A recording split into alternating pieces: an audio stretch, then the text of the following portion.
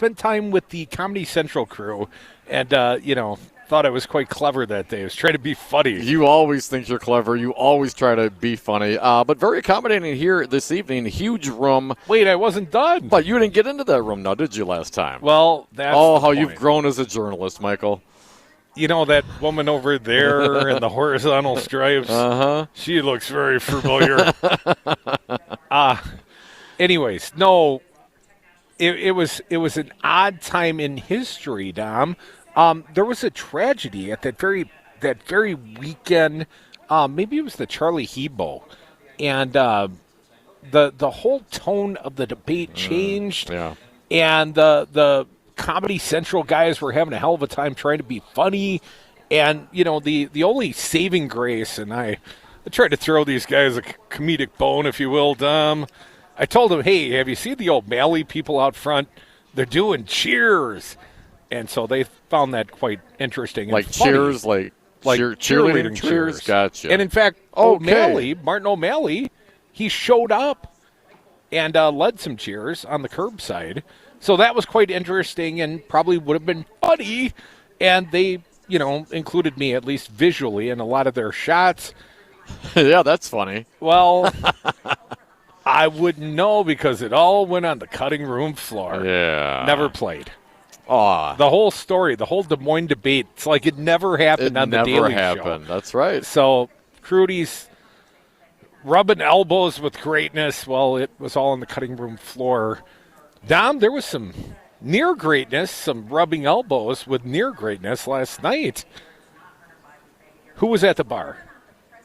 Well, you and I were at the bar, at the Marriott Exactly. bar. Well, not just us, other luminaries, if you will. Other folks. Well, the whole CNN crew looked like was staying at the Marriott last night. Yeah, that place was filthy with CNN personnel. Yeah, met some very nice people, had some good conversations. Who else came in? Andrew Yang came walking by. Candidate Andrew Yang. Yeah, I did. Not going to be on the stage tonight. Did you reach out? I absolutely reached out to Yang's communications team, his field team, if you will. And apparently they're staying at the Marriott in downtown Des Moines, as we did last evening, Dom. And so we saw Andrew Yang, and I did talk to his guy, Eric.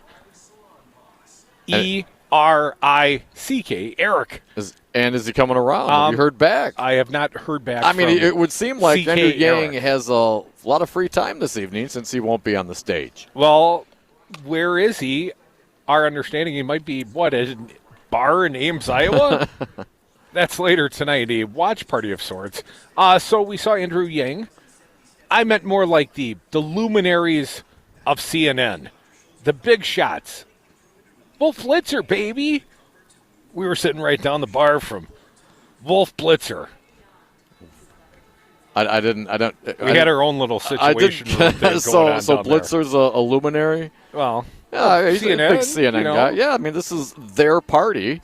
It was good to see some CNN folks. Actually met some very nice people. David Axelrod was there last night. Oh, that's right. Mustache-less. Still hard for me to recognize him. No, we met with more, if you will, Don, more of the worker bee sorts over at CNN. They were more likely to speak to common radio peasants like you and I. I did see Zucker there last night as well. Did you see him? Jeff Zucker? Yeah. What's his role? He's the president of CNN, Mike. Yeah, I saw him too. I didn't realize that's who it was. So, we saw a lot of people. Did you get any sense, though, Crudy? Did you get Jeff Zucker's card? No. Did you pitch him to the show, Don? We could be famous already if you had a little more courage. More famous. The sense of the people here in Iowa, Crudy, while obviously this is happening now, the 20 days away from the caucuses, a lot of folks we spoke to have yet to make up their mind. And not just between almost one or two. Almost entirely undecided. Not just one or two, like between one or two, but amongst them all. I find some good points about them, had some criticism of many of them. And really, for real, it's really kind of hard to believe that so many people in Iowa have yet to make up their mind. And essentially, it's like the last 12 months were for naught for the voters of Iowa. It all comes down to the next 3 weeks. Absolutely. I thought I had seen recent polling about 60% of Iowans undecided at this late hour. 3 weeks to the primary. You got time. You got time to decide. Well, that means anything can happen, right? Well, certainly, and one would look at this backyard debate. Des Moines, Drake University. We're here on the Drake University campus. Love the Drake. Hate the Drake. No, love the Drake. Love the Drake so far. It's been a good experience for us. And we did also get to tour the very intimate. Yes, very intimate. I mean, I've been in dorm rooms that are a little bigger than the debate area over here at the Drake University campus. Only 500 in the room. You know, think like a theater, Dom. I think we've played bigger rooms than that. It's a very small theater. Intimate. 17 cameras. So they got lots of room for cameras. They were very proud to tell us they had light standards attached to the ceiling for the very first time. Sort of a historic stained glass windowed theater, old school, if you will. Absolutely. Great looking building, but just considering the import of this, it was somewhat shocking to see what a small venue it was. But obviously millions of people will be tuned in to the last debate before the Iowa caucuses. Oh, I thought you meant to the show right now. Well, of course they are. I hope you're tuned in. By the way, Drake University, Dom, it's got a nickname or a moniker. It's affectionately known as the capital of the Iowa caucuses. Oh, really? Affectionately. It's known as that. And the locals, I think, very proud of that, very willing to be engaged, offering of their opinions when not being asked by the media when they're eating their lunches. Yeah, we did the local. Do not like the Drake. How do you love the Drake? Love the Drake. We did do the diner thing today as well, Dom. We did the downtown Des Moines diner off the Drake University campus, old school diner. Drake Diner. The Drake Diner, and it had a bar in there, which I found quite pleasant, although we weren't drinking at the luncheon so much. But we enjoyed our meal. I had the Reuben. Dom, you doubled down on breakfast, man. What'd you have? Fried chicken and waffles. Well, we are in good. Iowa. And great service by our Mary. Mary, yes. Our waitress, Mary, also very engaging. Another undecided Iowa voter. Here was one of the most interesting things that Mary said in light of the conversation in the big debate that's been going on between the Bernie people and the Warren campaigns in regards to, perhaps Bernie saying some inopportune things. He said, I didn't say that a woman couldn't win the presidential race in 2020. Warren's team's claiming he did say it. Elizabeth Warren saying he said it. Well, Dom, we took note of that, obviously. But here's what I took note of. What did Mary say to us at the table about a female candidate? We need one. No, that's not what she said. That's not at all. That's exactly what we had the conversation. We agreed said, that I don't know if a woman can win. We are due for a woman president, a female president, is what we agreed on. Well, she may have also said talked that. her to that point, Don, but she said, I don't. She basically parroted what Bernie Sanders is being accused of stating, that America may not be ready for a female president. And I'm not trying to pick that fight, and I'm not trying to mischaracterize what she said, but that's what she said. I came away with a different first. understanding that's of what that she said conversation. But so ultimately, the point is, to your point, is that statement in and of itself a gender bias? If you say something like that. Well, she said it specifically through the prism of, I don't know if a woman can win the presidency. How do you not see it through a gender bias? Is it because she's a woman or because the circumstances of running up against Trump, how Trump would treat her as a woman as a candidate? Well, I didn't hear her draw the distinction. Certainly it is the campaign process. Maybe it is the opponent in Mary's mind that made her frame the statement in the way she did. But it was a gender-based statement, and it was basically, I don't know if America's ready for a female president. And that's what Bernie Sanders is being accused of having said. He said, I didn't say it. Ludicrous. But if Elizabeth Warren's accusing him, I think lots of people are going to believe he left her with that impression, much as you and I heard Mary say something, and we have separate or slightly different variations. Well, Bernie might not have meant it that way, but that's exactly what Elizabeth Warren heard. Here's what Elizabeth Warren said. Bernie and I met for more than 2 hours in December of 2018 to discuss the 2020 election, our past work together, and our shared goals, beating Donald Trump, taking back our government from the wealthy and well-connected, and building an economy that works for everyone. Among the topics that came up was what would happen if Democrats nominated a female candidate. I thought a woman could win. He disagreed. Folks, we are the Devil's Advocates Radio Show. We are on Drake University's campus, Des Moines, Iowa. Soon to be the site of the Iowa caucuses. Right now, though, getting ready for a big party, a big debate night in Des Moines. Devil's Advocates. Where else would you want to be but listening? Right now on the radio, come back with us. Phone lines open. You can talk to us from here, 844-967-2789. We'll be right back to Iowa, baby. Do you know who I am? If I were to guess, I have one name in mind. Hate the Drake! How did Scott Walker win 3 governor's races in Wisconsin? How did Donald Trump win Wisconsin, carry the presidency despite losing the primary to Ted Cruz? Right-wing talk radio. 81 stations spewing 235 hours a day of righty hate across the Badger State. You cannot win elections in Wisconsin by ceding the airwaves to Republicans, especially in Milwaukee and the Weld counties.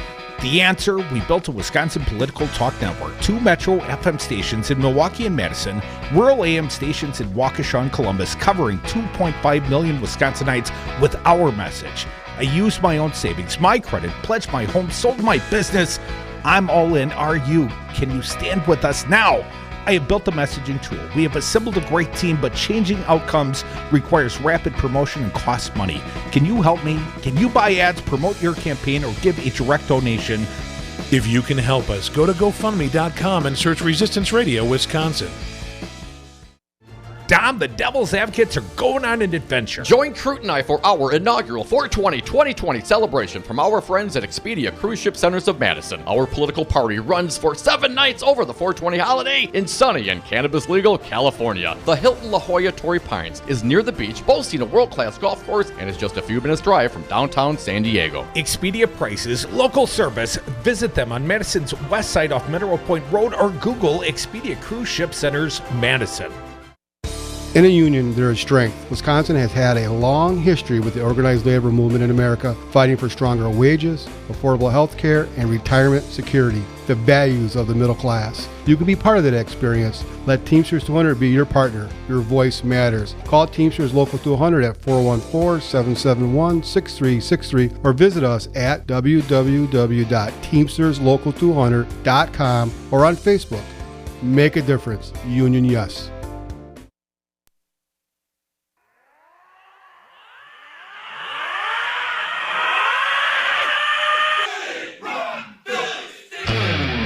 The Devil's Advocates may not agree on much, but funny is funny. And we are back. Thank you for listening to the Devil's Advocates radio show live from Drake University in Des Moines, Iowa. You can join us on the phones at 844-967-2789. Dominic, I mentioned the Reuben sandwich, but I didn't mention the hot bean and bacon soup and the cherry pie. A la mode. A la mode. Mary, our fine waitress, talked me into the cherry pie, and then she saw you upsold me a la mode, like she saw you coming split. a mile away, Crudy. What else would one consume in Iowa at a Main Street diner? Our whole point, the Drake diner, no less, right? Yes. We ate at the Drake. I love the Drake. And I love the cherry pie at the Drake, and it was a big slabby kind of piece. Oh, yeah. And anyways, Mary, the waitress, spent time with us, and it seemed like she had a litany of possible candidates she would consider. And the other lady that sat across the way, and when her husband made her way to the restroom, she found us irresistible as conversationalists. And she joined our little conversation, talked a little politics with us as well. Oh, former Madisonian. Yeah, she was from Wisconsin. I believe her name also Mary. She talked to Westwood One. I was eavesdropping. But Mary was feeling quite at ease, and these people at the diner, I mean, they're... You mean the press? Well, there was nearly as many press members as there were people trying to eat their cherry pie at the diner. And, it was funny, one of the press guys, we were walking in, I said, "How's the fishing?" It's good fishing. And he said to me, meaning, are you finding plenty of subjects for your interviews? And he said to me, oh, do you want to? And then realized we're also credentialed media. Oh, yes. So, very proud of that. Both Marys struck me as undecided. Yes. Kyle yesterday, undecided. We talked to the bartenders extensively last night. Research for the show and all. Of course, right off. They seem undecided. 60% of Iowa undecided. But, Dom, I have decided this is going to be a spectacular show. The beginning of 5 hours, we've got lots of people to help make it a great one, including Jim Santelle coming later in this hour. Dom, do you realize the President of the United States, the Senate, the impeachment articles, well, there will be a vote to move them to the Senate on Wednesday. And the Senate trial of Donald Trump could start next Tuesday, day after Martin Luther King Jr. Day. First day the federal government's back open. A week from today, we'll be talking about the Senate impeachment trial of Donald Trump. Well, we'll give you a little preview with James Santelle. Also, Dom, my understanding, you've booked us a fine exclusive with DNC Chairman Tom Perez in the, 6 o'clock hour? In the 6 o'clock hour, Tom will Bonus join us in the Tom Perez. back of the class. Yes, it's been kind of a tradition here. We look forward to talking with the chair of the DNC at 6 o'clock. We have had 5 different exclusives with Tom during the course of the debate cycle. Well, this is debate number 7. You only missed one, Dom. No, not too bad. Not too bad. Not so shabby, Dom. I'd pass that class. So we'll look forward to that. My understanding also, the fine Democratic chairman of the Democratic Party of the state of Wisconsin, well, after an anti-Donald Trump rally that he was a part of this morning in Milwaukee. Let's not forget, Donald Trump's in Milwaukee today. We're in Des Moines, man. I can't believe we're missing the political event of the early year in Milwaukee. Donald Trump darkening the doorstep. He's at UW Milwaukee Panther Arena. And I'd love to know, you out there protesting, people? Are you heading to a protest? Or are you going to the Trump rally? Gary, I guess I'm talking to you in this case. 844-967-2789. So James Santelle along soon.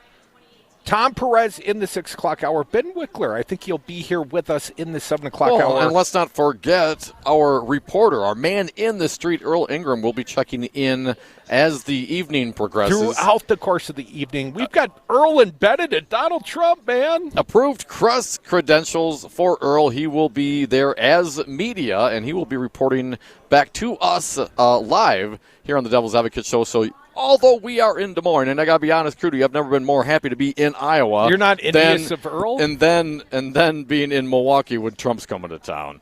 So, yay, Iowa. Yes, we are in Iowa, and the party is wherever we are. So the party's in Iowa as well. Apparently some presidential debate going to go on here. Something going on. This evening as well. So looking forward to that big event. And one other guy. Little hometown roots. I met John Heilemann of the Circus, I believe also a contributor, MSNBC. I think I see him down on a set down there. Tall man, 6'5"-ish, maybe 6'4", strapping lad like myself. But John Heilemann, I handed him a business card last night and said, hey, really love your work, man. He said, same to you. No, he said, I was wearing a Packers hat last night, as fate would have it. Got the Badger, the traditional Badger red on today. Everybody loves a Badger fan. Mary across the way, the other, that's why Barry reached out to us. Mary. Because Mary said, go Badgers. Yep. Mary was from Madison. Mary was a UW grad, like both our Marys. But John Heilemann said his parents also, at least the old man, the pops, he was from Wisconsin. And the mom was from the Uperdare. Oh, yeah. Dude, I tell you what, a lot of friendly people in Iowa that we are making friends, and I think when the DNC rolls to town, a lot of people are coming around, knocking on the door, looking for those beers you offered everyone to come by the studio. Oh, yeah. The unofficial afterbar of the DNC convention, you know where it's going to be at. It's going to be at the WRRD Studios, 1224 East Brady. Tell them the Devil's Advocate sent you. They might let you in the door. Might. Well, not you so much, Gary, but the rest of you. We might. We might give you a beer, even you. Devil's Advocates coming back. Des Moines, Iowa. Site of the Democrat. That's how they say it, right? The locals. No. The site of the Democratic presidential debate, and you on the phones. But hold on. James Santelle is next. We're going to talk impeachment. Impeach the MF, or that's what I say. And then, elect a Democrat.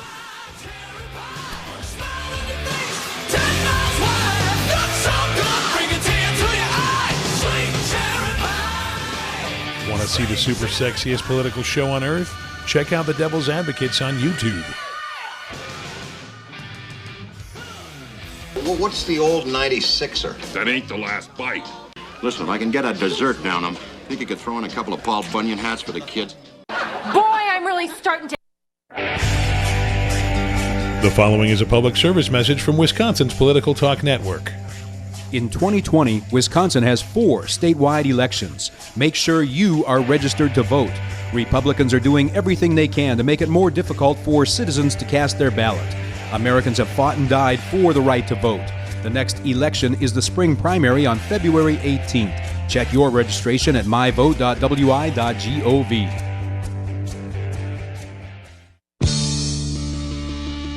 Wisconsin's Political Talk Network is celebrating their 3-year anniversary Tuesday, February 4th at Regano's Roman Coin on Brady Street in Milwaukee. Lakefront beer for all of our friends while supplies last. The Devils will kick off the party live from Regano's Roman Coin beginning at 5 o'clock in the Devil's Advocates Happy Hour. Come celebrate 3 years of Wisconsin's Political Talk Network at Regano's Roman Coin with the whole station. Tuesday, February 4th. First beer's on us.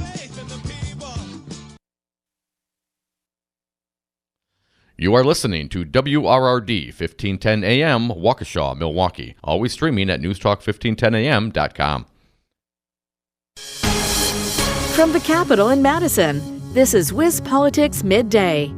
Good afternoon. I'm Royce Podeswa, and our report for Tuesday, January 14th, is brought to you by Spectrum. The 4th District Court of Appeals quickly stayed an Ozaukee County judge's order telling the Wisconsin Elections Commission to deactivate the registrations of some 209,000 voters who may have moved. But first, a State Ethics Commission filing shows Supreme Court candidate Jill Karofsky raised $227,552 over the final 6 months of 2019. The Dane County judge finished the year with $181,274 in the bank after spending $157,000 between July 1st and December 21st. For the year, she raised nearly $350,000 in her bid to take on conservative Justice Daniel Kelly. Campaign finance reports are due to the Ethics Commission Wednesday. Both Kelly and Marquette University Law School professor Ed Falone have yet to file their reports. As of his last filing in June, Kelly had $238,485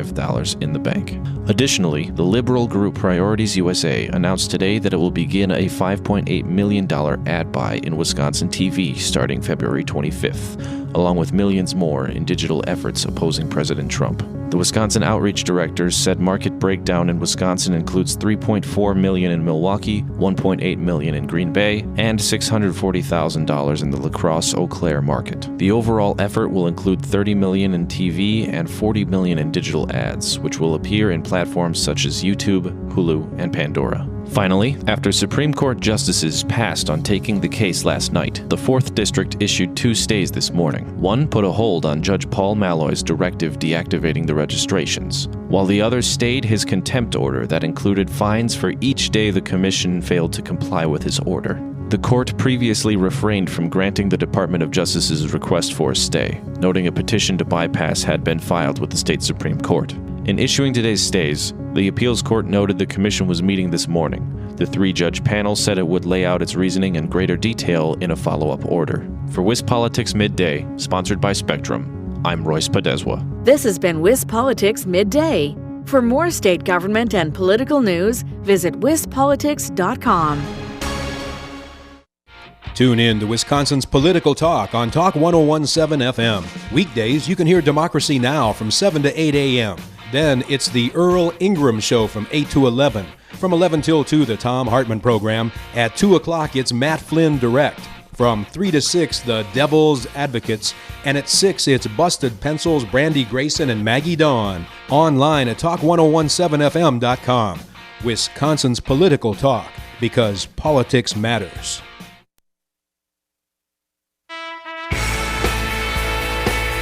The Devil's Advocates, so relevant they have one foot in tomorrow. Welcome back to the Devil's Advocates radio show live on the road, Des Moines, Iowa. We are here for the Democratic presidential debates. But Dominic, the impeachment, it's going to go to the Senate. We could look forward to a trial, and we welcome back a fine guest, a friend of ours, former U.S. Attorney James Santelle. Jim, welcome back to the Devil's Advocates. Mike and Dom, good to be with you again this afternoon. Thank you, Jim. Well, excited to get the impeachment started. My understanding, there will be procedural votes in the Senate this week, Jim, and a trial to start a week from today? Is that your understanding as well, sir? And that's what Mitch McConnell was talking about just this afternoon, reconfirming that he anticipates that what we would typically view as a trial will begin next Tuesday. But as you just indicated, that's not to say that there isn't some ceremony. Assuming that the House tomorrow morning votes out the articles of impeachment, and that's purely a procedural matter now. That's not really issuing the articles. They've already been out there for a while, as we well know. There is a certain amount of majesty and pomp and circumstance that goes with this. I understand that quite literally the articles of impeachment, we walked across the Capitol, through the Capitol, under the Capitol Dome, and presented to the United States Senate for its action. And as you indicated, then tomorrow, in the next couple of days, a number of different procedural things have to happen. Among those, the swearing in of the Chief Justice, John Roberts, to preside, the swearing in of the senators who are going to be serving as jurors in this matter. And so all that has to happen. Probably some other rules, decision-making going on about how this is going to happen. Significantly, nothing confirmed with absolute certainty about witnesses and the actual conduct of that. Probably those kinds of things, like they were in the Clinton impeachment trial, probably taken up during the course of the trial itself. So an interesting week very much coming up. My understanding, Jim, there are at least 51 senators that want witnesses to appear. There are a few Republicans that have peeled away. They don't want a sham trial. They want a real trial. Jim, do you think we'll have anything resembling a real trial with witnesses and evidence presented on the Senate side, sir? I think you will. And again, we always have to be careful, as we've talked about in the past. We talk about a trial there. This is certainly not going to be the kind of thing that you would see in a federal district court or a state court proceeding. It is a political matter, but it partakes of some of the trial aspects. And so the entire aspect of witnesses looms large right now. I think you're exactly right, Mike. It appears that you've got, perhaps CBS is reporting, as many as 4 senators. My suspicion is there may be even more than that, who in the end on this purely procedural vote, again, listeners understand we're not finding the president guilty, not removing him from office, but voting on the procedure. Right now, 47 Democratic senators, presumably you can count on them to vote for the inclusion of witnesses. You need 4 more, 51, to actually adopt that kind of a process. Plainly, Mitt Romney from Utah has been very articulate in the last couple of days about doing that. And there are other names out there, Lisa Murkowski from Alaska. And you look to people like Susan Collins of Maine, who may also be advocating for that sort of thing. Many other names out there that could be on that side of the fence when it comes to this purely procedural matter of calling witnesses. Again, that was done plainly in the 2 prior times we did this as a nation. In Bill Clinton's case, obviously there were 3 witnesses called. Andrew Johnson, also witnesses called, to varying degrees of success. But probably now it's unlikely that this will be dismissed outright, as I think Mitch McConnell was perhaps contemplating, and even some talk about that in the last couple of days. I think that would certainly be defeated, and a movement toward calling witnesses would be going forward. And the next question, of course, is who those witnesses are. Plainly, the minority leader, Chuck Schumer, has asked for 4, most notably of John Bolton. But presumably that would also include witnesses of the prosecution on this. The Republicans would be advocating for as well. So again, even after the rules are adopted, lots of unknowns about who actually is going to be raising their hand in front of the Chief Justice and providing actual factual testimony in the way that we think a trial would normally proceed. Jim, begs more questions, but here's one. I'm going to jump ahead. How important are the House impeachment managers? I was unaware, Jim, that there has to be a vote. There has to be approval by, the entire House as to whom the impeachment managers will be, Jim? How does that play out, and what do you think it'll look like ultimately? Who do you think Pelosi leads with, at least? Right, sure. And she actually spoke about this in the very night of the impeachment articles passing, when the question was, are they heading right over? And she almost immediately said, I've got to do some housekeeping here, not my word, not hers. She said, among other things, is the identification of these managers who, again, an interesting word. We would think about them as prosecutors, but again, even in that context, not quite what they normally do. The strong anticipation here is that we've long anticipated that people like Adam Schiff, the chairman of the Intelligence Committee, would be there. He plainly had a major role to play. In addition, Jerry Nadler, head of the Judiciary Committee, probably there. Likely, you would want to add some other folks who are former prosecutors, good people who have done this in the past, especially if there are witnesses. You want some very articulate people. Adam Schiff certainly is in that category. And so I think we can anticipate that probably by this time tomorrow, if not even sooner, maybe even tonight, Nancy Pelosi will identify who those folks are, and that commission then will be made to them. And they will be the ones who will quite literally be presenting this case on the floor of the Senate in an area well of the Congress that they do not normally practice in. But that, again, makes this all the more interesting and fascinating as a part of American history. On the other side, of course, the president also has not only the capacity, but probably the inclination to have people who are defending him, just as Bill Clinton did, just as Andrew Johnson did. The expectation there is that the president's private attorney, personal attorney, Jay Sekulow, will be there, and probably Pat Cipollone, who is also White House counsel, will likely be there. Question about whether somebody like Jim Jordan of Ohio, Doug Collins of Georgia, maybe John Ratcliffe of Texas might also be part of that defense team on behalf of the president. All that presumably coming forth in the next couple of days or so. Folks, you are listening to the Devil's Advocates radio show live in Des Moines, Iowa, site of the Democratic presidential debate. Our friend James Santelle, former U.S. Attorney, joins us on the phone. Jim, I want to get back briefly to the issue of the witnesses. If, in fact, they do agree to call witnesses, are they also going to agree at that time which witnesses they will be, or is that another process that would occur later? Right. That is the fascinating question, right? Because although there are plainly some precedents for this, the Senate, although they're not often publicized, this proceeding is plainly does conduct trials. There have been some fairly notorious trials of judges and others who have been impeached and tried in the floor of the Senate. And so there are some rules out there. Plainly, last week you had Mitch McConnell talking about the Clinton package and saying that he has got enough votes to pass that. And again, the Clinton package, as I indicated before, did not include, at the outset anyway, a specific understanding about who would be called and what circumstances they would be called, who would make those decisions. That was done only after the entire trial had begun. And in the end, as I indicated, there was in early February of 1999, there were three witnesses, Monica Lewinsky, Vernon Jordan, and a fellow named Sidney Blumenthal, White House aide, were called. So the question then is what happens here? It's fascinating because you have this interesting combination once again of members of the Senate who are also serving as jurors, plainly passing on the rules while also deciding whether or not the president should be effectively convicted and removed from office. And you've got the Chief Justice who's sitting there too. And the presumption is that the Senate, that members of the jury who will be making that decision about which witnesses will be called. My own sense is that it certainly would be much more efficient for them to get together, as they did in the Clinton administration impeachment. They got together sort of privately and put together a plan. But it could very well be that this goes one by one, and perhaps the majority leader says, I'd like to call the former ambassador John Bolton. Maybe there's a vote on that. Maybe there's a vote then on whether or not to call Joe Biden, which again would be interesting to see how the Chief Justice would respond to that, since there's very little relevance to having Joe Biden there. But this could all be done very piecemeal, or probably more efficiently and more effectively done maybe a little bit behind the scenes and done in a package. So again, that's the fascinating thing about what's going to happen the next couple of days. A wonderful and amazing and interesting civics lesson for all of us as this goes forward.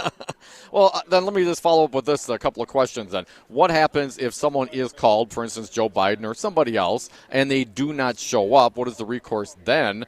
And how much power does Justice Roberts have over this process? If you say, if someone is called, like Stormy Daniels, right?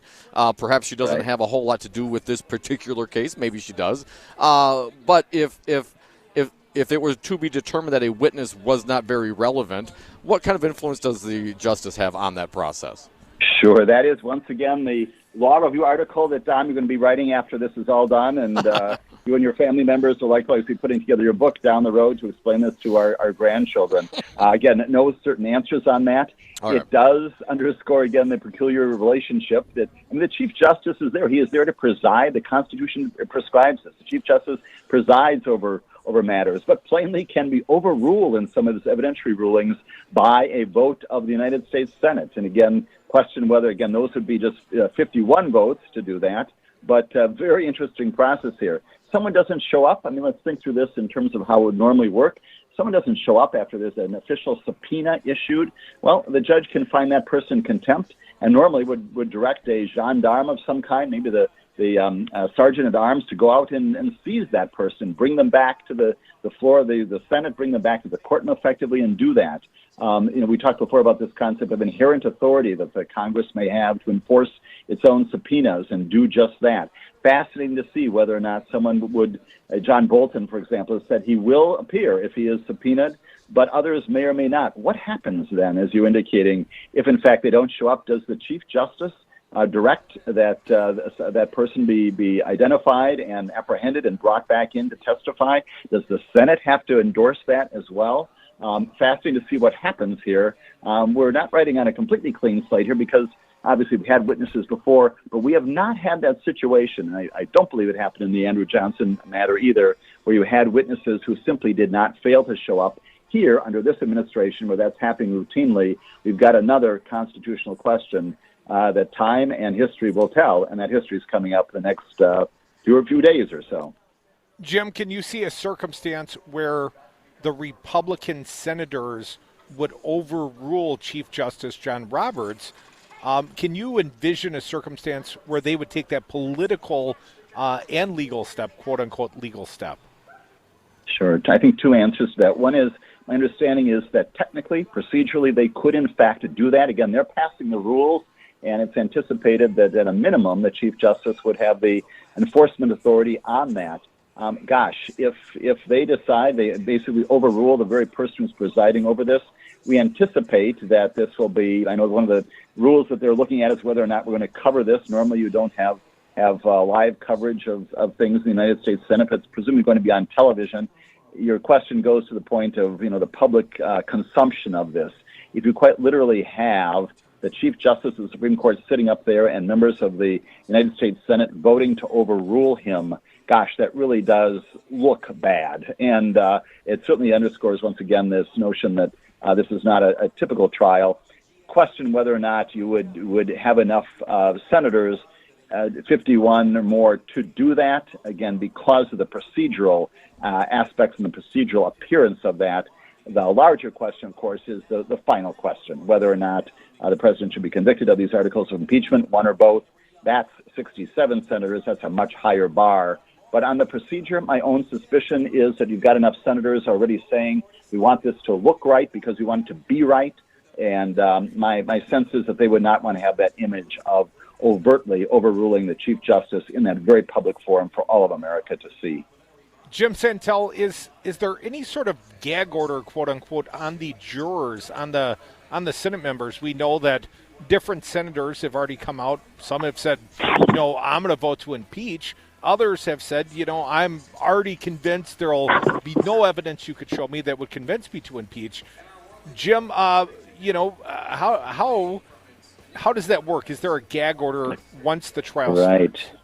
Right. There certainly hasn't been up to now, right? Because we have had statements on all sides of the political aisle to various ends, and obviously that has raised charges in both directions, that there has been this improper prejudging of the case, and that certainly is always out there. So, I look to things like the oath of office that Chief Justice John Roberts will presumably administer to all of the senators soon. It says, I solemnly swear that in all things appertaining, meaning related to the trial of the impeachment of Donald John Trump. Jim, Yes. I hate to be impolite and interrupt you, but our commercial break's going to interrupt all of us here in just a few seconds. Can you stick around, Jim? Can we talk more? I will be delighted to. I'm right here. Enjoyed talking with you. Yeah. More James Santelle on the phone. We are the Devil's Advocates. We're in Des Moines, but we're talking impeachment. with our good friend.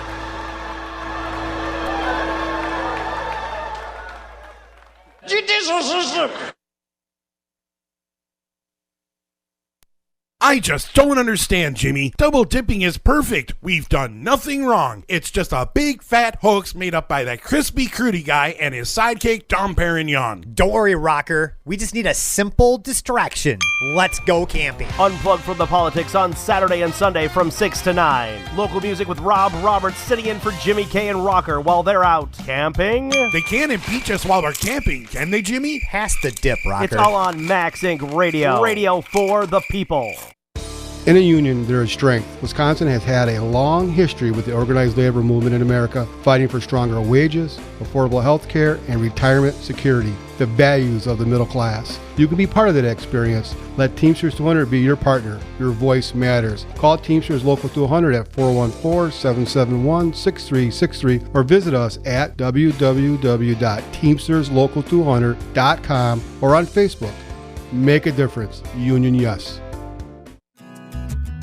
This new year, make the resolution to be healthier, happier, and more productive. At Madison Liquidators, we have a full line of options that will help you get up and standing at your desk. From simple desktop converters to full-size, height-adjustable desks that raise and lower at the push of a button. We have options to meet any budget. Stop by our showroom in Middleton today to try before you buy or learn more by visiting MadisonLiquidators.com. That's MadisonLiquidators.com. Wisconsin's Political Talk Network is celebrating their 3-year anniversary Tuesday, February 4th at Regano's Roman Coin on Brady Street in Milwaukee. Lakefront beer for all of our friends while supplies last. The Devils will kick off the party live from Regano's Roman Coin beginning at 5 o'clock in the Devil's Advocates Happy Hour. Come celebrate 3 years of Wisconsin's Political Talk Network at Regano's Roman Coin with the whole station. Tuesday, February 4th. First beer's on us.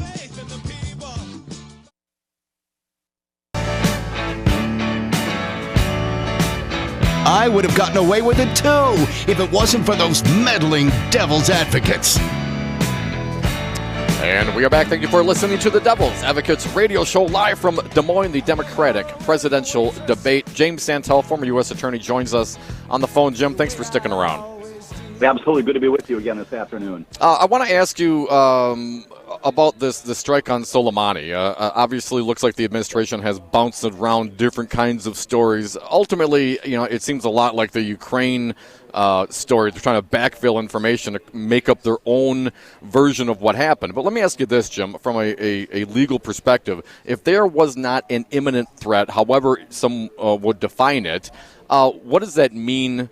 How does that change the legality of this strike, in your opinion? Sure.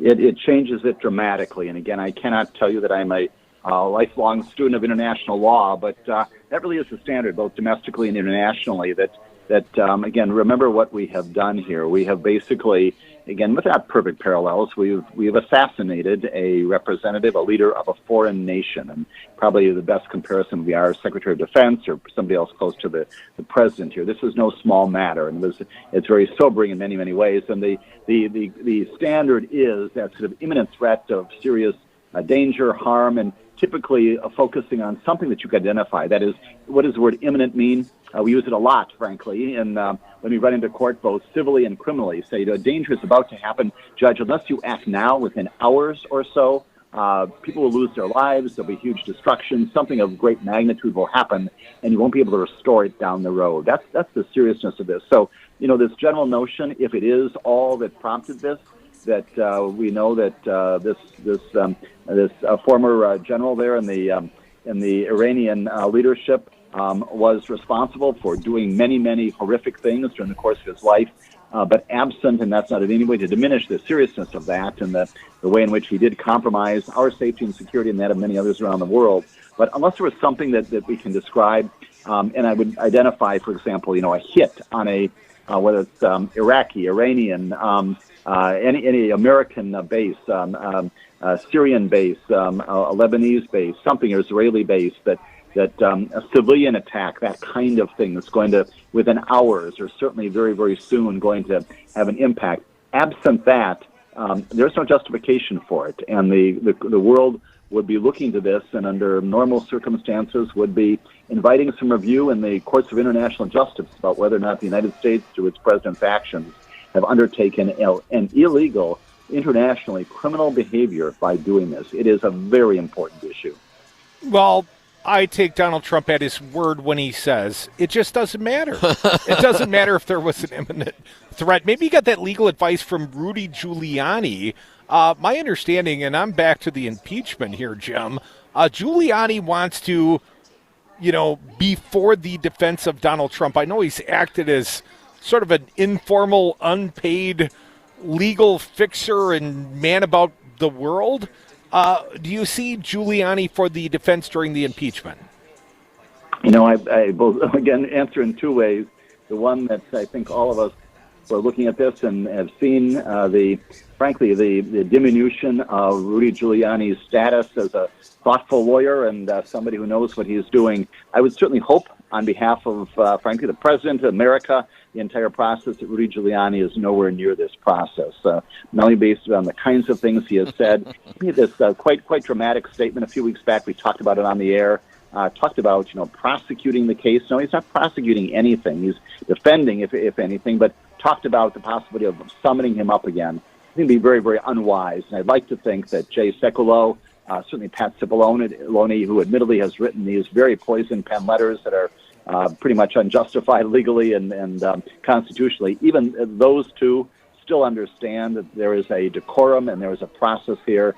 It is difficult to imagine that Rudy Giuliani will be there in the well of the Senate. If he is, with all due respect to this very serious and solemn procedure, hold on, because if Rudy Giuliani is speaking on behalf of the president, making other statements, it will perhaps be hugely, or regrettably, hugely entertaining in some way, but in a very, very sad and sorry way.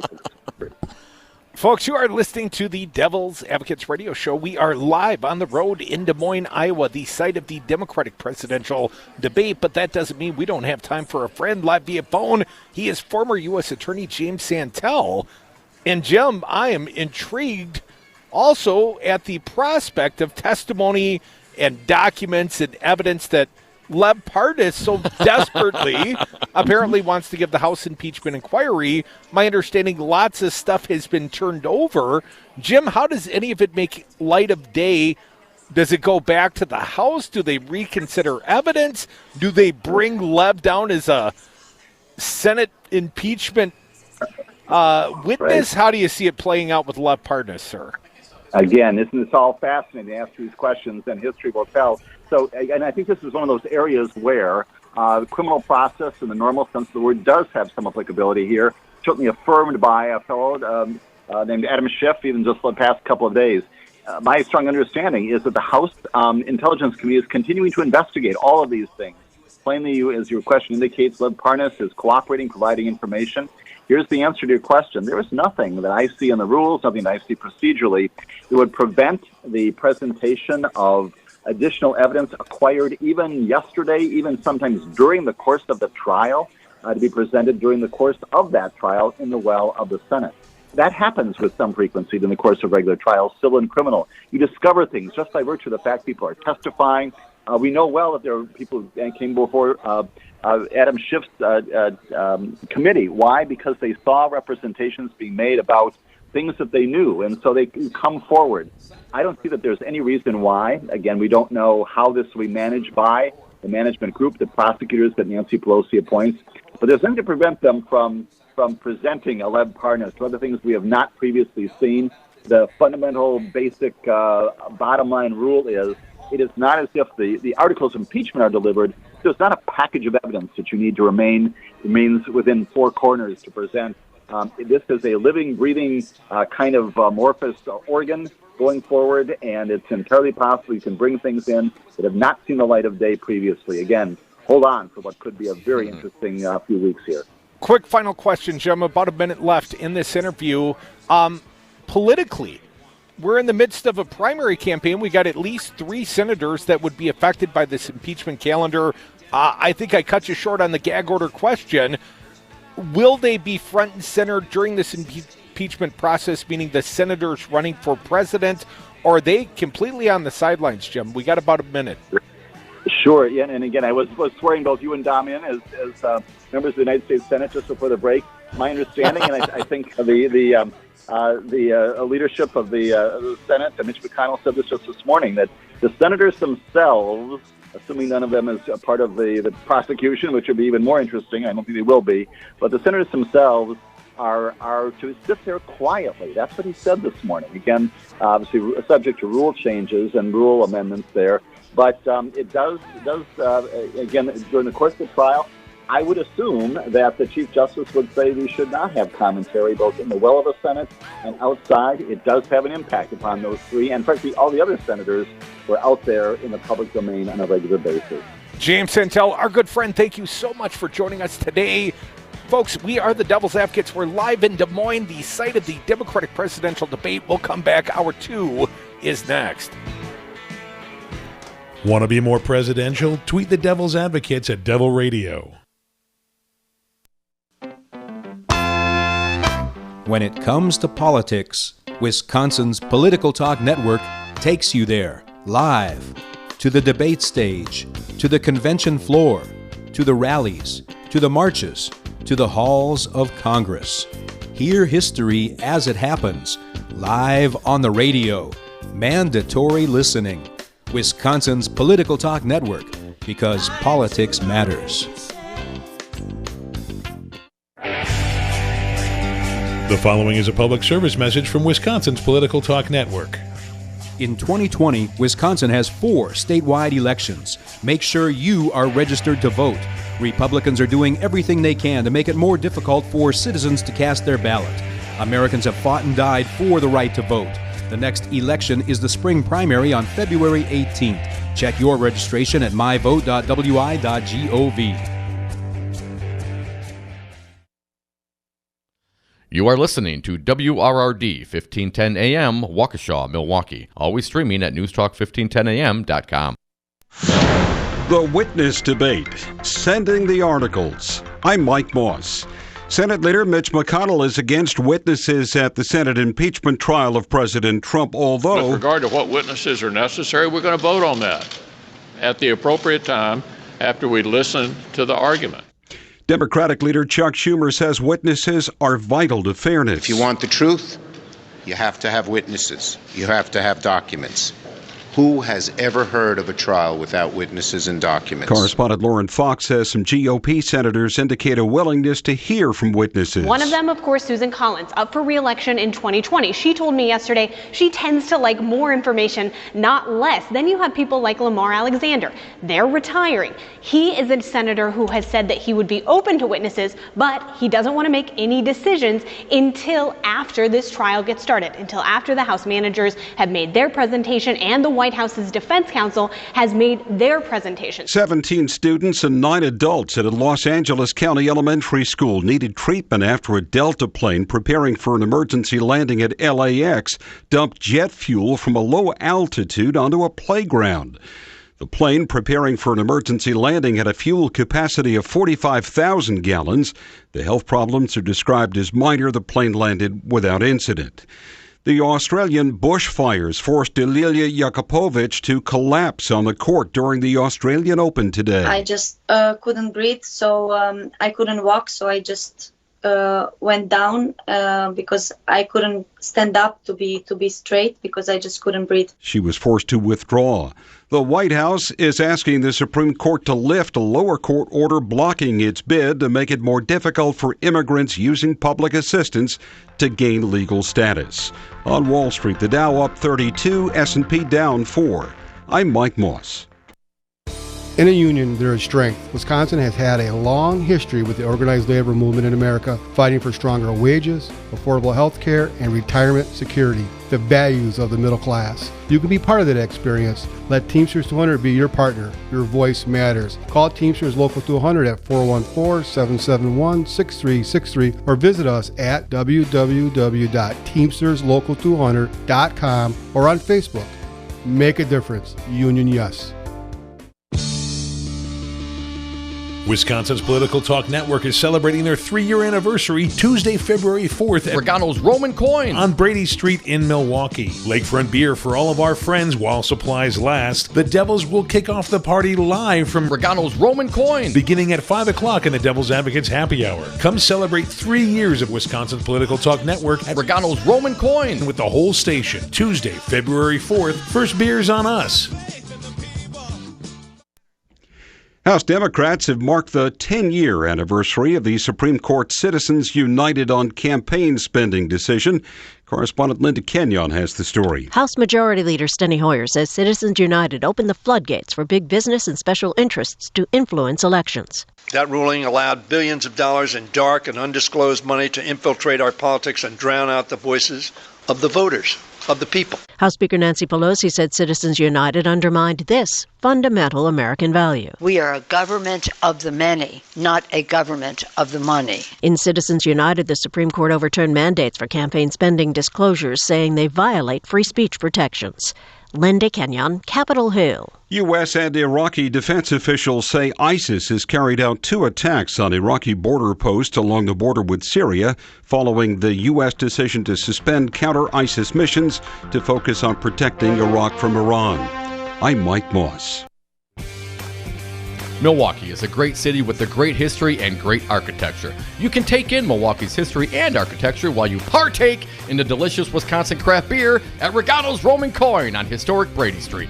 The Roman Coin was originally a Pabst Tide House built by Frederick Pabst in 1890 to sell Pabst beer. It was even designed by the same architect who designed the Pabst Theater. Regano's Roman Coin, Milwaukee's historic, pet-friendly, cash-only, order and classic corner tavern. This is Dom from the Devil's Advocates. You know, in the 7 years that Crudy and I have been doing the show, we have never had a more engaged, dialed in, and motivated audience, and we love them for it. Now is the time for you to reach the greatest audience ever. Call now, advertise with the Devil's Advocates and Real Resistance Radio. Market your products or services, get your message out, join the resistance. Call us at 414-635-0872. That's 414-635-0872, or go to realresistanceradio.com.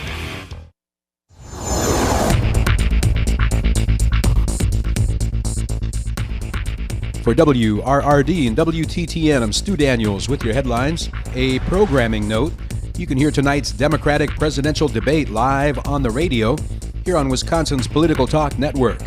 And before the debate, you can hear the Devil's Advocates broadcasting live from the site of the debate in Iowa beginning at 3 p.m. And the Bucks were off last night. They welcome the Knicks to the Forum tonight.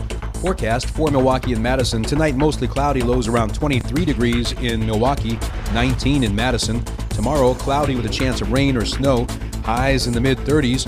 And for Thursday, sunshine and cold with highs only in the upper teens.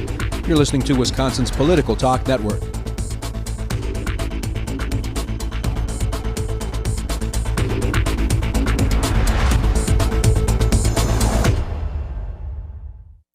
Warning, you are about to listen to the greatest radio show ever. And due to contractual obligations and to shield our airwaves corporate licensees from any semblance of liability, responsibility, and gullibility, we must tell you the views represented on this show are not necessarily those of this station or its management. This radio show contains differing points of view on current political topics, and due to the nature of its contents, it should be heard by everyone. Thank you for listening. 3, 2, 1.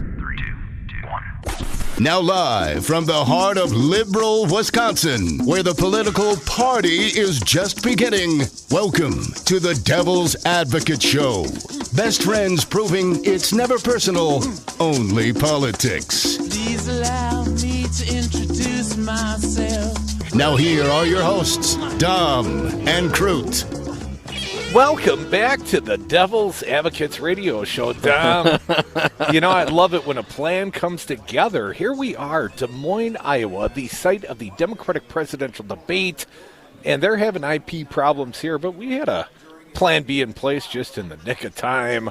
So we'll keep going. The show must go on, Dom, for about 4 more hours. Donald Trump, the show's going on in our backyard as well. The impeached Donald Trump In Milwaukee tonight, counter-programming the Democratic presidential debate, and we want to hear from our audience. Want to know, do your plans include some protesting at Donald Trump? Or maybe, if you're like Gary, you're going to the Donald Trump rally. Want to hear from you, 844-967-2789. Are you going to Trump? Will Trump affect your life? Or maybe get some Bucks tickets. You know, the Bucks are also playing downtown tonight. Milwaukee's going to be hopping today. You better take the hop. You better take the streetcar because you will not find, parking downtown this evening. I saw that some parking spots are going for $50. $50? $50. Make that money, downtown Milwaukee. It can only be Des Moines with the surge pricing, Dom. I'm talking about the Marriott downtown. Milwaukee Journal-Sentinel reporting President Donald Trump is meeting Democrats on their turf tonight, throwing a rally for thousands of his supporters. Just feet away from the spot, his opponent will be nominated in July. On the same night, Democrats vying to unseat him will debate each other in Iowa.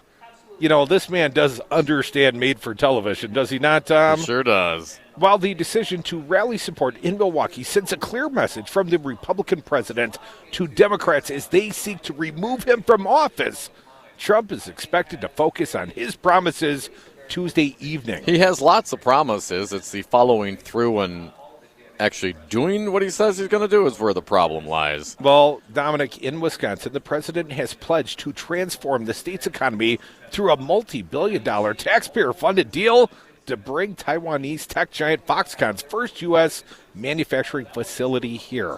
Little side note, Dom. As I prepared for this 5-hour gala spectacular pre-debate party with you, my buddy, yeah, I didn't have a traditional notebook, so I grabbed an envelope out of the car, and I drew up my plan for this show on the back of an envelope. And I can tell you, more thought and preparation is on the back of my envelope than the supposed contract with Foxconn Right. created by Scott Walker and that foreign corporation, the greatest boondoggle, well, perhaps in American history, Don, but let's read on from the piece at the Milwaukee Journal-Sentinel. In Wisconsin, well, we talked about that. He pledged, he made a big promise, transform the economy with Foxconn. Trump also has assured struggling dairy farmers his tariffs will create more fair markets and promised to replace Obamacare. He also said he would appoint judges that adhere to a textualist judicial philosophy like Supreme Court Justice Antonin Scalia. I'd say more like Clarence Thomas, but I read on. Some of those promises have so far gone unfulfilled. Trump's once hailed the Foxconn project as the eighth wonder of the world, but the project, while massive in size, has changed. Oh, we all changed, The company is building what it says will be a Gen 6 flat-screen factory rather than the larger, costlier Generation 10.5 plant specified in the state and local contracts. Oh, that's right. They're out of contract. It's right on the back of the envelope. Go read it. It says, Crudy, farmers also continue to struggle in Wisconsin. 5 years ago, Wisconsin had more than 10,000 farms. And you'll recall, Crudy, I used to work on a farm when I was a kid. Oh, you've mentioned it. Since then, more than 2,700 dairy farms have shut down as years of low milk prices and Trump's tariffs put the state's signature industry at risk. About 30% reduction in the overall number of state dairy farms. Wow, dude. In 5 years, 30% of the industry, and it's not like people stopped drinking milk entirely, right? People still drink milk. They still eat cheese. I love cheese. On other promises, Crudy, Trump has shown more progress. He has made 2 appointments to the U.S. Supreme Court that have pleased conservatives. We know this, Neil Gorsuch and Brett, I love my beer, Kavanaugh. He also adopted a foreign policy approach that seeks to avoid or end the so-called forever wars. While Trump has not entered into a full-scale military conflict against a regime, he has made decisions that have confused his foreign policy attitude, including using military force to kill an Iran's top commander, Soleimani, in Wisconsin. That move was largely welcomed by Republicans in Congress, especially those who served in the military, and criticized as reckless by some Democrats. Tuesday's rally in Milwaukee comes on the eve of a House vote to send articles of impeachment to the U.S. Senate. We know now McConnell has said that could occur on Tuesday that would start. House Democrats say Trump withheld the military aid to Ukraine. We know this story. Rob Davidson, a physician who serves as the executive director of the Committee to Protect Medicare, said he and other doctors will be protesting outside the rally at the UW Milwaukee Panther Arena on Tuesday to convince attendees that Trump is making it harder for people in Wisconsin and throughout the country to get health care. In an interview with the Journal Sentinel, Davidson said the doctors hope to highlight, quote, the promises he made that he hasn't lived up to and, in fact, has reversed the course when it comes to health care. Davidson pointed to the increasing number of uninsured Americans since Trump took office. He also accused the Trump administration of encouraging people to buy junk insurance policies that don't provide adequate coverage. The liberal group American Bridge, also on Monday, pointed out Trump promised in 2016 at separate Wisconsin rallies to stop manufacturing jobs from being outsourced, but more than 200 in the state have been since then, citing outsourced by GE, Power and Waukesha, and Cordstrap USA in Sturtevant. So, Trump coming to town and not really following through on his promises and obligations, which, of course, is really everything we expect from him. Well, Dominic, Trump coming to Milwaukee proper, the University of Wisconsin Milwaukee Panther Arena, and apparently the facilities manager said, don't blame us. We got to rent it to, anyone? Better get a check up front, I hope that right? was COD. Dominic, do you know that people were already lined up 24 hours before Trump's arrival? Front row Joe. People lined up last night, also from the Journal Sentinel, Meg Jones reporting. Linda Sorensen and her sister-in-law Elizabeth set up their folding chairs, unfolded blankets, and a Donald Trump 2020 flag and settled in for the night.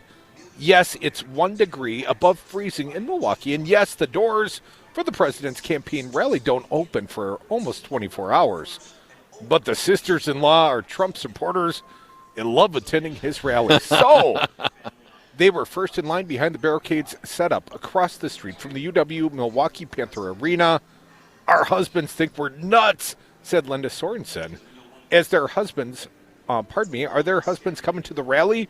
No, they said in unison. Smart men. Although they apparently didn't marry well. Come on. Even though the doors open at 3 p.m. Tuesday and light snow was in the forecast, a hearty group of Trump supporters decided to get in line the night before to make sure they get in and get a good spot, especially since it's general seating for the rally. Thunderdome seating, Dom. 2 men enter, 1 man leave. While tickets are free for Trump rallies, not everyone can get in, since it's common for more tickets to be issued than space inside the rally venues. Linda Sorensen drove from Waterford, Crudy. This is her 10th Trump rally. Hell, she's catching up to us. Her first was in West Allis during the 2016 presidential primary. The Sorensens booked a room at the Hyatt across the street and will take turns holding their place in line to go indoors and warm up and catch some sleep. So they have a hotel room, and they're going to go line up across the street from the hotel room. They only rented it to warm up. And take turns. It's fun to meet other people who love the president or like him as much as we do, said Linda Sorensen. He's going out almost once a week to meet people. He's exciting. I voted for other Republicans, but no one I wanted to come out and see. They brought some cheese and meat sticks to snack on. Welcome to Wisconsin. And we'll walk over to Major Goolsby's restaurant for dinner. Great burgers. The sisters-in-law waited 8 hours to go to a rally in December 2016 at State Fair Park and waited 18 and a half hours sleeping in their van down by the river for a rally in Elkhart, Indiana, where residents pulled wagons filled with donuts to hand out to folks waiting in line. Donuts. I enjoyed the atmosphere, Elizabeth Sorensen said. Crudy, Rick Frazier. You know, if they served cherry pie out there, I would be at the Trump rally, or at least waiting for tickets. Rick Frazier drove from his home in New Bremen, Ohio, and parked his van at a lot across the street. He wore a knit Trump 2020 hat and was wrapped in a blanket. He also brought provisions, pudding, applesauce, and oatmeal raisin cookies. Eating healthy for the new year, are we? This will be his 18th Trump rally. He has traveled to 15 states for rallies. I'm a retired pipe fitter, and this is what I do, said Frazier, who has been to the last 9 Trump rallies. I'm going to take the next one off, the one in New Jersey.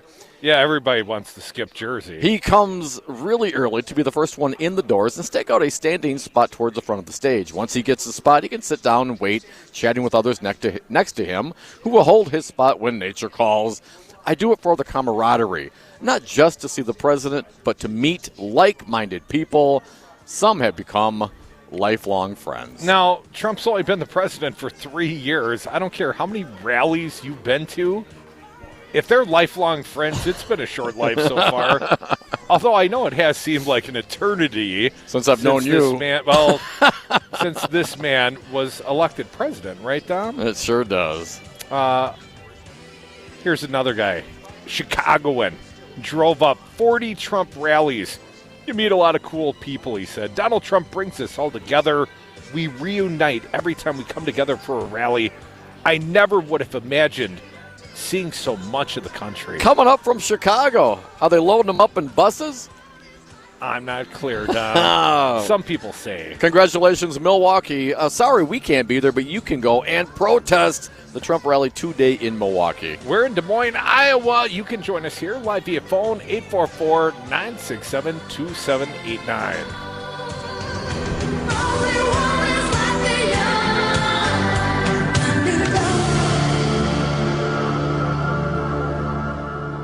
It's all there, black and white, clear as crystal. Foxconn will help Wisconsin win the 21st century. Foxconn is dead. Thank you, Mr. Foxconn. I don't give a rat's behind because I'm moving in.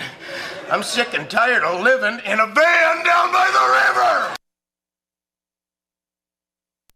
I just don't understand, Jimmy. Double dipping is perfect. We've done nothing wrong. It's just a big fat hoax made up by that crispy crudy guy and his sidekick, Dom Perignon. Don't worry, Rocker. We just need a simple distraction. Let's go camping. Unplugged from the politics on Saturday and Sunday from 6 to 9. Local music with Rob Roberts sitting in for Jimmy K and Rocker while they're out camping. They can't impeach us while we're camping, can they, Jimmy? Has to dip, Rocker. It's all on Max Inc. Radio. Radio for the people. In a union, there is strength. Wisconsin has had a long history with the organized labor movement in America, fighting for stronger wages, affordable health care, and retirement security, the values of the middle class. You can be part of that experience. Let Teamsters 200 be your partner. Your voice matters. Call Teamsters Local 200 at 414-771-6363 or visit us at www.teamsterslocal200.com or on Facebook. Make a difference. Union Yes. The following is a public service message from Wisconsin's Political Talk Network. In 2020, Wisconsin has 4 statewide elections. Make sure you are registered to vote. Republicans are doing everything they can to make it more difficult for citizens to cast their ballot. Americans have fought and died for the right to vote. The next election is the spring primary on February 18th. Check your registration at myvote.wi.gov. Whether you are remodeling your current space or constructing a new home, Habo Granite & Stone is here for all of your countertop needs. Habo Granite & Stone is family-owned and offers a large selection of natural stone colors and all of the manufactured brands to complement every room in your home. From granite to marble and so much more, our local craftsmen work to customize the perfect countertops to suit your needs. Find us at HAYBO, HABOGranite.com.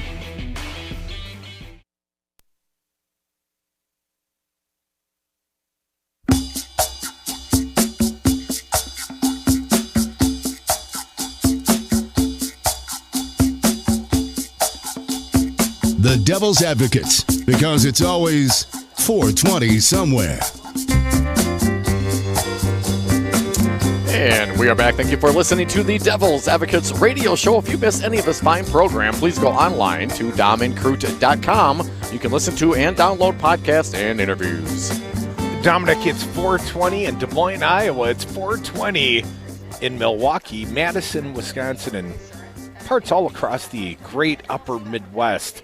And we are being featured, we the upper Midwest, currently because, A, we're battleground country, right? Yes. And there is a Democratic debate in Iowa, and Donald Trump, being the reality TV star and ratings machine that he is, Tom, had to turn the page, had to steal some of the thunder, get some of the oxygen back, right? So what did Trump decide to do? He's coming to Milwaukee, and not out in the burbs, not the Wow County. He's not claiming he's in Milwaukee and West Bend. Right. He's actually in Milwaukee. And there are people that showed up like 24 hours ago, Trump supporters. Maybe they bust them in. Maybe they're true MAGA-loving Trump red. If you go to 40 Trump rallies, you're a true fan. I mean, I can see following the dead around, but following Trump around? I mean, where is the joy in that? But I guess there is some sort of camaraderie when you and your fellow cohorts are chanting, lock her up, because you know that'll happen, although there's been no evidence of criminal wrongdoing. I can't wait to talk to our buddy Earl Ingram Jr. He is going to embed at the Trump rally. He's going to be our intrepid reporter because we can't be there. We're in Des Moines, Iowa, and I'm a little disappointed in the audience. Nobody's reacting to Donald Trump. What, you're ticked off because you're going to be inconvenienced going to the Bucks game tonight? Where's our audience, Dom? 844-967-2789. Nobody going to protest the man. Oh, come on. Don't be Somebody's got to protest, right? It better be. This is, come on, our audience. I'm getting frustrated. 844-967-2789. But we're going to start with Wisco. Paul, was it? I could never. Oh, different Paul. Paul in Madison. Paul, welcome to the show. What do you got going on today, thank you. man?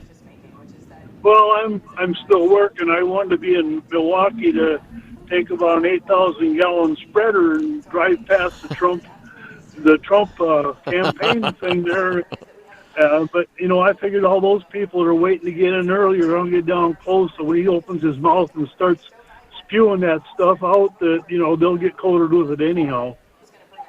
Well, Paul, our state, at least when Scott Walker was the governor, certainly was known for protest. Paul, do you think there will be any sort of significant protest in Milwaukee? Are people just going to hide from Donald Trump? Hide meaning hide in their own homes safely and just ignore the man. I'd be there, but my wife won't let me. Come on. How long you been married, Paul? 32 years. Well, who needs 33? 33. We almost got a divorce in 2018 when she voted for that. Never mind, I won't say it. You're on the radio. So she voted for Trump. Oh, yeah. Yeah. And yet you're not allowed to go and protest at the rally and be a good civic citizen? Yeah, I mean, she could go inside and support. You could be outside and support the protest. Well, I just put a gallows in the back of my pickup truck with a dummy hanging on it and say, we got him. All right, Paul in Madison. Thanks, man. Thanks for calling in. Pardon me, 844-967-2789. Let's keep going on the phones. Andy from Beaver Dam, you are up. Thanks for calling, Andy. What do you got today? Hey, Andy. Well, you guys are hilarious out there in Des Moines with all your cracking jokes out there about Trump and all the history of what's gone on over the last 3.5 years or whatever it's been. It's I don't think I'd freeze my you-know-what off down at the arena in Milwaukee to see Trump. It just isn't in my intestinal fortitude to really get down there, you know? If it was a nice, sunny, warm day, Andy, would you go for the show? I mean, it's like going to a WWE event. It's like going to pro wrestling, man. Trump gets to be the villain and the anti-villain all at once. You never know. Sheriff David A. Clark Jr. could take a jump off a high turnbuckle, and Jimmy Superfly Snuka could show up at any given time, man. Oh, don't forget about Andre the Giant. But Andy, I mean, it's like going to church. Everyone knows the songs, man. It's like Trump goes up there and he loves to see the people chant. He gets them going. The lock her up chant, the build that wall.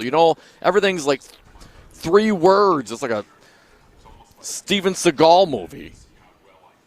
Well, I'm definitely gonna try to get down to the 3rd annual Roman coin 1510 celebration to see you guys. Roman coin, absolutely, Andy. Come on down. It's going to be a good time.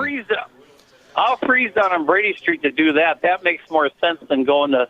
There you go. Trump, proud off. So. Ironically, Andy, that is also the night of Donald Trump's State of the Union address. So, you can... No. Yeah, man, you can have a cold lakefront beer and you can boo and hiss the President of the United States on the television at his State of the Union address. That part's optional, man. The booing, that's the optional part.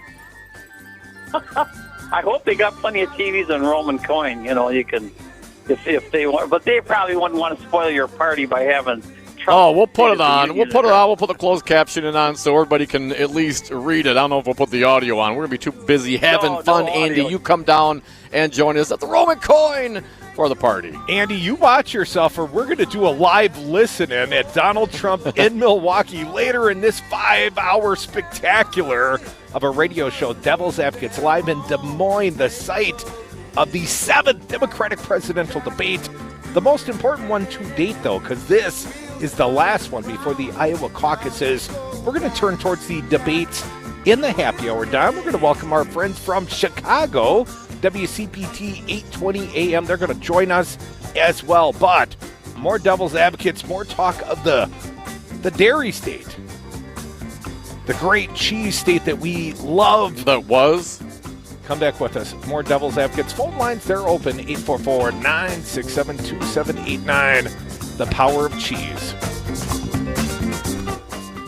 If you missed something on the Devil's Advocates, don't worry. After you get over your shame, you can check out domandcroot.com. Podcasts and interviews updated daily.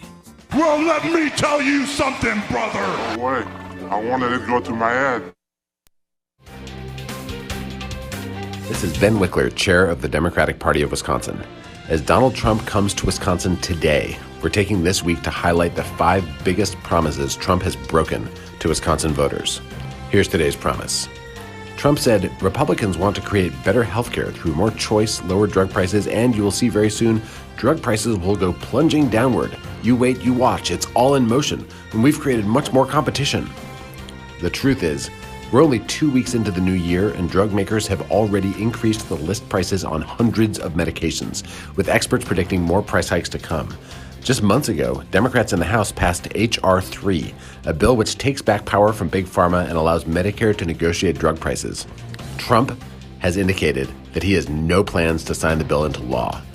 Democrats are keeping their promise to lower drug prescription prices. It's time President Trump did the same.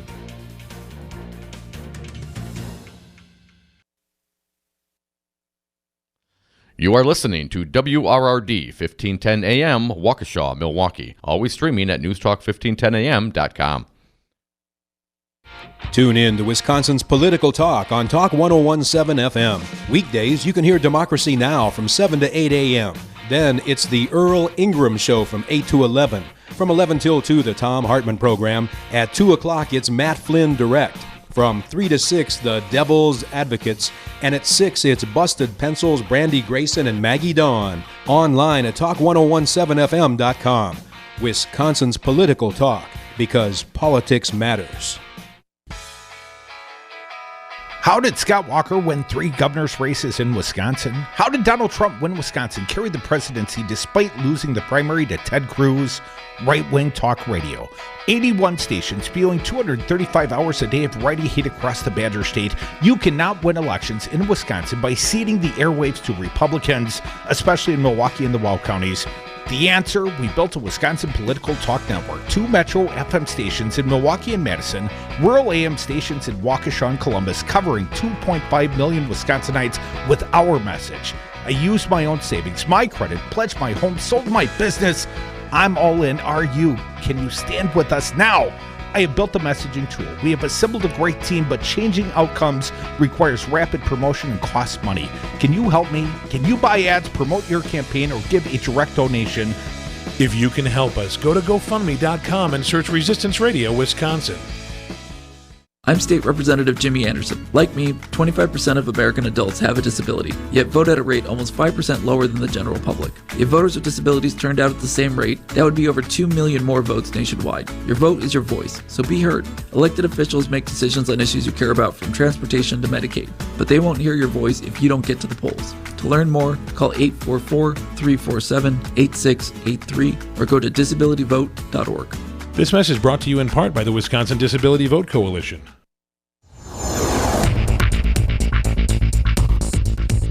For WRRD and WTTN, I'm Stu Daniels with your headlines. We have breaking news on the fight to remove voters from the voter rolls.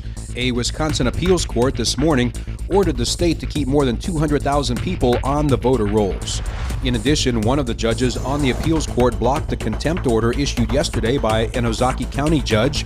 Circuit Judge Paul Malloy found the 3 Democrats on the Elections Commission in contempt for not immediately following his order to remove the voters from the rolls. The Elections Commission planned to wait until next year to remove the names from the voter rolls, but a conservative group sued to have the names removed immediately. Forecast for Milwaukee and Madison tonight, mostly cloudy. Lows around 23 degrees in Milwaukee, 19 in Madison. You're listening to Wisconsin's Political Talk Network.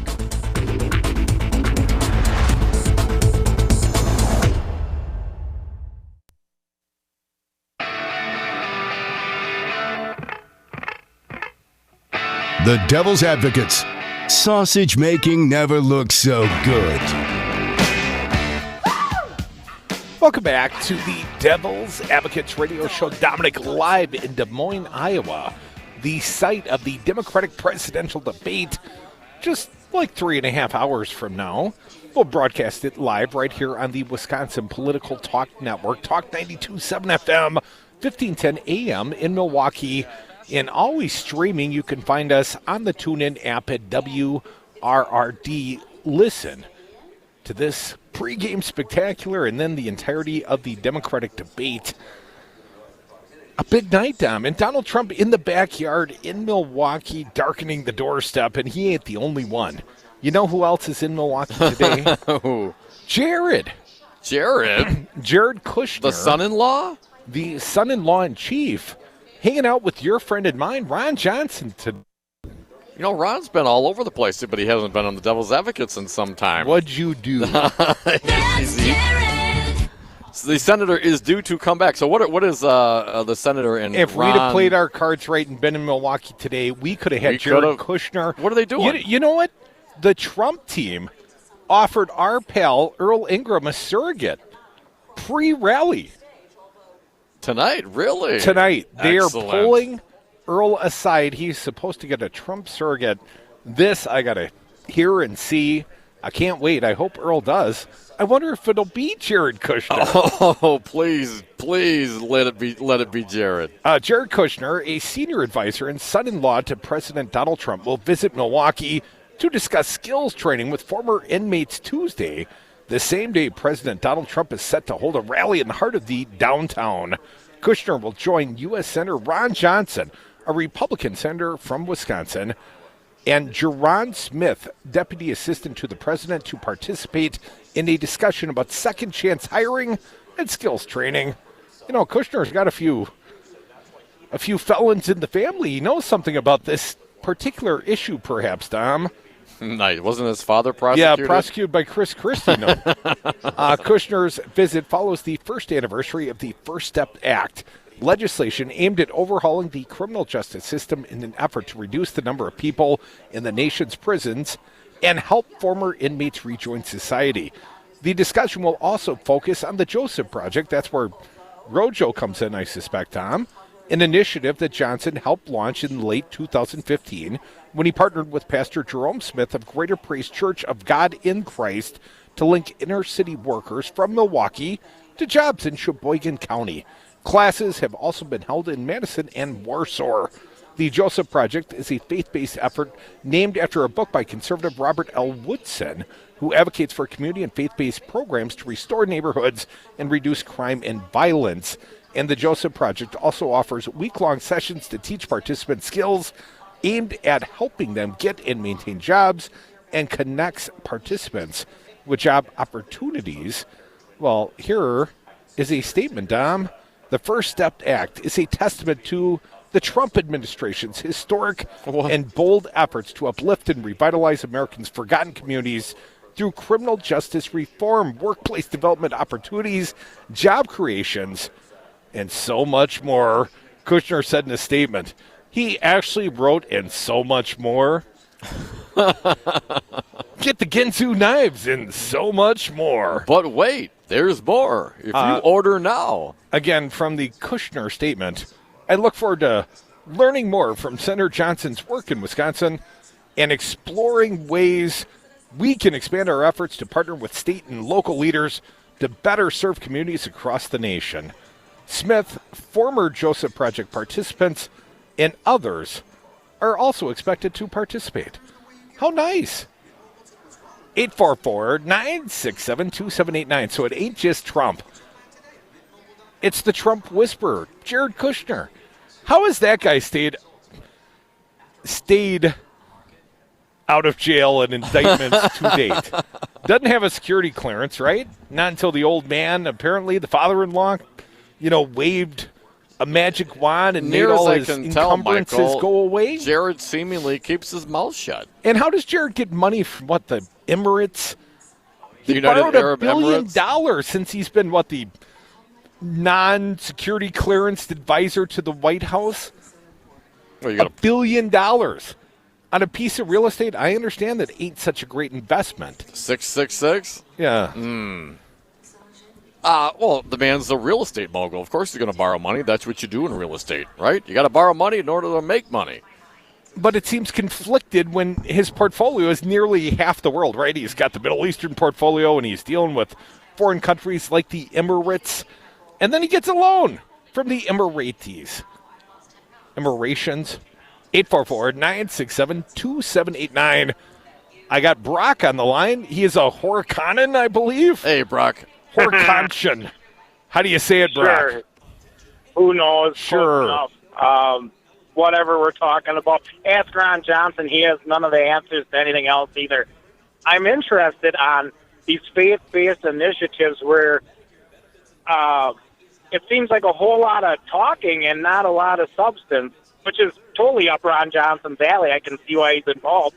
So, yeah, I just wonder, if they're worried about making inner-city jobs and keeping Milwaukee good and all that kind of stuff. There's a revenue-sharing disparity that's gone on for, I don't know. I can only find records of it back 40 or 50 years. I'm sure it's gone on longer than that. You think that would be an easy fix to just do what they were supposed to do? And, I don't know, let's just follow the state constitution, because it's the law. I wonder what reality Ron Johnson and the rest of these Republicans live in, because it's definitely not this one. And I wish we could get the religious part out of it, because it seems to do very little good, especially when it's involved at Rojo and dishonest Don. I appreciate the show. Hang up, listen to what you had to say. Later. Right on, Brock. Appreciate it. Judge not lest ye be judged, Brock. I think I read that in a good book somewhere. Is that what it was? Also, I guess to this point, Brock, maybe not responding directly to what you said, but with regards to Trump and Jared coming to town talking about the justice reform. Well, the Wisconsin Examiner reporting today, Isaiah Holmes, tougher on crime bills introduced by Wisconsin State GOP. The bills range from imposing mandatory minimums for retail theft to raising penalties for witness intimidation. They come as the Evers administration moves to reduce Wisconsin's prison population, and this Operation Relentless Pursuit brings more federal police resources to Milwaukee. Of course, this is being pushed by Scott Fitzgerald, a state senator now running for Congress. So here we go. Elections are coming around. The Republicans, they get tough on crime. But we got to do criminal justice reform with Ron Johnson and Jared. We have, about twice the expenditure of the state of Minnesota, talking about Wisconsin, about $2.6 billion per biennium we spend incarcerating Wisconsinites. Are we a more violent sort than the Minnesotans? They're Minnesota nice and we're criminal? And I don't understand. Well, I do understand. Because a guy like Scott Walker, when he was a state lawmaker way back, he's been at it since 1993, Dom. Well, he was accepting campaign cash from a corporation, I believe CCA they were called, a private prison corporation. And Scott Walker, on their behest, pushed truth in sentencing. Scott Walker made it a hell of a lot harder to get out of jail ever. You stay in jail longer, mandatory minimums. And Scott Walker, of course, while he was the governor of the state of Wisconsin That was 8 years, right? Did he pardon anybody? None. Nobody, ever. Effectively had disbanded the pardon board. Well, hell, Dom, you'd take it completely in the opposite direction. You'd advocate for the pardoning of every pothead in the state of Wisconsin that's ever had a petty marijuana offense, expunge their record, if Absolutely. you will. Tony, it'd be good advice. Take my little buddy up on this one. And all of you, if you can hear my voice, join us on the phones. We're in Des Moines, Iowa. We're at the media file spin room. This is where the party will be post-debate, Dom. Well, the party's always wherever we are, man.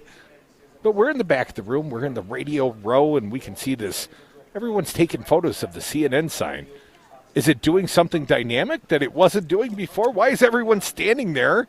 Is someone posing with the sign? 844 Is Wolf Blitzer doing naked selfies over there? What's going on? 2789, no naked selfies at the CNN debate crew, but we can take some phone callers at 844-967-2789. Curtis from Dallas, you are This would next. be a pretty sight. Thank you, Curtis. What do you got today?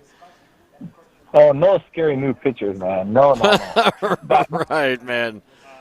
No, so the people, it's really sad. The people that shouldn't be taking the clothes off always take them off. The people that should take them off doesn't take them off. That's the whole thing. That's what I tell know? Dom every time I travel with the man. Hey, I am free the nipple. I can't believe that we're still in times where men can go shirtless and have their nipples exposed, but women cannot. But I digress.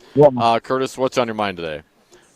Well, if you come to Wisconsin, you can't, you can't smoke weed, but you go to Illinois, you can. So it's kind of sad. But hey, my whole thing, the reason I called is because I've heard, Chris, that some people in Iowa smoke weed too. At least I could smell it around Drake University today. And it wasn't us. Well, maybe it was. Well, it wasn't. That time it wasn't. Well, it could be those that vaping company that Ron Johnson owns in Wisconsin. He can make those and send those down there. I'm not sure if Ron owns a vaping company, but he gets big support from the vaping industry. They're a key constituency for the Republican senator. Oh yeah, and so the reason for my call is because everything that Trump party says, it's just the opposite. Like Ron Johnson from Wisconsin says that he's against the all this prison stuff, but yet every time you turn around, they don't, like the old governor never pardoned anybody.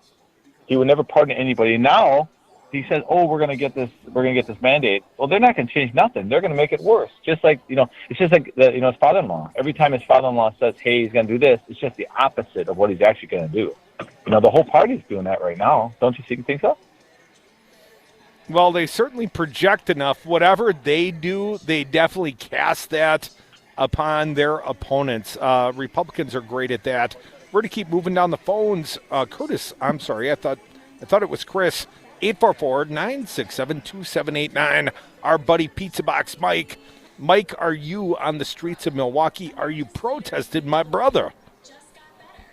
Well, you know what? Listen, I've got a lineup tonight. Bucks, Badgers, Bernie. And the reason why I'm not showing up tonight is because of the fine effort exhibited by the citizens of Wisconsin to stop that purge.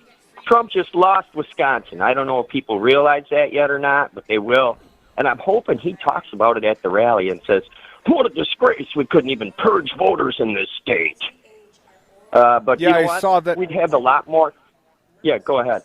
Well, I was just going to say for the audience, we haven't made a public pronunciation on the show, Mike. Not everyone is well informed as you, but a state appellate court judge has stopped Malloy from Ozaukee County and his contempt order against the Wisconsin's Election Commission, or at least the 3 Democrats thereon, including our buddy Mark Thompson.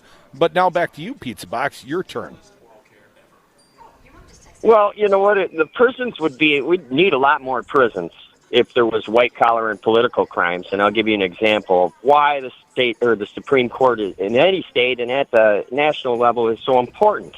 I think that we're going to see today those convictions of Bridgegate get overturned by the U.S. Supreme Court. So you see, that's what the Supreme Court is all about, folks, when you put on a bunch of right-wingers on there. That is when you get people above the law and beyond the law, and the rest of us have to just, take it? Guess what, man? I'm feeling burned tonight. Yeah? You drinking, Mike? Partying, smoking, doing what you do, buddy? I do not partake in alcohol, but I love vapes, and not the Ron Johnson kind. The good kind, not the Ron Johnson kind. Mike, appreciate your call. We got our good buddy, Earl Ingram Jr., intrepid cub reporter for WRRD and the Wisconsin Political Talk Network. He's calling in. He's at the Donald Trump rally in Milwaukee. We'll get our first listen in with our buddy Earl when we come back from break, and we'll take more of your phone calls. We are the Devil's Advocates. We're on the road again, Des Moines, Iowa, the Democratic presidential debate. That's the event here. The big party, though, it could be at Trump. I know Earl's partying, political style. Come back with us at Earl Ingram Jr. live at Trump. If I stay, it will be double. So you gotta let me know. Should I stay or should I go? And I love being in Wisconsin. I love being in Wisconsin. Thank you. Thank you. Do you enjoy? The following is a public service message from Wisconsin's Political Talk Network. In 2020, Wisconsin has 4 statewide elections. Make sure you are registered to vote. Republicans are doing everything they can to make it more difficult for citizens to cast their ballot. Americans have fought and died for the right to vote. The next election is the spring primary on February 18th. Check your registration at myvote.wi.gov. So, Dave, I hear you and your team at Community PC can really help a guy like me when I'm having a hard time keeping my computer up to date. Oh, yeah, Crudy. Community PC provides great service from trusted local technicians to give our clients peace of mind when it comes to their computers. Why, wait on hold all day? Our team can provide you with immediate trusted remote service. We also offer timely on-site service in Dane and Rock counties. Find us at commpc.com to learn more. Community PC. We know what makes computers happy. Wisconsin's Political Talk Network is celebrating their 3-year anniversary Tuesday, February 4th at Regano's Roman Coin on Brady Street in Milwaukee. Lakefront beer for all of our friends while supplies last. The Devils will kick off the party live from Regano's Roman Coin beginning at 5 o'clock in the Devil's Advocates Happy Hour. Come celebrate 3 years of Wisconsin's Political Talk Network at Regano's Roman Coin with the whole station. Tuesday, February 4th. First beer's on us. Milwaukee is a great city with a great history and great architecture. You can take in Milwaukee's history and architecture while you partake in the delicious Wisconsin craft beer at Regano's Roman Coin. The Roman Coin features weekly drink specials, trivia on Wednesdays, pinball, a pool table, a jukebox, and a great selection of craft beers. The Roman Coin is also pet-friendly to appeal to the canine crowd, and you can order it from several nearby restaurants. Regano's Roman Coin, 1004 East Brady Street on Milwaukee's east side.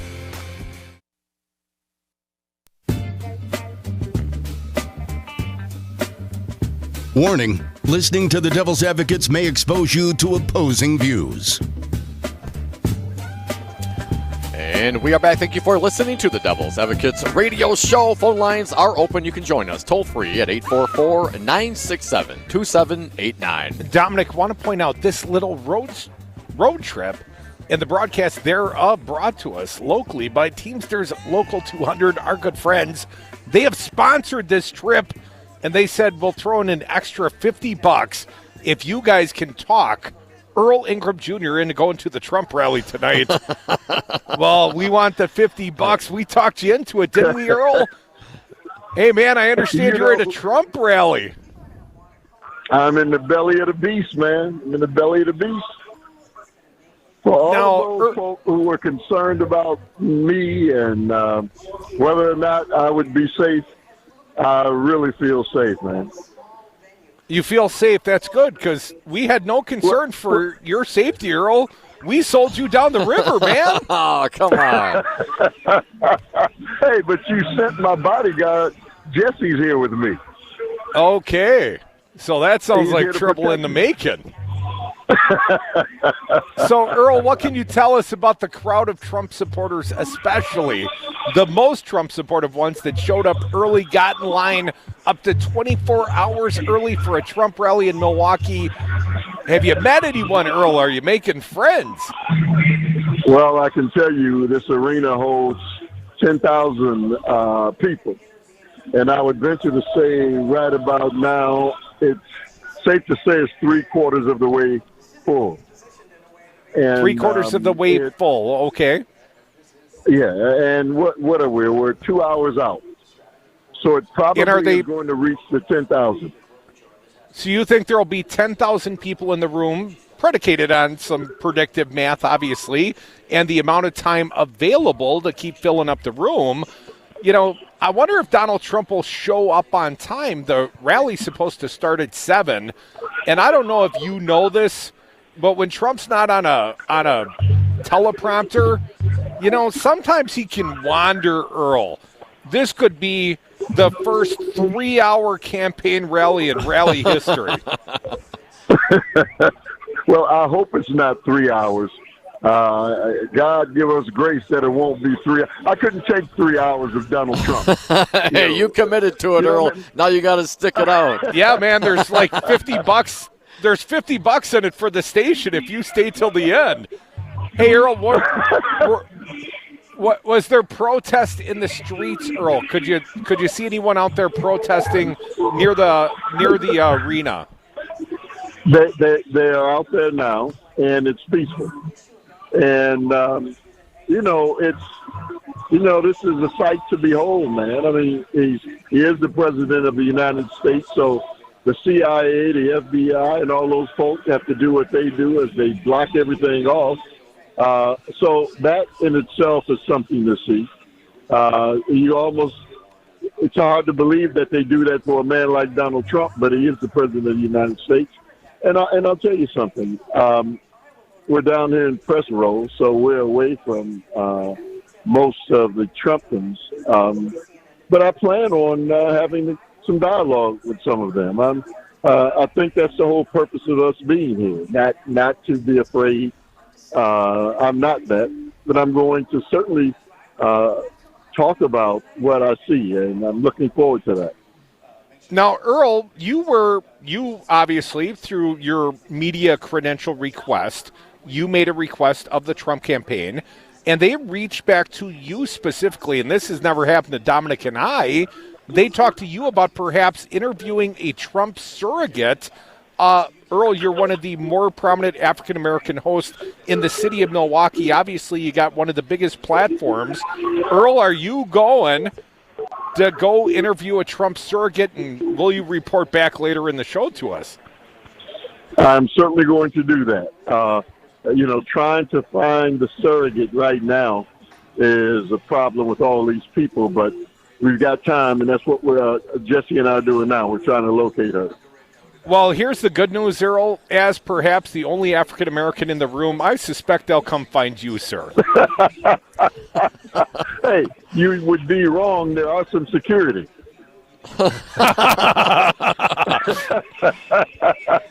So, Earl, if anybody wanted to come out and see the Trump show tonight, thought they'd, just pop in. Do you think the room will fill? It seems like you think it will be full eventually. Are there still people filing in currently, Earl? And above and beyond that, do you think the room will fill, Earl? So don't just show up if you're. So don't just come out of curiosity. I believe it's going. I believe it's going to be full, and just to see, all of the regalia. You know what I mean? Man, they do spend the money on the regalia, man, and the swag. But I don't see as many Trump hats. I don't see as many Trump hats. Earl, let me ask you, how were you treated as a media member, as credentialed media? A, did they have your media credentials ready for you when you arrived? And B, what was your overall experience at the check-in at the Trump rally? Well, it went really well. There was no problem whatsoever. To be quite frank with you, I knew a couple of the people who were at the check-in counter. And they aren't Trump people, but they're people who work around here, and I knew a couple of them. So I had no problem getting in. There are people who know what we are doing, and that's the great thing. And you didn't feel like you got any sort of particular stop and frisk on your way in, Earl? Not even. I told you I had my bodyguard Jesse with me. They took one look at Jesse and said, "Oh, we better do this right." Oh yeah. Earl Ingram, Jesse, all of his 5'7", 93 pounds. two of our favorites, Earl Ingram Jr., Jesse Klingon at the Trump rally in Milwaukee. Earl, we're going to let you go now, but we're going to check in with you perhaps in about an hour from now. So go make some friends, have some conversations if you can, perhaps find that Trump surrogate, and we look forward to checking in with you here in the next hour. Yeah, report back. We're looking right, for man. good stories out of you, Earl. Okay, well, we're going to go and mingle. All right. All Talk right. to you later. Thank you, Earl. Appreciate it, man. I'll talk to you next hour. So our pal Earl Ingram Jr., a courageous man, some would say. It's always, I've never had an issue there. The question is how does Earl, how do they deal when Trump's on stage and pointing back and they start doing the CNN sucks chant and ripping on the media being the true enemy of the people, and the whole crowd of 10,000, they're going to look back at Radio Row. They'll be looking at Earl and Jesse. And he'll be smiling back, waving. Earl, like he does in the Brady Street studios, people knocking the glass. Earl will be waving. Come back with us. We are the Devil's Advocates. We're waving at you. We're in Des Moines, Iowa. We are at the site of the Democratic presidential debate, and we're going to be joined momentarily by our friends from Chicago, 820 AM WCPT, joining the network. Come back. We're going to turn our attention towards the debate. Big night. Right here on this radio station. If politics is boring, you're doing it wrong. Check out more at domandcroot.com. They call me the ratings machine. Come on, man. When it comes to politics, Wisconsin's Political Talk Network takes you there, live, to the debate stage, to the convention floor, to the rallies, to the marches, to the halls of Congress. Hear history as it happens, live on the radio. Mandatory listening. Wisconsin's Political Talk Network, because politics matters. Dom, the Devil's Advocates are going on an adventure. Join Crute and I for our inaugural 420-2020 celebration from our friends at Expedia Cruise Ship Centers of Madison. Our political party runs for 7 nights over the 420 holiday in sunny and cannabis-legal California. The Hilton La Jolla Torrey Pines is near the beach, boasting a world-class golf course, and is just a few minutes' drive from downtown San Diego. Expedia prices, local service. Visit them on Madison's west side off Mineral Point Road or Google Expedia Cruise Ship Centers Madison. You are listening to WRRD 1510 AM, Waukesha, Milwaukee. Always streaming at newstalk1510am.com. Impeachment process, Trump rally. I'm Ann Cates. The House will vote tomorrow to send the articles of impeachment to the Senate, where the majority leader is getting ready for a trial. Senator McConnell says once those articles of impeachment arrive, here's what happens next. That happens, in all likelihood, go through some preliminary steps here this week, which could well include the Chief Justice coming over and swearing in members of the Senate and some other kind of housekeeping measures. Then, which would set us up to begin the actual trial next Tuesday. McConnell reiterates there will be no decision on whether to allow witness testimony or documents in the trial, even as more Republican senators seem to be indicating they would support those additions. Linda Kenyon, Capitol Hill. As Democrats debate tonight in Des Moines, President Trump is also heading to the Midwest. Correspondent Bob Costantini. The president is heading off to Milwaukee for a campaign rally at a venue across the street from where Democrats will hold their convention in July. Not coincidentally, the Badger State is going to be a battleground. Mr. Trump won it by a little more than 22,000 votes in 2016 out of 3 million cast.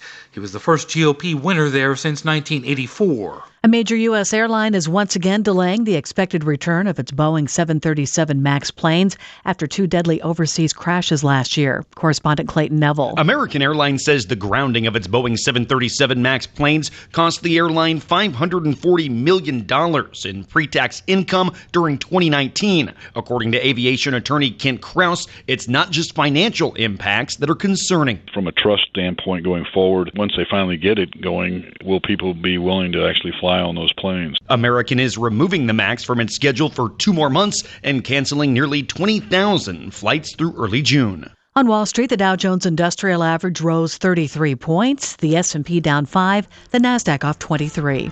I'm Ann Cates.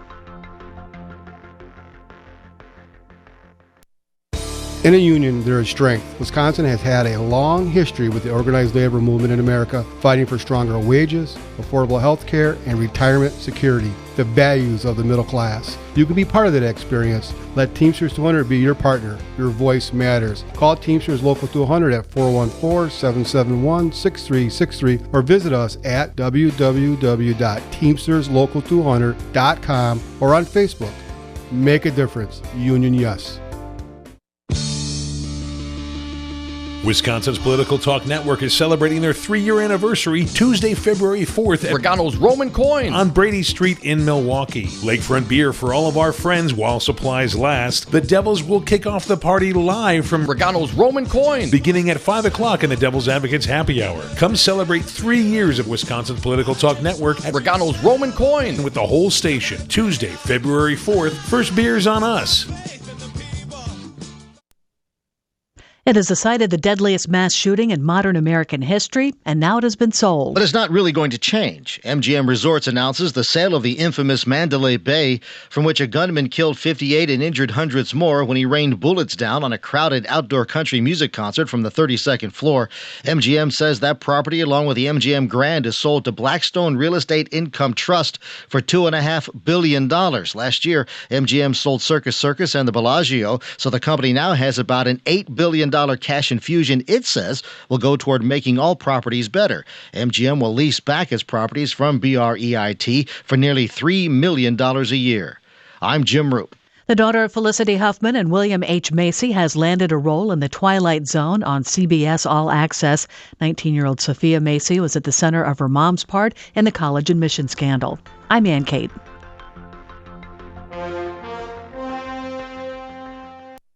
This is Dom from the Devil's Advocates. You know, in the 7 years that Crudy and I have been doing the show, we have never had a more engaged, dialed in, and motivated audience, and we love them for it. Now is the time for you to reach the greatest audience ever. Call now, advertise with the Devil's Advocates and Real Resistance Radio. Market your products or services, get your message out, join the resistance. Call us at 414-635-0872. That's 414-635-0872, or go to realresistanceradio.com. Tune in to Matt Flynn Direct, weekdays 2 to 3. I happen to believe it or not, and I regret it, I voted for President Trump, and I regret it. After I heard that testimony from that lady, what was her name? Marie Yovanovitch. Look, this president, he did threaten to hold up front if Ukraine didn't dig up some kind of dirt on Joe Biden and his son. It's like extortion. He should be pissed off at Trump. That's Matt Flynn Direct, weekdays 2 to 3.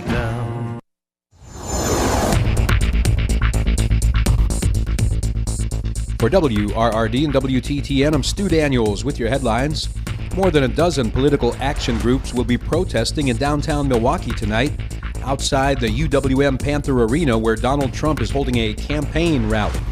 The groups represent a wide variety of concerns, including climate change, voter suppression, and social justice. Some of the groups plan to meet at Red Arrow Park beginning at 5 p.m. and then march over to the arena. And a programming note, you can hear tonight's Democratic presidential debate live on the radio here on Wisconsin's Political Talk Network. And before the debate, you can hear the Devil's Advocates broadcasting live from the site of the debate in Iowa beginning at 3 p.m. Outside tonight, mostly cloudy, lows around 23 in Milwaukee, 19 in Madison. You're listening to Wisconsin's Political Talk Network.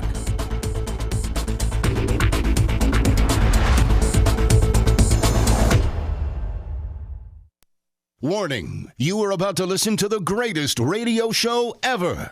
And due to contractual obligations and to shield our airwaves' corporate licensees from any semblance of liability, responsibility, and gullibility, we must tell you the views represented on this show are not necessarily those of this station or its management. This radio show contains differing points of view on current political topics, and due to the nature of its contents, it should be heard by everyone. Thank you for listening. 3, 2, 1. Now live from the heart of liberal Wisconsin, where the political party is just beginning, welcome to the Devil's Advocate Show. Best friends proving it's never personal, only politics. Please allow me to introduce myself. Now here are your hosts, Dom and Crute. Welcome back to the Devil's Advocates Radio Show. Dominic, we are sliding into the 5 o'clock happy hour, the first of 3 happy hours we're going to celebrate. We are live, Des Moines, Iowa, the site of the Democratic presidential debate. We welcome our friends from Chicago's Progressive Voice, 820 AM WCPT. Welcome, all you Chicagoans. Join us on the phones if you choose at 844-967-2789. Dom, I am here in Iowa. You are with me. But this is I'm with you, brother. 4th time I have been to Iowa since last summer. And obviously it's in part because I'm a political junkie and apparently a sadist. But here we are again. And we came into Ames, Iowa last night. Ames is the home of Iowa State University. And we did a little bar show, Estes. Our friends in Chicago weren't part of that big affair, but we were, and our friends in Madison and Milwaukee and across the state, they were there, and we had a good show. But we were at Iowa State University because we wanted to see the one candidate that we had not seen up close and personal at a campaign rally. Dom, we had not checked out Mayor Pete Buttigieg. The mayor. Everybody else, we had seen them all. And we had seen Pete Buttigieg. We broadcast Pete Buttigieg at a Teamsters rally in Cedar Rapids like 3 weeks ago, a month ago. But Pete Buttigieg on campus, right? Right. This is going to be a raucous event. Iowa State, man. Iowa State University at the Memorial Union. Dom and Crute back of the class. So we show up at the Pete Buttigieg rally, and I would say about 1,000 people in the room. That was my approximate count. I didn't count them all. But what do you think the median age of the people in the Pete Buttigieg rally was, Dom? The median age of the attendees of the Pete Buttigieg rally was certainly higher than I would have anticipated given the venue at Iowa State University. Lots of college kids, right? But no, there was a lot of gray and balding hair at the Pete Buttigieg rally. I was quite surprised. There were not a lot of college kids there. And also, conspicuous by their absence, any people with pigmentation. I think there was one black person I saw at the rally. I was looking specifically for black faces for people of color because Pete Buttigieg, the night before in Iowa, had been protested by a Black Lives Matter group, had been chanted at, had been interrupted. And I'm thinking, well, this could happen, right? If this group from South Bend, Indiana, if they're in Iowa, well, they're sticking around till the Democratic debate, and why wouldn't they follow Pete Buttigieg from event to event to try and make their point? But I looked around, and I didn't see any black faces. I saw lots of gray and silver hair and a few bald ones like me, Dom.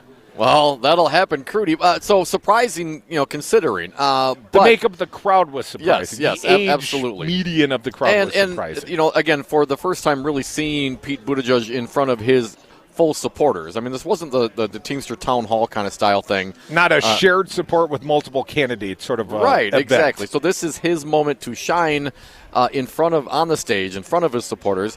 And they were, obviously supportive, but it was not enthusiastic. I did not leave the venue thinking, wow, there was some energy in there that I've never heard that before. I had none of those kinds of thoughts. Now I maybe I'm a little biased. I compare these kinds of issues to when Bernie Sanders came to Madison all those years ago, like 10,000 July people. of 2015, the Lion Energy Center. Bernie lit it up like a freaking rock concert. And that, in the last political cycle, I mean, Bernie was not well regarded. Right. It was assumed Hillary Clinton was just going to, everyone cleared the decks for her. It was just assumed she was the nominee from the time she announced her candidacy. And when Bernie Sanders lit it up in Madison, man, suddenly he was on the map politically. Well, Buttigieg not didn't quite have the that energy. same sort of moment. No, not different venues certainly, but also hasn't been around as long as some of these other politicians. Obviously. So what? So Bernie Sanders has been out there on the circuit, man. He was on Tom Hartman's show for years. He's been to Wisconsin, to Madison. Pete Buttigieg wants to be your president, Dominic. For he better lots attract of progressive type of events. I mean, come on. I think there's no comparison to the followings of either of these, and I think it was quite evident yesterday in his at his rally. I think it's irrelevant how long he has been in politics, although obviously a mayor. Donald Trump wasn't in politics. Donald Trump turned out thousands at his rally. Got like 10,000 in our backyard in Milwaukee. We've got an embedded reporter, Donald Earl Trump Ingram was a Jr. just household told us. name for years, Crudy. I mean, come on. You kidding me? I mean, who knew Pete Buttigieg 5 years ago? So you're making excuses for Pete I'm Buttigieg's lackluster rally I'm last just telling you that guys like Donald Trump, who's been on reality TV, who's been in Home Alone movies and doing these cameos. I mean, the guy's been around a long time. He is a household name. Pete Buttigieg is not that. No, I don't think you can compare those guys in that regard. Now, the other side of that, of course, is does Iowa, are they going to go to Pete Buttigieg? Was there anything in that rally last night that inspired anybody who may have been in there thinking about Buttigieg? They're great staff. We got in there. We technically signed up to go as attendees, as we didn't really track down the press portion of it. But we were credentialed. We went in, sat by the press, and had a wonderful time. They had really nice stickers. But, you know, we've been to a lot of rallies. I don't nice mean to be stickers? a cynic. The press What's stickers. that a metric of? It's a very nice sticker. They spent money on the stickers. Comparative to other campaign rally stickers, these were nice stickers. These were nice stickers. I'll give them nice stickers. And that's about all I can really give them. And a little star appeal, actress, singer Mandy Moore introduced the candidate to the stage. Now, I don't watch This Is Us, but apparently Pete Buttigieg does watch This Is Us. And as she introduced him and he came up, gave her a hug, etc., Pete Buttigieg, first and foremost, thanked his introduction from Mandy Moore. Brian, going to need your help. Play it for the people. Cut number 30, Pete Buttigieg in Ames, Iowa last night. Time for Mandy Moore. For wonderful support. For great talent. This Is Us, I think, is fitting for a time like this where we're trying to make sure that there's an American story where more of us can see ourselves. And she has a way of helping us see that every day. I can't watch it too often because I just cry, like in the first 20 seconds, I'm bawling. But I'm so honored to have her support. Okay, Pete Buttigieg, of course you think your celebrity introducer, Mandy Moore in this case. And then he went on to talk about Citizens United. Pete Buttigieg, again, on campus in Ames, Iowa, yesterday. Cut number 31, Brian.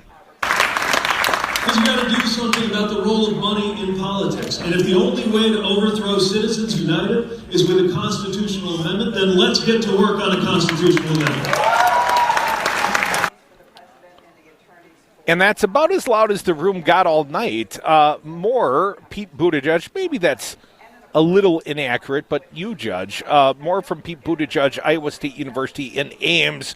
Let's play it for the people. Cut number 32.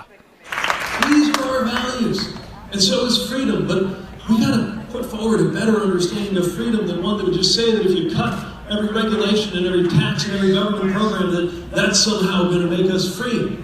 I'm not interested in preserving Amazon and Chevron's freedom to pay zero in federal income taxes on the billions of dollars that they make. That's not the freedom that I'm talking about. I'm talking about the freedom to live lives of our choosing, beginning with ensuring that government is used in the right ways. Sometimes that means getting government out of the way. I'll give you that. I believe in keeping county clerks out of the business of telling you who you ought to marry, for example. Well, that part was well received by the crowd, but the best line of the night right there, yes. The earlier applause line, or at least Pete Buttigieg expected it to be, it rang hollow and fell flat like a Led Zeppelin in the room. More Mayor Pete, an older crowd, about 1,000, Ames, Iowa, on campus, Iowa State University. Play cut number 33, women's reproductive rights. Keeping government out of the business of dictating to women what their reproductive health care choices are. That's part of public freedom. That was Mayor Pete Buttigieg. We've got more of that sound. We'll bring it back for you. Brian, do we have time for one more, or should we take our break now? Let's do one more. Buttigieg on freedom if the roads don't work. Let's play 34, please, Brian. But every mayor knows sometimes in order to make us more free, we require the public sector to step up. That's how local government works all the time. We plow and pave the roads because you're not free if there's no way to get to where you work or where you study. We expect local school districts to be able to get up and running and solve the question of how to ensure we can all be empowered through education. Now let's back up those school districts and their teachers with the Secretary of Education. Well, obviously, Pete Buttigieg not speaking in Wisconsin. I know a lot of our friends from Chicago like to come north on the weekends, but we got the 49th worst roads in America. There is no investment in the roads. If you can't fix the roads, you can't perform the basic functions of government. Well, that's why Scott Walker is no longer our governor. Folks, we are the Devil's Advocates. We're live at the Democratic presidential debate site. We're in Des Moines, Iowa, Drake University. We welcome our friends from WCPT, 820 AM, Chicago's Progressive Voice. We're going to talk about the Pete Buttigieg rally. We went there special, made a special trip, Dom. We'll share a few more of our highlights with you, our fair audience. And also, we're going to talk about Bernie and Warren. That's a debate that has to happen. Later in this big show, we've got Democratic National Committee Chairman Tom Perez, our exclusive Back of the Spin Room special. Come back with us. Join us on the phones. I'll say it slow for you Chicagoans. 844-967-2789. I don't say it slow because you're Bears fans.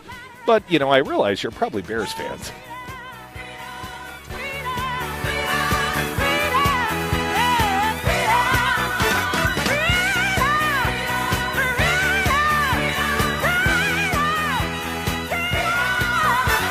We have good roads in this state.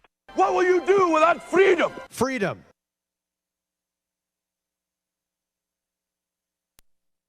Tune in to Wisconsin's Political Talk on Talk 1017 FM. Weekdays, you can hear Democracy Now! From 7 to 8 a.m. Then it's the Earl Ingram Show from 8 to 11. From 11 till 2, the Tom Hartman Program. At 2 o'clock, it's Matt Flynn Direct. From 3 to 6, the Devil's Advocates. And at 6, it's Busted Pencils, Brandy Grayson, and Maggie Dawn. Online at talk1017fm.com. Wisconsin's Political Talk, because politics matters. In a union, there is strength. Wisconsin has had a long history with the organized labor movement in America, fighting for stronger wages, affordable health care, and retirement security, the values of the middle class. You can be part of that experience. Let Teamsters 200 be your partner. Your voice matters. Call Teamsters Local 200 at 414-771-6363 or visit us at www.teamsterslocal200.com or on Facebook.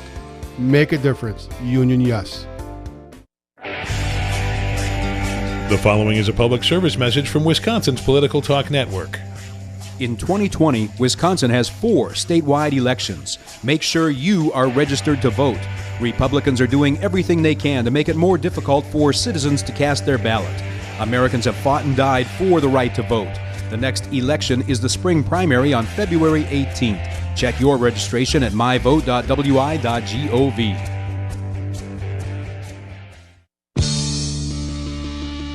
Wisconsin's Political Talk Network is celebrating their 3-year anniversary Tuesday, February 4th at Regano's Roman Coin on Brady Street in Milwaukee. Lakefront beer for all of our friends while supplies last. The Devils will kick off the party live from Regano's Roman Coin beginning at 5 o'clock in the Devil's Advocates Happy Hour. Come celebrate 3 years of Wisconsin's Political Talk Network at Regano's Roman Coin with the whole station. Tuesday, February 4th. First beer's on us.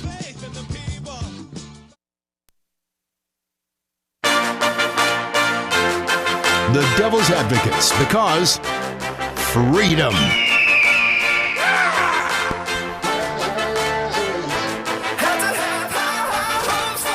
And we are back. Thank you for listening to the Devil's Advocates radio show live from Des Moines, Iowa, the Democratic presidential debate. You can join us on the phones toll free at 844-967-2789. Dominic, Devil's Advocates got into Iowa last night. Ames, Iowa, Iowa State University. First we did a show, and then we did a Pete Buttigieg rally. And this song, High High Hopes, Panic at the Disco, that's sort of his campaign song. At least you acknowledged he did have a better playlist than the one those in Milwaukee at the Donald Trump rally are going to experience tonight. I think Trump's got like 4 songs on his playlist. Tiny Dancer from Elton John. If you don't know that song or don't like that song, you will become very familiar with it if you're in Milwaukee at the Trump rally tonight. Well, Pete Buttigieg had Demi Lovato and Aretha Franklin and Panic at the Disco and a few others. And he did have a crowd of about 1,000, let's say 1,000 of your best friends that are part of the AARP. It was a gentrified event on the campus last night. You can join us. You can throw your 2 cents worth in. But our good buddy, my good buddy, Dominic and I went to a Pete Buttigieg rally, our first rally where Buttigieg only had his own supporters there, not a shared event like I've seen him at a few times prior. And let's share a little more of this sound. Mayor Pete Buttigieg in Ames, Iowa. Play it for the people if you would. Imagine a day when Donald Trump is not in office. Oh. It's going to be a more divisive day, at least according to Mayor Pete. Cut 35. And it begins with an image that I'm asking you to form in your mind in as much detail as you can. And it's the image of a day that is certainly in our future. It's going to come one way or the other, sooner I can see this day. And it's how it's going to feel when the sun comes sooner over Ames and Donald Trump is no longer the president of the United States. Are we ready to see that day come? I would like to correct my earlier... The chaos and the meanness behind us, the better, right? Sooner we can put the corruption behind us, the better. Who's ready to put the tweets behind us? I correct myself. I said earlier probably the biggest response in the room of the evening. Well, I think it was actually probably when he talked about the day where the sun comes up over Ames, Iowa, and Donald Trump is no longer the president. Well, that was a warm the cockles kind of moment for it did. And all the seniors at the event last night. And I actually thought about that a little bit, Crudy, and certainly many of us are looking forward to the day where Donald Trump is no longer the president. But Donald Trump is the symptom, right? Some say he is the symptom. There is the greater issue is what circumstances? How did he come? How did this divisiveness and this meanness, as Buttigieg puts it, how did it come to be? And just because the canker sore goes away doesn't mean you're entirely healed, Crudy. The Republican Party allowed for this to happen. It it's is like now herpes. It just keeps popping up. It is now the Trump Party, and I'm not convinced that just because the current vessel of this philosophy goes away, that there won't be another one right behind him, because it is deeper than just Donald Trump. Let's keep going on the Buttigieg sound on that day. Fancy Brian, cut number 36. So I'm asking you to picture that day, not just to think about what we have to look forward, but to think about the work that we're going to have to do beginning on that day. To think about what we are going to need from our White House, from our president on that day. Because if you think about it, on that day, our country will be even more divided than we are right now. Think about how it's going to feel. We're going to be even more exhausted by politics and torn up from fighting than we are right now. Which means we're going to need a president committed to unifying the American people and ensuring that we galvanize and not polarize the American majority looking to get things done. But it's not enough to just say that we've got to come together, because something else that'll be true is that our nation will be facing even tougher and more intractable issues than we were before. Will be even more divided and exhausted. Well, that thought doesn't warm the cockles much. Well, I mean, this is a work in process, this democracy, self-governance thing. It never really ends. Let's do the last one. Pete Buttigieg rally last night, Ames, Iowa. Crudy and Dom in the back of the room. Cut 37, please, Brian. Think about what we'll be up against as a country on that day. The sun will be coming up in a climate that will be this close to the point of no return. The sun will be coming up over an economy where many people who have full-time jobs find that they've got to get another one just to get by. The sun will be coming up over schools where kids are training in active shooter drills before they are old enough to know how to read.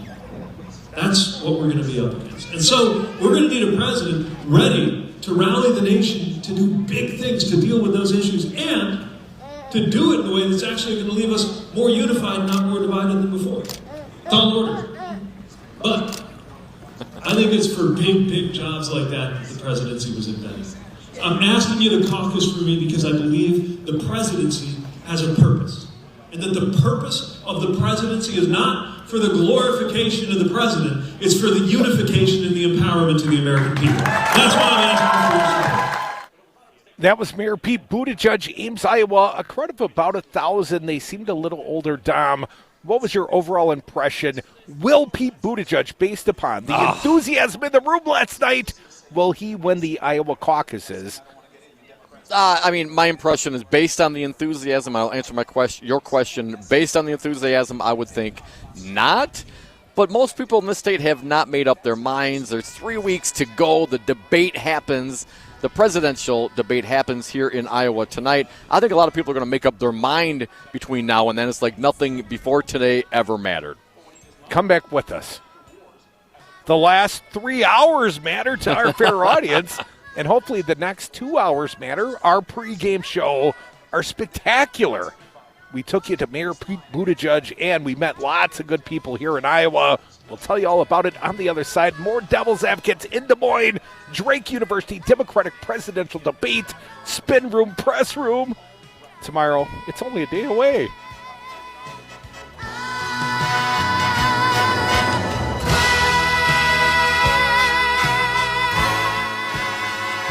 Do you want to be a winner?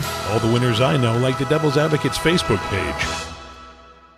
Today, I'm going to be a much nicer president. I wish you weren't a liar. Wisconsin's Political Talk Network is celebrating their 3-year anniversary Tuesday, February 4th at Regano's Roman Coin on Brady Street in Milwaukee. Lakefront beer for all of our friends while supplies last. The Devils will kick off the party live from Regano's Roman Coin beginning at 5 o'clock in the Devil's Advocates Happy Hour. Come celebrate 3 years of Wisconsin's Political Talk Network at Regano's Roman Coin with the whole station. Tuesday, February 4th. First beer's on us. Hi, I'm Kelly, and my family owns Madison Liquidators. As a small business, we understand growing pains. You know, those times in your business where you need more help to increase revenues, but you need more revenue to hire more help? Or you're ready to hire more people but can't figure out where to put them? At Madison Liquidators, in addition to offering office furniture at the most affordable prices, our staff is trained in offering superior layouts and designs. Come see us today to get started on your new or growing business, or view our inventory at madisonliquidators.com. You are listening to WRRD 1510 AM, Waukesha, Milwaukee. Always streaming at newstalk1510am.com. When it comes to politics, Wisconsin's Political Talk Network takes you there, live, to the debate stage, to the convention floor, to the rallies, to the marches, to the halls of Congress. Hear history as it happens, live on the radio. Mandatory listening. Wisconsin's Political Talk Network, because politics matters. How did Scott Walker win 3 governor's races in Wisconsin? How did Donald Trump win Wisconsin, carry the presidency despite losing the primary to Ted Cruz? Right-wing talk radio. 81 stations spewing 235 hours a day of variety hate across the Badger State. You cannot win elections in Wisconsin by ceding the airwaves to Republicans, especially in Milwaukee and the Wow counties. The answer, we built a Wisconsin Political Talk Network, 2 Metro FM stations in Milwaukee and Madison, rural AM stations in Waukesha and Columbus, covering 2.5 million Wisconsinites with our message. I used my own savings, my credit, pledged my home, sold my business. I'm all in. Are you? Can you stand with us now? I have built a messaging tool. We have assembled a great team, but changing outcomes requires rapid promotion and costs money. Can you help me? Can you buy ads, promote your campaign, or give a direct donation? If you can help us, go to GoFundMe.com and search Resistance Radio Wisconsin.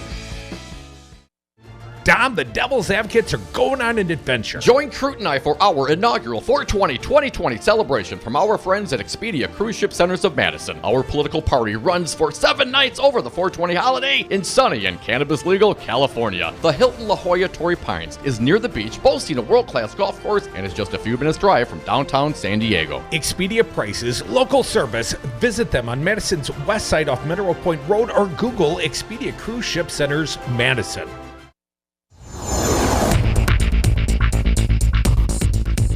For WRRD and WTTN, I'm Stu Daniels with your headlines. 2 candidates for Milwaukee County executives say they should not be removed from the primary ballot just because some of the people who collected signatures for them also collected signatures for other candidates. State law says people collecting signatures should work for only one candidate in the race. Attorneys for Glendale Mayor Brian Kennedy and former state Senator Jim Sullivan say the state law is advisory, not compulsory.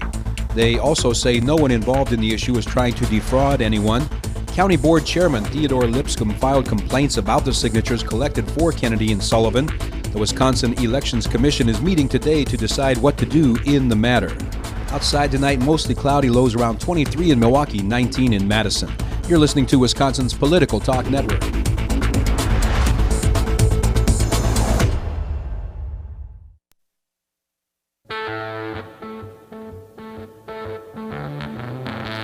I don't know if you know the Devil's Advocates, but they are kind of a big deal.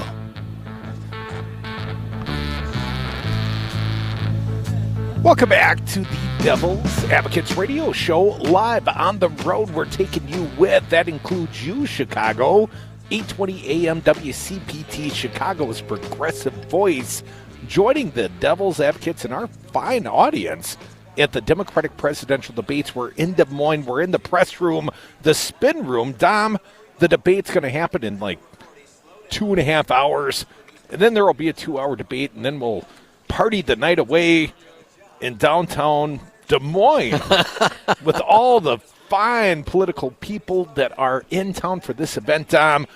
The only thing I'm modestly envious of is our buddy Earl Ingram Jr., our own WRD's own, is in the Trump rally. He's in the belly of the beast. He will check in again, I suspect. And Dom, we're also going to have Tom Perez, the DNC chairman, going to be our exclusive in the 6 o'clock hour.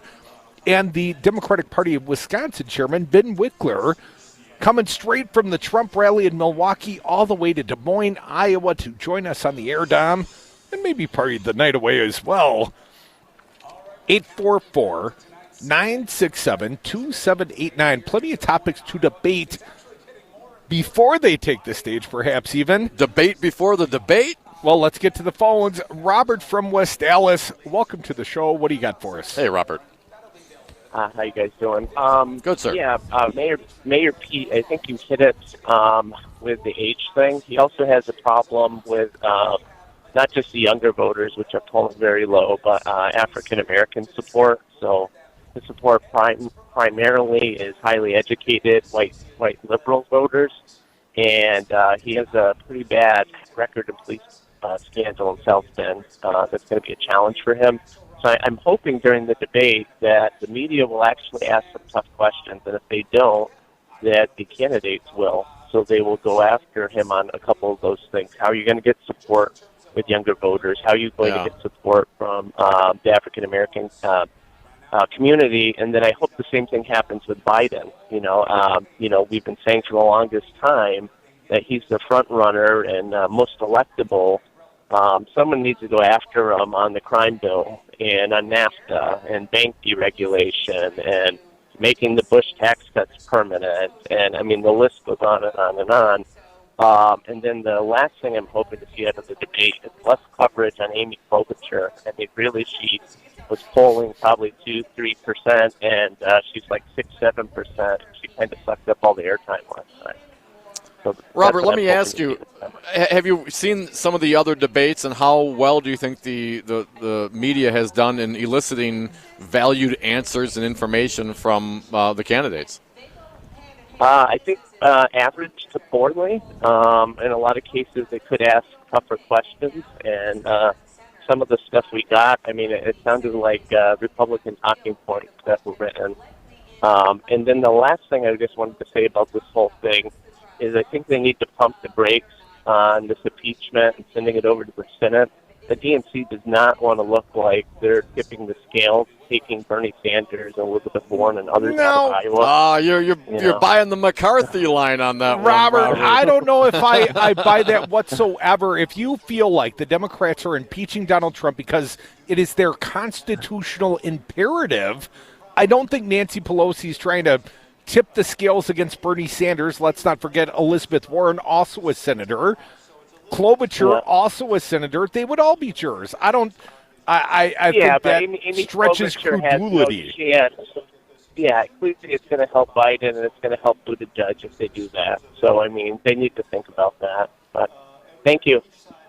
All right, Robert, thanks for listening, man. Well, the writing's on the wall, Robert. The Senate leader has come out, McConnell, and said that they're going to be starting this trial perhaps as soon as next Tuesday. A week from today. 844-967-2789. Going to start the big debate in about 2 hours and 22 minutes.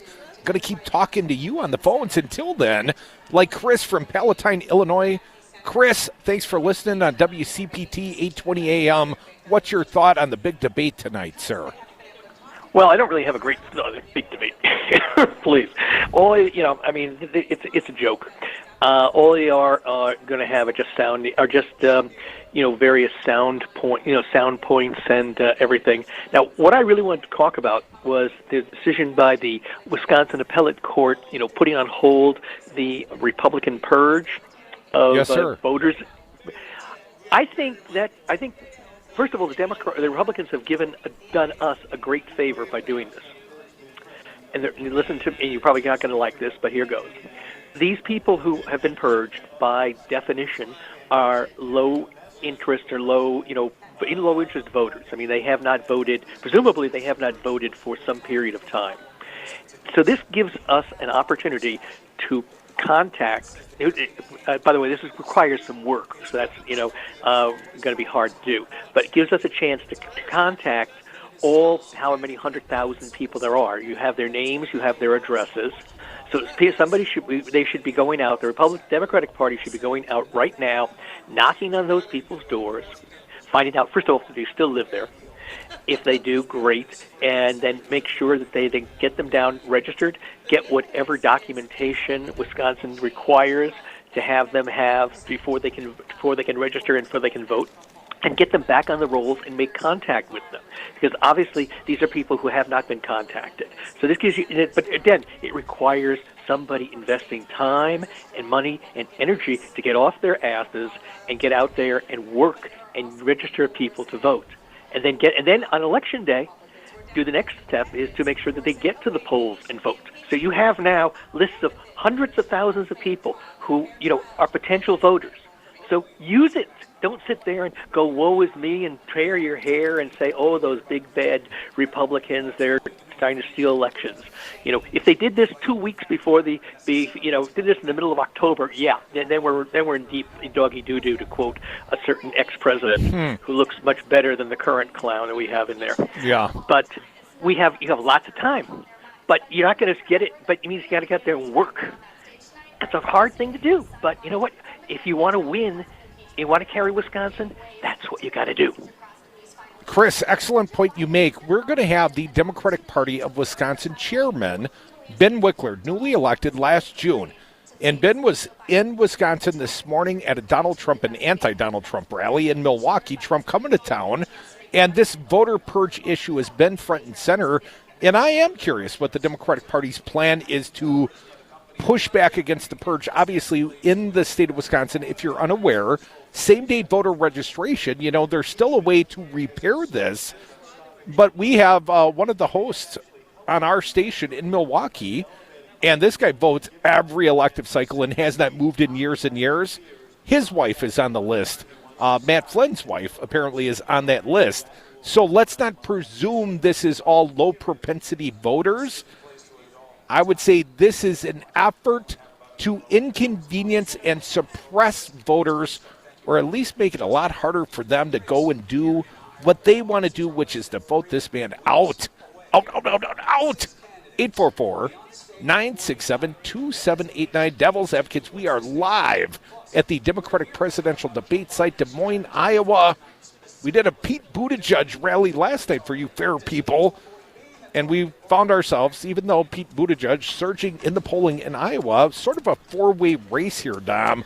We found ourselves unimpressed by Buttigieg, and we got a friend, speaking to Chris from Palatine's Point just a moment longer, we got a friend that thinks the Democrats effectively just won the state of Wisconsin because the Republicans' effort was this voter purge. That was the game plan to get Trump reelected in the state of Wisconsin, get 200,000 probably overwhelmingly dim voters off the rolls. And if all of them didn't get re-registered in time to vote in November, well, maybe you could dissuade, let's call it 23,000 of them from voting. And that, of course, was the margin of victory in Wisconsin, the last elective cycle. And Donald Trump knows Milwaukee, perhaps the most important media market in the world. If he wants to win re-election, every single map that I've seen that shows Trump's path to re-election has to include the state of Wisconsin for him to get to 270. Patrick Marley in the Milwaukee Journal-Sentinel on this topic. An appeals court ordered the state to keep more than 200,000 people on its voter rolls Tuesday, a day after an Ozaukee County judge found election officials in contempt of court for not following Republican Ozaukee his County December judge. decision to suspend voter registrations. Crudy, in a separate order, one of the judges on the appeals court blocked the contempt finding, relieving the commission and three of its members of $800 a day in fines. Tuesday's rulings are not final and were put in place temporarily while the appeals court considers whether anyone should be taken off the rolls. But for now, the decision is a victory for Democrats who hope to prevent thousands of people from losing their voter registrations. At issue in the lawsuit is the voting status of more than 200,000 people in a closely divided state. As Crudy mentioned, Trump beat Clinton by fewer than 23,000 votes. The decision blocking the purge of the voter rolls issued by District 4 Court of Appeals judges Michael Fitzpatrick, Joanne Kloppenberg, and Jennifer Nashel, the same judges had twice previously declined to stop the purge. 844-967-2789. We're in Des Moines, but you can join us on the phones. Dominic, want to talk about more people we've met here in the great state of Iowa. Now, we were driving down the road, coming back from lunch, and I saw a woman walking down the road, and I said, I got to talk to her. I got to stop. I pulled over the truck. I pulled over, and this woman was dressed entirely as Uncle Sam, right? Yes. Head to toe, got the hat, got the outfit, and her name, Carol Dunitz, and she apparently has written a musical.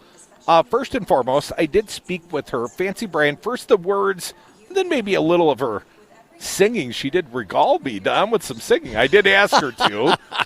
I want to hear the words of her musical. But Fancy Brian, first and foremost, Carol, on the roads of Des Moines, out there by the sign. She was kind of one of the only ones out there showing her, let's say, patriotism, Tom. Her sign read something to the effect, Dump Trump 2020, play the words. So you are here. Who are you, if I I'm may Carol ask? Dunitz, a.k.a. Uncle Sam. I'm here from Ann Arbor, Michigan. I have attended all the debate scenes, and the thing that surprises me about this one is that in all the other cities, people were out by this time, and here I am all by myself. Well, Miami, the weather was a little nicer, and a few of the other cities. That's true. It's not terrible out here. I've got no coat on today. It's not bad. Well, I've got 8 layers of thermal underwear on. Oh, geez. So I'm feeling very comfortable. I didn't feel so good when I went to lunch and I was indoors. Michael, Carol? you have the effect on women. They tell you about their underwear. I apparently warmed her up, Tom. She's Boxers feeling quite warm. or briefs? A little more long johns. A little more with my new friend, Uncle Sam, Carol Dunitz, on the streets of Des Moines, played for the people. Now, may I ask what your sign says? It says, let's see, I'm having a bit of a, you might say, a wardrobe malfunction. It says dump the Trump. Oh, and it also easy, Carol. says 2020 the musical. I've written a musical with 20 songs about all the issues we care about, including Dump the Trump in 2020. And I have been attending the debate scenes just to get a sense of what's going on and to do a little promotion. next week I start assertive marketing, and I'll be approaching all the talk shows and the theaters and so forth.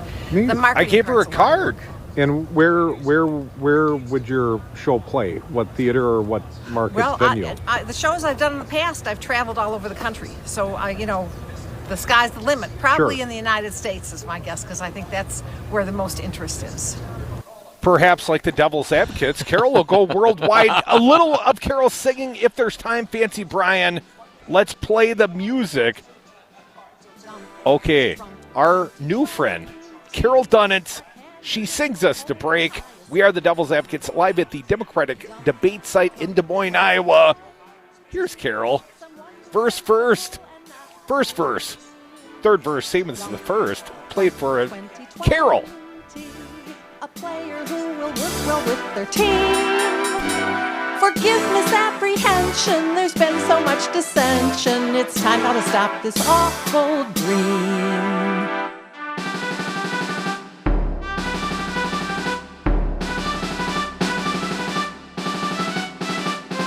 Dump the Trump in 2020.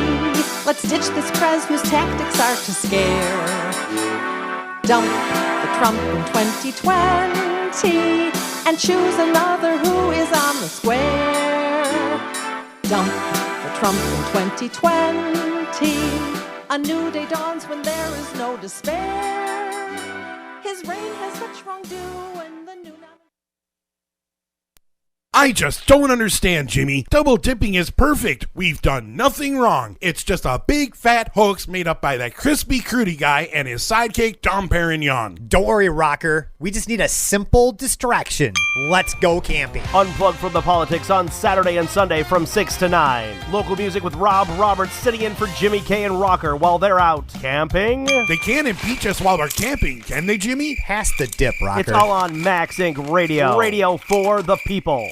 The following is a public service message from Wisconsin's Political Talk Network.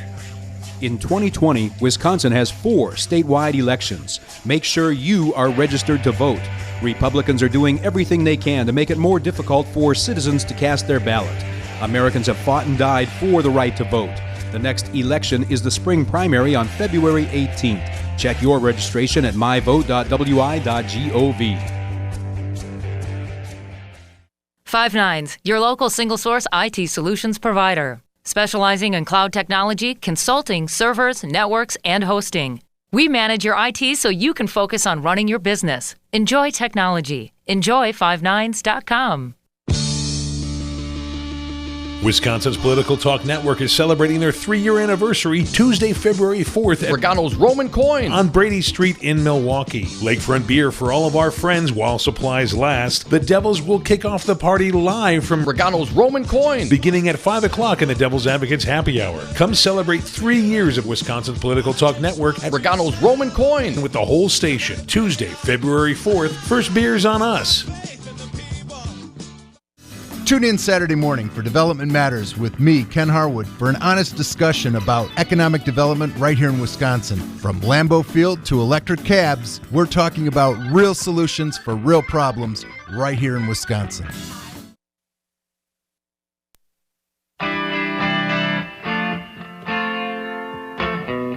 The Devil's Advocates, making radio great again.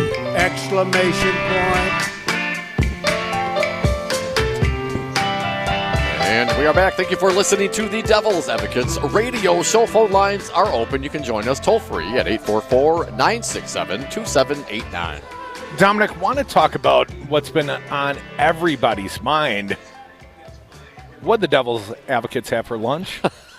No, that's not it. We did go to the Drake Diner. We are at Drake University in Des Moines, Iowa. You can join us, 844-967-2789. Want to get your opinions on the big debate to commence in about 2 hours. It will broadcast on all these fine radio stations that you're listening to right now. But the topic that's kind of been front and center, the Bernie Sanders, Elizabeth Warren, the feud has just begun apparently, and we see disclosures of private meetings and statements that apparently Bernie Sanders said something inopportune, maybe Maybe Bernie said something to the effect that a woman cannot win the presidency. And Bernie said, well, that's ludicrous, or said so in a statement yesterday. And as we have posted on our Facebook page, and if you haven't found us yet, give us a like at Devil's Advocates Radio. But we post all our homework, all our materials for you to consider. All our prep work. New York Times reporting, Warren says Sanders told her a woman could not win the presidency. This one broke yesterday, but we got to talk about it, man. It's front and center. Senator Elizabeth Warren of Massachusetts said on Monday night that Senator Bernie Sanders of Vermont told her in 2018 he did not think a woman could win the presidency.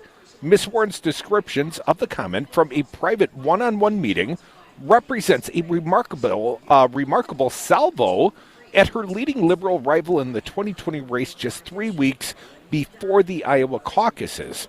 Mr. Sanders vehemently denied making the remark earlier on Monday and accused the Warren campaign staff of lying about it in a statement intended to refute a news report by CNN that relied on anonymous sources. The New York Times and other outlets confirmed the CNN report on Monday afternoon, while the Warren campaign initially declined to comment.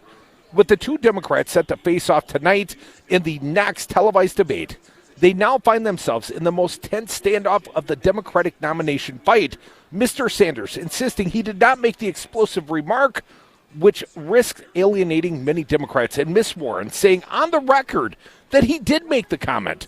Ms. Warren, in a statement on Monday night, said that Mr. Sanders made the remark at a 2-hour meeting in December of 18, where they discussed the 2020 election and, according to a quote, our past work together and our shared goals, in particular, defeating Donald Trump. Here's a quote. Among the topics that came up was what would happen if the Democrats nominated a female candidate. I thought a woman could win. He disagreed, Warren said. I have no interest in discussing this private meeting any further because Bernie and I have far more in common than our differences on punditry. She added that she and Mr. Sanders were friends and allies, and she said she believed that they would continue to work together to beat Mr. Trump. Well, this all probably started when Bernie Sanders apparently instructed volunteers to start telling people that Elizabeth Warren could not expand the Democratic base, or at least she had not done so to date, and she only appealed to what? Educated, elitist women, something of the effect. Now, that seems to me to be a fair political critique, but apparently they had some sort of non-aggression treaty between them, and we've seen that play out in prior debates. We have not seen Warren and Bernie go after each other, despite the fact they're kind of in the very same progressive lane. Someone has to win. You only get one nominee. So one or the other of these two candidates will falter eventually. And Bernie Sanders, newest polling, the Des Moines Register polling, the gold standard poll around here, says that Bernie is the front runner. I've noted Bernie's campaign has not claimed front runner status in Iowa. And in fact, sent out their surrogates not only to attack Elizabeth Warren, but perhaps also to attack Joe Biden on his Iraq war record. Well, Biden still also ahead on the Monmouth poll. Monmouth polling came out as well, and Joe Biden leads in that polling. Just a little bit more from this New York Times piece. Again, you can join us on the phones at 844-967-2789. Internally, the Sanders campaign was roiled by Mrs. Warren's statement, which seemed to catch several staff members off guard. Her statement represents a startling break in the Warren-Sanders relationship, which has largely been cordial and mutually beneficial. The two are both leading candidates in Iowa, where they are fighting for a similar voter slice, and the back and forth will most likely animate not only Tuesday night's debate, but the jockeying among the liberal groups and activists who are aligned behind either candidate. Ms. Warren's advisors insisted she had no intention of making this private meeting a public spectacle. However, after Mr. Sanders' team forcibly denied the reports, some advisors said they believed they had no choice but to offer her account firsthand. Of course, we read yesterday that Sanders said it was ludicrous. Also, well, I don't disagree with her decision to go public under the circumstance. They're rivals in this race for the nomination and eventually the presidency. But she did have a choice. She could have kept her mouth closed. I'm not saying she should have, but let's not pretend we all like have she was choices. I mean, this is a forced political to say battle. something. Well, I mean, but this is, Nobody's forced They to do anything. purposely- Everybody is here of their own volition, obviously, Creedy. But Warren okayed her surrogates to put this information out there anonymously to CNN, or it would not have happened in the first place. Obviously, her campaign was a little riled at Bernie sending out his volunteers, attacking her as, not electable or something of the effect. And they leaked the details of this meeting. They wanted that information out there in the public, and then they waited for Bernie to react. Perhaps they set a trap for him. And he took the bait, and he denied it ever happened. And then, and only then, did Warren make public comment and say, yes, you did, Bernie. Well, it brings up the greater debate, Dom. We had lunch at the diner in Des Moines today. And we talked about this briefly before, but let's revisit this topic just for a minute. Mary, our waitress, we've been a little surprised. The people, the working class people, the waitresses and the diners and the bartenders we've talked to so far in the state of Iowa, at least the ones we've talked to, almost uniformly have not made up their minds. And they go through a list. I like Biden, and I like Bernie, and I like Buttigieg, and I like Warren, and I like Klobuchar. Right. It's like, well, that's everyone on the stage. But here's the surprising part. Mary, our waitress today, we talked about this question of gender politics, and you and I even interpreted her response differently, much like apparently Warren and Sanders interpreted the nature of their prior conversation differently. But Mary said to us, I don't know if this country is ready to elect a female president. And I was kind of shocked that a lady in a diner in Iowa was saying the very same thing that apparently Bernie Sanders may or may not have said, but it certainly has been on people's minds. Elizabeth Warren took a big dive, not reflected in the same sort of way in other candidates that are male. Come back, more Devil's Advocates live in Des Moines.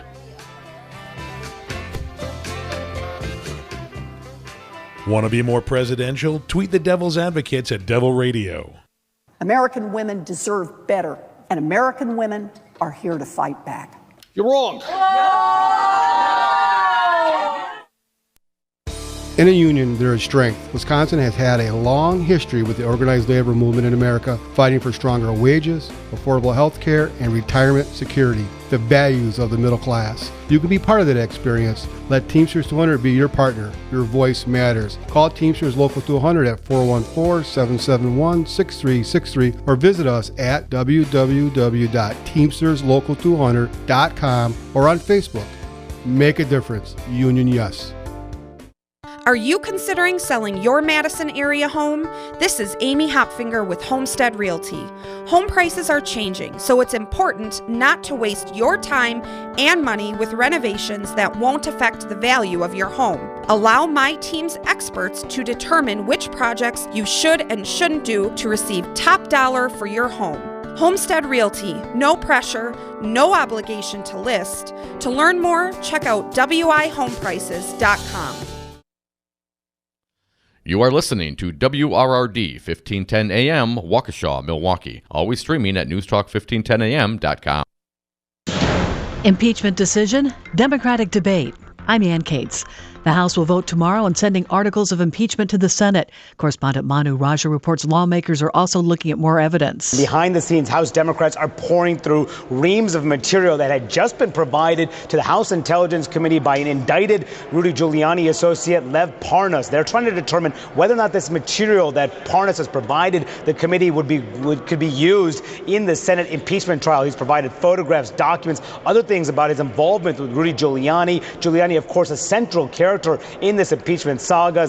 Democrats take to the stage tonight in Des Moines. While the debate is the last opportunity for Iowans to see the candidates side by side and parse out their differences, it's not clear how much of an impact it'll have on the results come next month.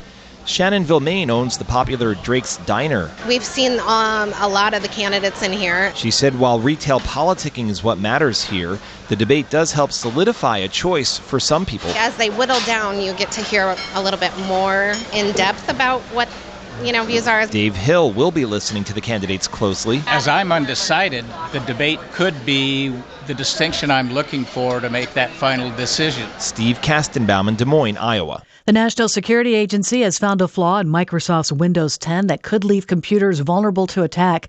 Correspondent Jim Roop reports the NSA warned Microsoft. Now, the reason this is significant is because the National Security Agency would just keep the flaw info to itself and add it to its hacking toolbox. But according to the agency, it's putting computer security ahead of its hacking arsenal. Windows 10 is the most popular operating system used in business and government today. Microsoft has issued a patch, and if you have automatic update enabled on your computer, that update has already happened. On Wall Street, the Dow Jones Industrial Average closed up 33 points. I'm Ann Cates. Tune in to Wisconsin's Political Talk on Talk 101.7 FM. Weekdays, you can hear Democracy Now! From 7 to 8 a.m. Then it's the Earl Ingram Show from 8 to 11. From 11 till 2, the Tom Hartman Program. At 2 o'clock, it's Matt Flynn Direct. From 3 to 6, the Devil's Advocates. And at 6, it's Busted Pencils, Brandy Grayson, and Maggie Dawn. Online at talk1017fm.com. Wisconsin's Political Talk, because politics matters.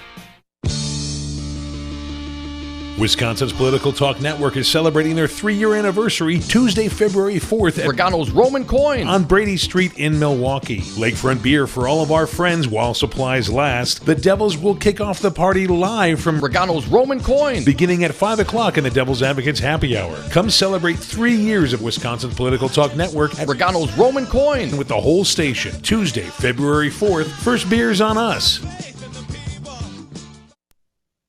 The attorneys general of 15 states are fighting a Trump administration plan to permit rail shipments of liquefied natural gas. Among the protesting states are Pennsylvania and New Jersey, where the administration issued a special permit last month to ship liquefied natural gas by rail and get around a regulation that LNG can only be shipped by truck. President Trump signed an executive order earlier last year that included orders for the Transportation Secretary to come up with a new rule permitting LNG rail shipments. The states fighting the proposal say freight trains frequently share tracks with passenger trains and could endanger congested population centers. Jan Johnson, Washington. A 6th day of jury selection at Harvey Weinstein's New York City sexual assault trial ended today. Another batch of prospective jurors told a judge that they had already made up their minds about the movie mogul. I'm Ann Cates.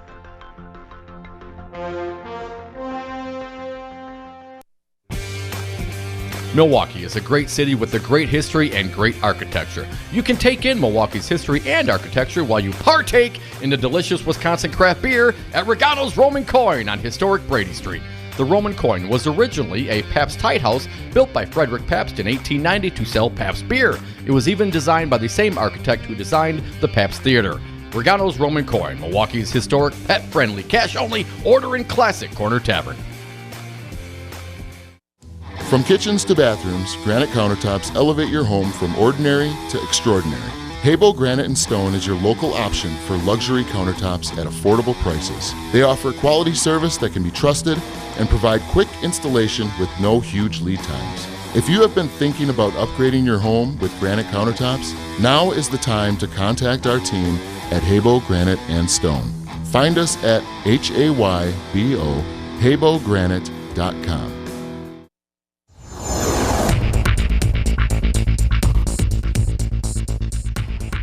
For WRRD and WTTN, I'm Stu Daniels with your headlines. A programming note, you can hear tonight's Democratic presidential debate live on the radio here on Wisconsin's Political Talk Network. And before the debate, you can hear the Devil's Advocates broadcasting live from the site of the debate in Iowa beginning at 3 p.m. And the Bucks were off last night. They welcome the Knicks to the Forum tonight. Forecast for Milwaukee and Madison. Tonight, mostly cloudy, lows around 23 degrees in Milwaukee, 19 in Madison. Tomorrow, cloudy with a chance of rain or snow, highs in the mid-30s. And for Thursday, sunshine and cold with highs only in the upper teens. You're listening to Wisconsin's Political Talk Network.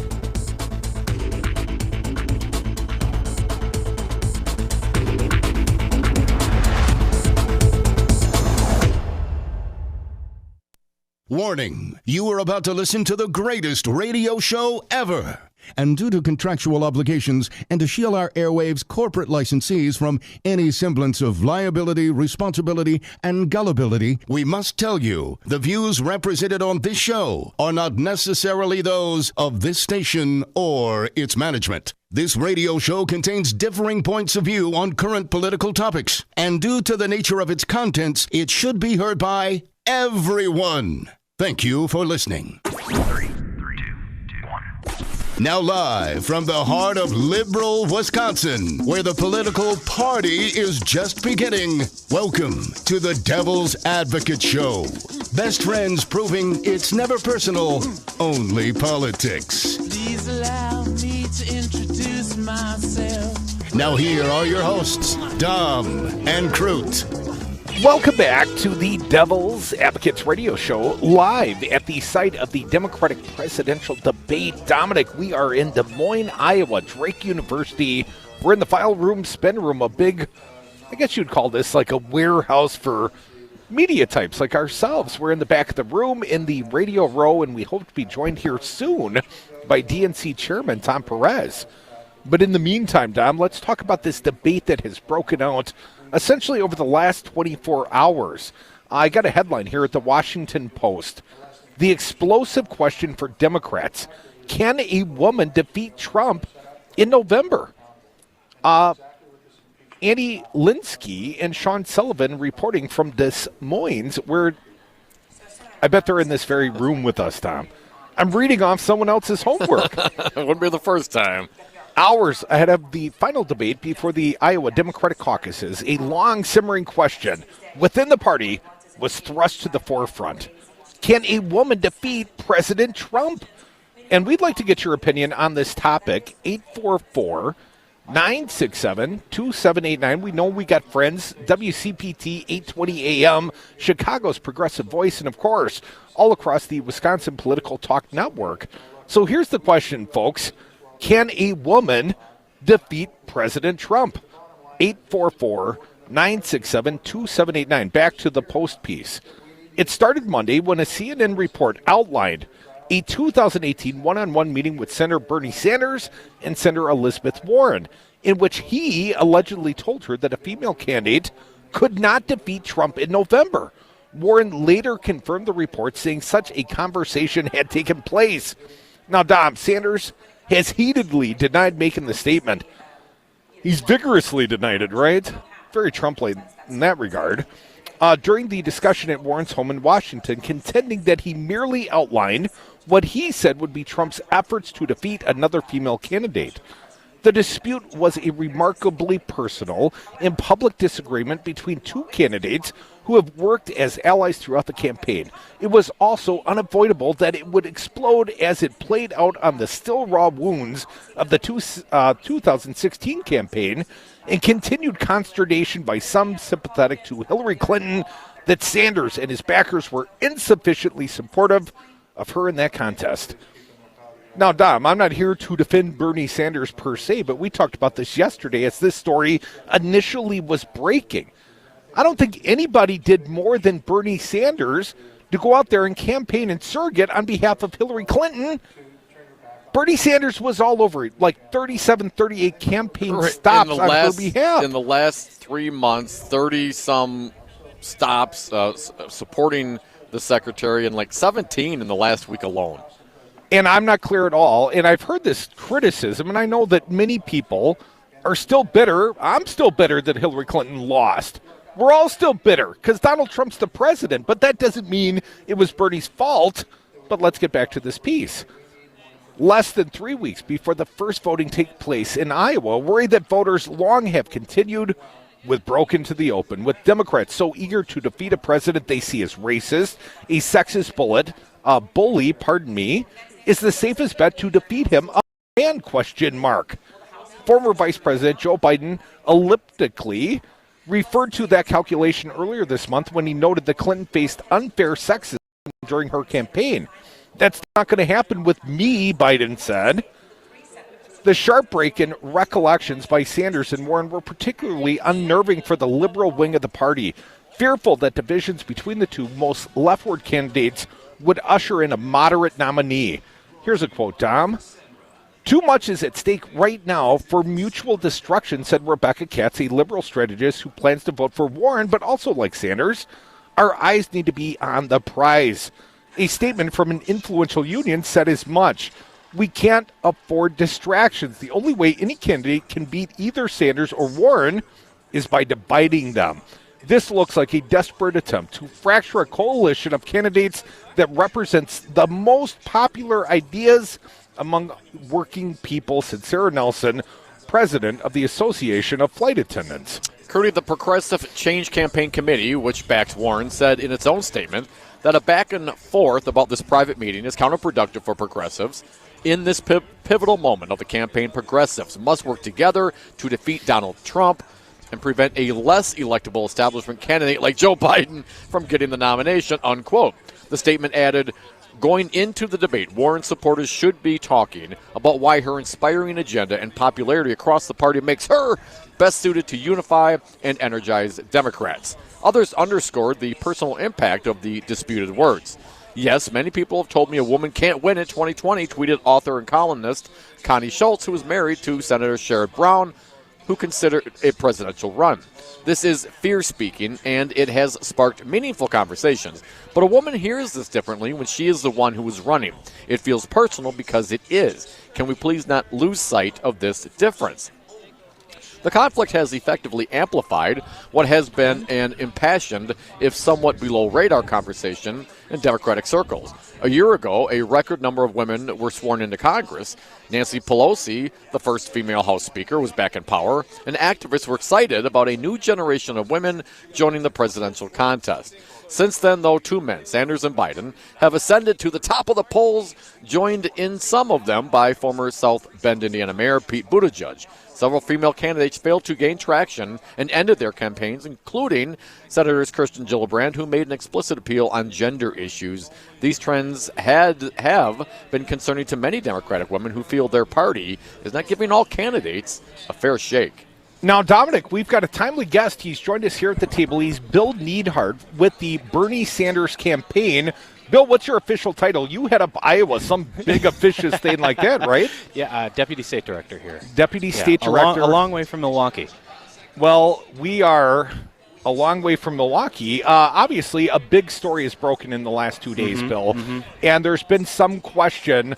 I've seen Jeff Weaver. I've seen Faz Shakur. Yep. Bernie's campaign has effectively said Bernie didn't make this sort of statement. Bill, is that the company line?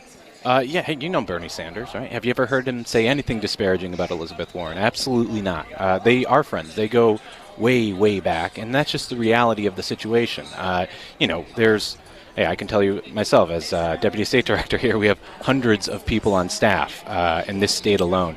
People say one thing or another when they go onto the doors, but, what's clear with Bernie Sanders is when he engages in these debates, as you'll see tonight, it's always policy focused. It's always about the issues, and this kind of political stuff he doesn't like to engage in because that's not what's really driven the grassroots support that we've seen in this state. Right, we're top of the Des Moines Register poll right now. And a lot of that has to do with how much we're talking about raising wages and healthcare costs, and just getting out there and talking to people right in their community. And that's not what has been driving that support. Bill, was there something of a non-aggression pact between the two campaigns, between Warren and Sanders? And apparently, if there was, they feel like somehow they've been wronged. Someone put this information out there. Presumably it was the Warren campaign. Bill, do they feel somehow wronged by Bernie and the script being utilized by volunteers? I don't know. I can't really speak to what the thought process is there. What we basically have been doing, and I run into their team all the time out here, we run with respect. We're two progressives who are leading the way here, right? Who was second place in that Des Moines Register poll? It was Elizabeth Warren. Progressives are leading the way out here. We realize that, standing together is how we're going to do that. Because if you stay here for just a few hours, as you guys have done quite a few times now, you'll see the ads. You'll see insurance industry ads on the air. You'll see, Pete Buttigieg attacking Medicare for all. There are millions of dollars on the airwaves right now attacking progressive issues. We clearly have to stand together. We clearly have to work together. And when we're out there knocking doors, I just talked to a volunteer before I came in here. actually. He's a precinct captain for us, and said, I was just out there, I was knocking doors, and I ran across an intern for Elizabeth Warren, and, we just kind of said, hey, how's it going? And, exchanged a couple hand warmers because I had extra. So there's love. Yeah. That's what I like to see. Folks, you are listening to the Devil's Advocates radio show. We got a fine and timely guest. He's a friend of ours, known to us. He is Bill Neidhart, formerly with Senator Tammy Baldwin, great state of Wisconsin. Now he is the state director in Iowa for the Bernie Sanders campaign, and obviously a big debate night. And you acknowledged, and I haven't heard the campaign talking a lot about the noon Des Moines Register poll. Yeah, sure. Bernie's the front runner. Bernie has obviously picked up momentum here in the state of Iowa. Bill, Bernie, as the front runner, now has got the target on his back. I haven't heard the campaign acknowledge that prior. You just kind of did, man. Did you? Fine. Yeah. Did you screw the pooch, Bill? We did too well. We did too damn well. Yeah, well, here's the deal. That's absolutely true. I mean, that's what happens, right? You can look at this poll in a couple ways. One, Bernie Sanders in first place. And I think you saw a lot of mainstream media coverage over the past couple weeks kind of saying, wait, what a second, Bernie Sanders, could he win this thing? It's something that I think a lot of us have known for a long time, but some folks, weren't hearing at their soirees, in Washington, D.C. and Manhattan. But, yeah, we are at the front of that. It's going to definitely put a target on our back. There's no doubt about that. I'd also kind of reject the notion that that'd be a new thing. Like I was saying earlier, with the amount of money that's been spent against Bernie and his progressive agenda. And then, and the other way to look at this is just you have four folks who are really knotted at top, and it's going to be really tight here till the end. Bill, obviously the impeachment, apparently the articles of impeachment are moving over to the Senate side tomorrow. Yeah. That's going to affect your candidate. That's going to affect Warren. That's going to affect Klobuchar. Right. What's the plan if the campaign effectively has to go on hold 2.5 weeks before the Iowa caucus? We're going to have some good surrogates What's out next? here. Yeah, we're going to have some good surrogates out here, and look at Bernie's motto, right? What's he's campaigning on? Not me, us. And that's what this has been about the whole time, because one person can't do this alone. And, having Bernie out here, yeah, that'd be great. Of course we'd want that. And, we have him out here a whole lot. But we're going to be able to pick up the slack without a doubt. And whether it's surrogates or tons of volunteers, we can get working out here. Bill, got time for one more question with you, my friend. Is Iowa a must-win for Bernie Sanders to win the nomination? Not to stay competitive, because he stayed competitive all the way through 2016, but to win, does he have to win Iowa and maybe double in New Hampshire? It's going to be very tight out here. It's a four-way race, with someone climbing up through fifth. I think what we have to do here is have a really strong showing. I don't know what that means numerically. I think we're really focused on seeing just the popular vote and how many people we can turn out here. But, yeah, Bill, in our time here in Iowa last couple of days, a lot of folks are still undecided. Kind of surprising as close as we are, and a lot of people are really looking to this debate here tonight as an indication on the strength of the candidates and how they'll decide. What do you expect Senator to do on stage tonight, and do you think that will appeal to perhaps some of those 60-some% of people who still haven't made up their minds? Yeah, so we've been picking up some steam lately, and I think it's because Bernie Sanders campaigns the way he always campaigns. And I think what you're going to see at this debate stage is very similar to what you've seen on every debate stage with Bernie Sanders so far. You're going to see the senator talking about real issues, right? He's going to engage on national security in the Iran war, right? He's the one pushing for, no more endless wars. He's the one who fought against the Iraq war. You're going to have Joe Biden up there who is for it. I think you'll see on health care as well. We're going to talk about the issues tonight. Bill, I know it's a primary and we're out of time, but is now the time to throw elbows? Eventually, there has to be separation and contrast. Yeah, I think we contrast on the issues, right? That's what we want to do tonight. I think you'll hear the senator talk about the Iraq war and how he fought against it while other people up there led the fight for it. I think you'll hear Social Security. Bernie Sanders wants to expand it. Joe Biden tried to cut it. If we want to engage on those issues, absolutely, let's do it. Okay, real question. Is Bernie cheering for the Packers or the 49ers? This could be a very important answer, Bill. I routinely wear Packers gear around him when he's out here just to keep it in his mind. We'll see. I'll get in his ear about it. It's a community-owned team. He really likes that. Yeah, right. Yeah. Bill Neidhart, the Bernie Sanders, Iowa State Director. Thank you, Bill, for joining us here at the table. We are the Devil's Advocates. We're live in Des Moines, Iowa, hoping Tom Perez joins us here soon. In the meantime, more of you on the phones, 844-967-2789. Thank you, Bill Neidhart.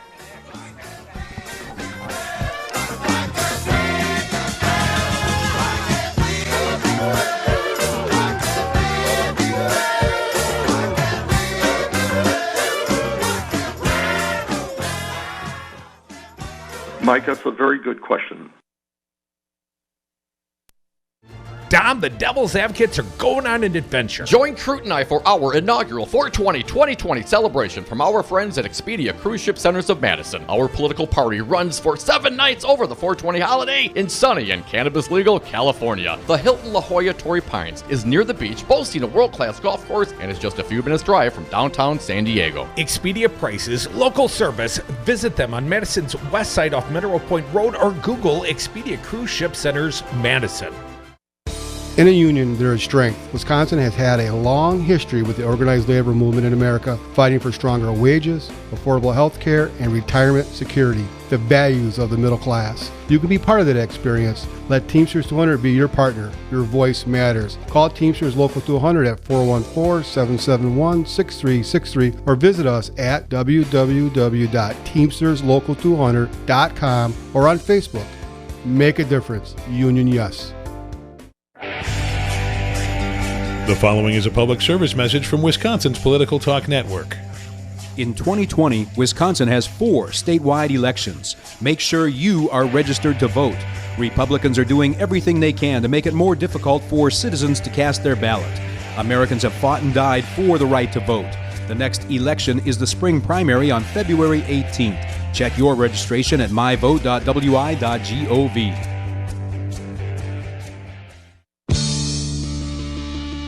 Wisconsin's Political Talk Network is celebrating their 3-year anniversary Tuesday, February 4th at Regano's Roman Coin on Brady Street in Milwaukee. Lakefront beer for all of our friends while supplies last. The Devils will kick off the party live from Regano's Roman Coin beginning at 5 o'clock in the Devil's Advocates Happy Hour. Come celebrate 3 years of Wisconsin's Political Talk Network at Regano's Roman Coin with the whole station. Tuesday, February 4th. First beer's on us.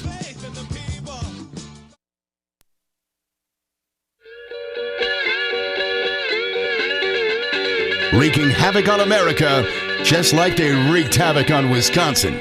Dom and Crute are the Devil's Advocates. And we are back. Thank you for listening to the Devil's Advocates radio show. You can join us on the phones, 844-967-2789. Dominic, want to thank our most recent guest, Bill Neidhart. He is the Iowa State Director of the Bernie Sanders campaign.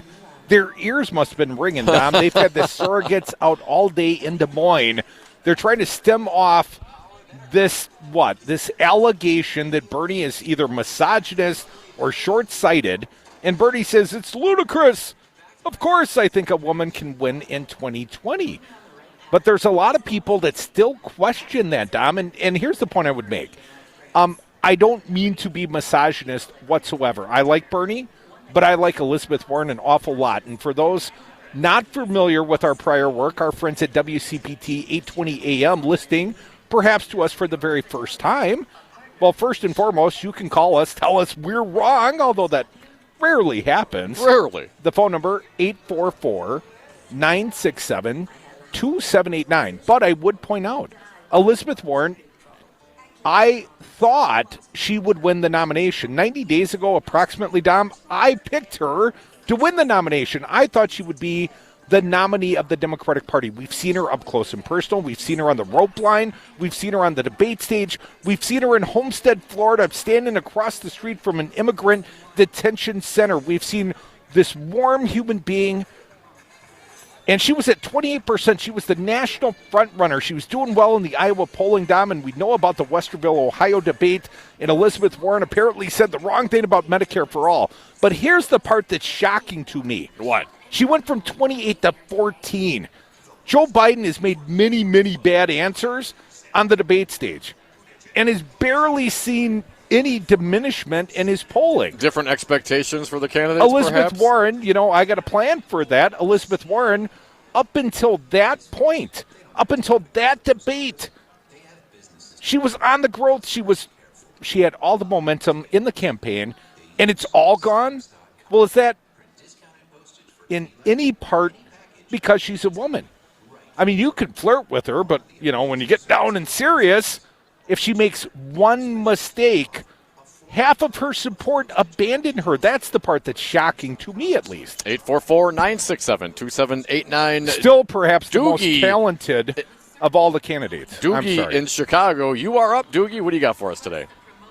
Hey, how you doing? So I got 2 points on Mayor Pete and then one thing about a woman running. So, and welcome back. Happy New Year, by the way. Thank you. Happy New Year to you, sir. So, I was listening to Ben Joravsky podcast, and he described Mayor Pete as the reason why he's attracting senior citizens is they see him as, oh, he's such a nice young fella. He's the one that opened the door for you. Oh, he does good grandson for me. Right. So that's what they're seeing in him. But when I saw, for my personal view on the last debate, Mayor Pete has the debate charisma of Bill Clinton. That's what I see. It's unbelievable. I mean, you just see the way that he moves, his facial expression as Bill Clinton all over again, but he does not carry the black vote. Okay, so now this is a bombshell for can a woman win the presidency? Now, this is a bombshell. In 2016, I don't remember if it was 2020 or 60 Minutes, whatever, they did a interview with a rural couple in a diner, and they asked, would you vote for Hillary Clinton or a female? And the female wife of the man that was there at the diner, she said, I don't believe that a woman's place is in power. We appreciate the call, Doogie. And counter. Oh, damn, Doogie. That's terrible. Thanks for the call, man. Doogie, yes, appreciate I mean, how do you, I mean, the patriarchy is strong. What can you say? Come back with us. Yes, this is still a misogynist culture we live in. But Elizabeth Warren, she is special, and Democrats often want to fall in love with a special candidate. She is special. Come back with us. We're special. We're the Devil's Advocates. We're in Des Moines. You can join us here at 844-967-2789. If politics is boring, you're doing it wrong. Check out more at domandcroot.com.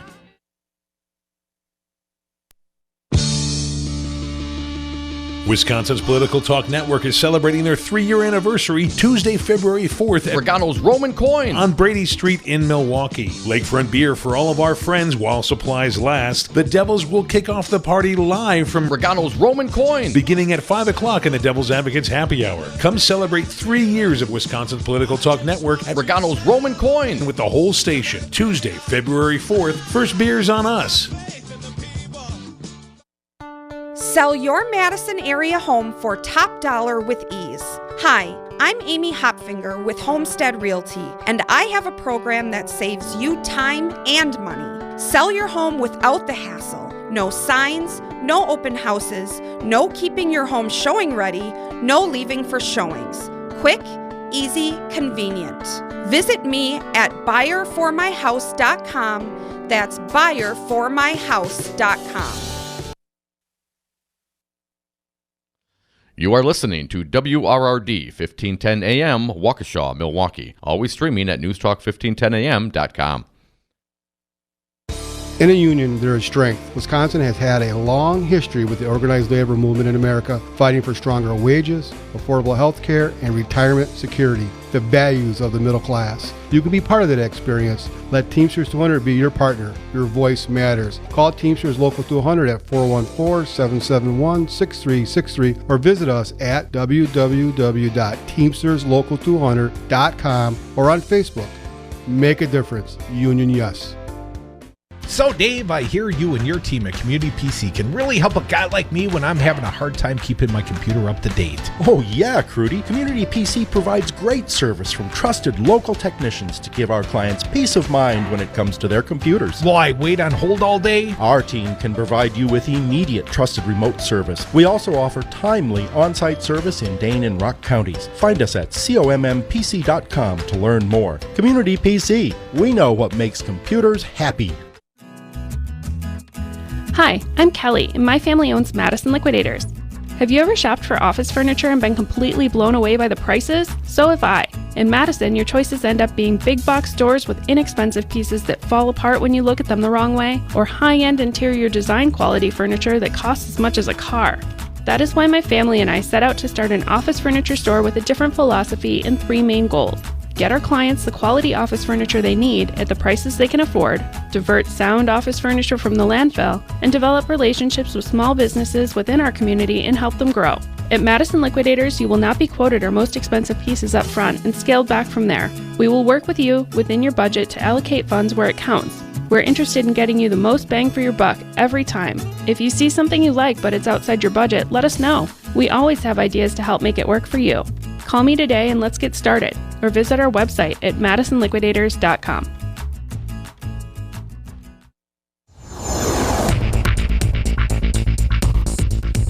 For WRRD and WTTN, I'm Stu Daniels with your headlines. We have breaking news on the fight to remove voters from the voter rolls.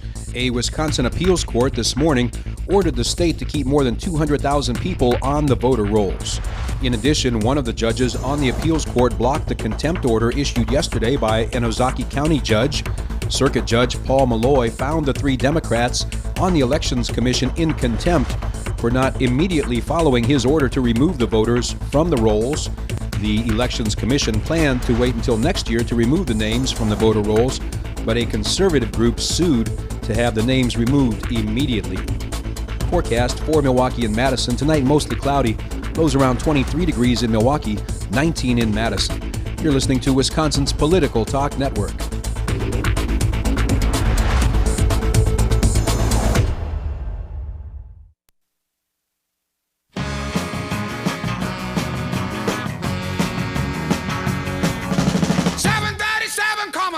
Ass, grass, or cash, nobody rides for free.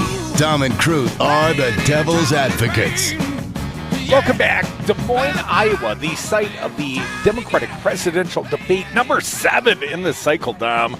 Just our 5th. We skipped Georgia, and we threw a party while the Dems went to L.A. We threw a party back in Wisconsin, and we were fortunate to have a exclusive guest call into the party, Dom. It was DNC Chairman Tom Perez. We're hopeful Tom can join us in the next 15 minutes or so, a little exclusive here in the back of the spin file room at Drake University, the site of the big debate. Now, Dom, Elizabeth Warren, she is in the house, and we obviously just had a recent guest, a Bernie surrogate, Bill Neidhart, his state campaign director here in the state of Iowa. There's lots and lots of debate going on, Dom. The bad kind, the kind that the progressives probably, I don't know, man, maybe they meant to do this. But 3 weeks till the Iowa caucuses, you got a front runner in Bernie Sanders. And I do question the strategy of trying to contrast with one's opponents. I'm okay with that part. But when you're the front runner, why do you need to say, well, Elizabeth Warren's not as appealing and Joe Biden's this or that? Don't you do that on the debate stage? Well, that would seem the proper venue. You don't have the volunteers doing that, going door knocking, do you? Crudy, in that, yes, actually you do. Political is reporting, here's the headline. Sanders camp admits anti-Warren script was deployed in multiple early states. Volunteers and staffers used the script on Saturday while canvassing for voters, meaning the talking points were more official than what Sanders previously suggested after Politico reported on the language. So, yes, they do. Should they? I mean, that's the point, isn't it, to have these conversations? And if you think that someone is not growing the party or you have some criticism of but what if their you had impact a on the party? non-aggression pact with one of your opponents and suddenly you broke it to her impression, and then she can drop some bad stuff on you, and apparently that's what Warren did. Well, a little tit for tat. As a voter, then good. Let it all out there. I mean, if there's misogynistic undertones, then we should know those things. If there's vindictive behavior, we should know those things. Is that misogynistic undertones, or is Bernie stating an opinion held by many that with Donald Trump as the president? And I would say this: if Elizabeth Warren wants to prove the electability of a female candidate, she's got to win a couple states, right? Because nobody even believed the black president, Barack Obama, could be president. Black voters in South Carolina didn't believe in Obama until Obama won Iowa, won the caucuses. And suddenly people turn towards him and say, hey, maybe he could win. My thought had been Elizabeth Warren was going to have to surge, win Iowa, perhaps win New Hampshire, and that these quick successive victories in February might lead other states to say, hey, let's take a closer look at Elizabeth Warren. She is electable. She just won a couple of primaries or caucuses, as the case may be. Well, that's what I thought her path to the nomination might start with. But, of course, until we get to the voting, it might still. Well, no doubt. But until we get to the voting, it's going to be awfully hard to dispel this preconceived notion that somehow a woman is less electable. But I would note, in the head-to-head, Elizabeth Warren does not fare as well typically as Biden or Bernie does. And I don't know what to attribute that differential, that 2 or 3% differential to, if it's not misogyny on some level. Maybe it's not you, maybe it's not me, but somebody's saying, I'm not voting for a woman. 844-967-2789. We are so ready. Maybe it is Bernie. I don't know. We are so ready for a woman president. Dan from Madison, you are next. Thanks for calling today, Dan. What do you got for us? Great lead-in. I agree. We are so ready for a woman president. And yes, a woman is electable. You remember who won the nomination, the Democratic nomination in 2016? Last Right. I think it was a woman. And I think that woman got more actual votes as well, Dan. Yeah. So how is that not electable? But that. So I think this is a red herring and a waste of time spending any time on this. I am a Bernie supporter. I'm a Bernie supporter because he ran last time against Hillary, and I'm a progressive more than I'm a Democrat, and I'm tired of voting for Republican light. If Hillary Clinton would have done something about Wall Street, she would have had my vote. I wrote in Bernie Sanders because I was just upset. So I'm one of those. Oh, you were one of those, Dan. You're the one that everyone's ripping on. You Bernie bro, you. I am. But now wait a second. But Dan, you understand that's part of the animus towards Bernie's candidacy is the failure of many of Bernie's supporters to come and fully embrace Hillary. No, you go. Go. Let me finish. Okay. Yes, sir. So Bernie didn't get in right away. Elizabeth did. I was kind of mad at Elizabeth Warren because I wanted her to get in 2016. She did. As did I. Elizabeth Warren's a fan. As am I. I started sending her money, but then Bernie jumped in, and I switched because, Bernie's been there all along. Because apparently you're fickle, Dan. Can point to progressive values going back to when I was born in the 60s. Nobody can do that like Bernie can, and that's what's important to me. But if Elizabeth Warren wins this nomination, I will go campaign for her. I will do whatever I can to get her elected. I think she is fantastic. And I think both these candidates are fantastic. And to sit there and argue between them is just at cross purposes. We should not be doing that. Thank you.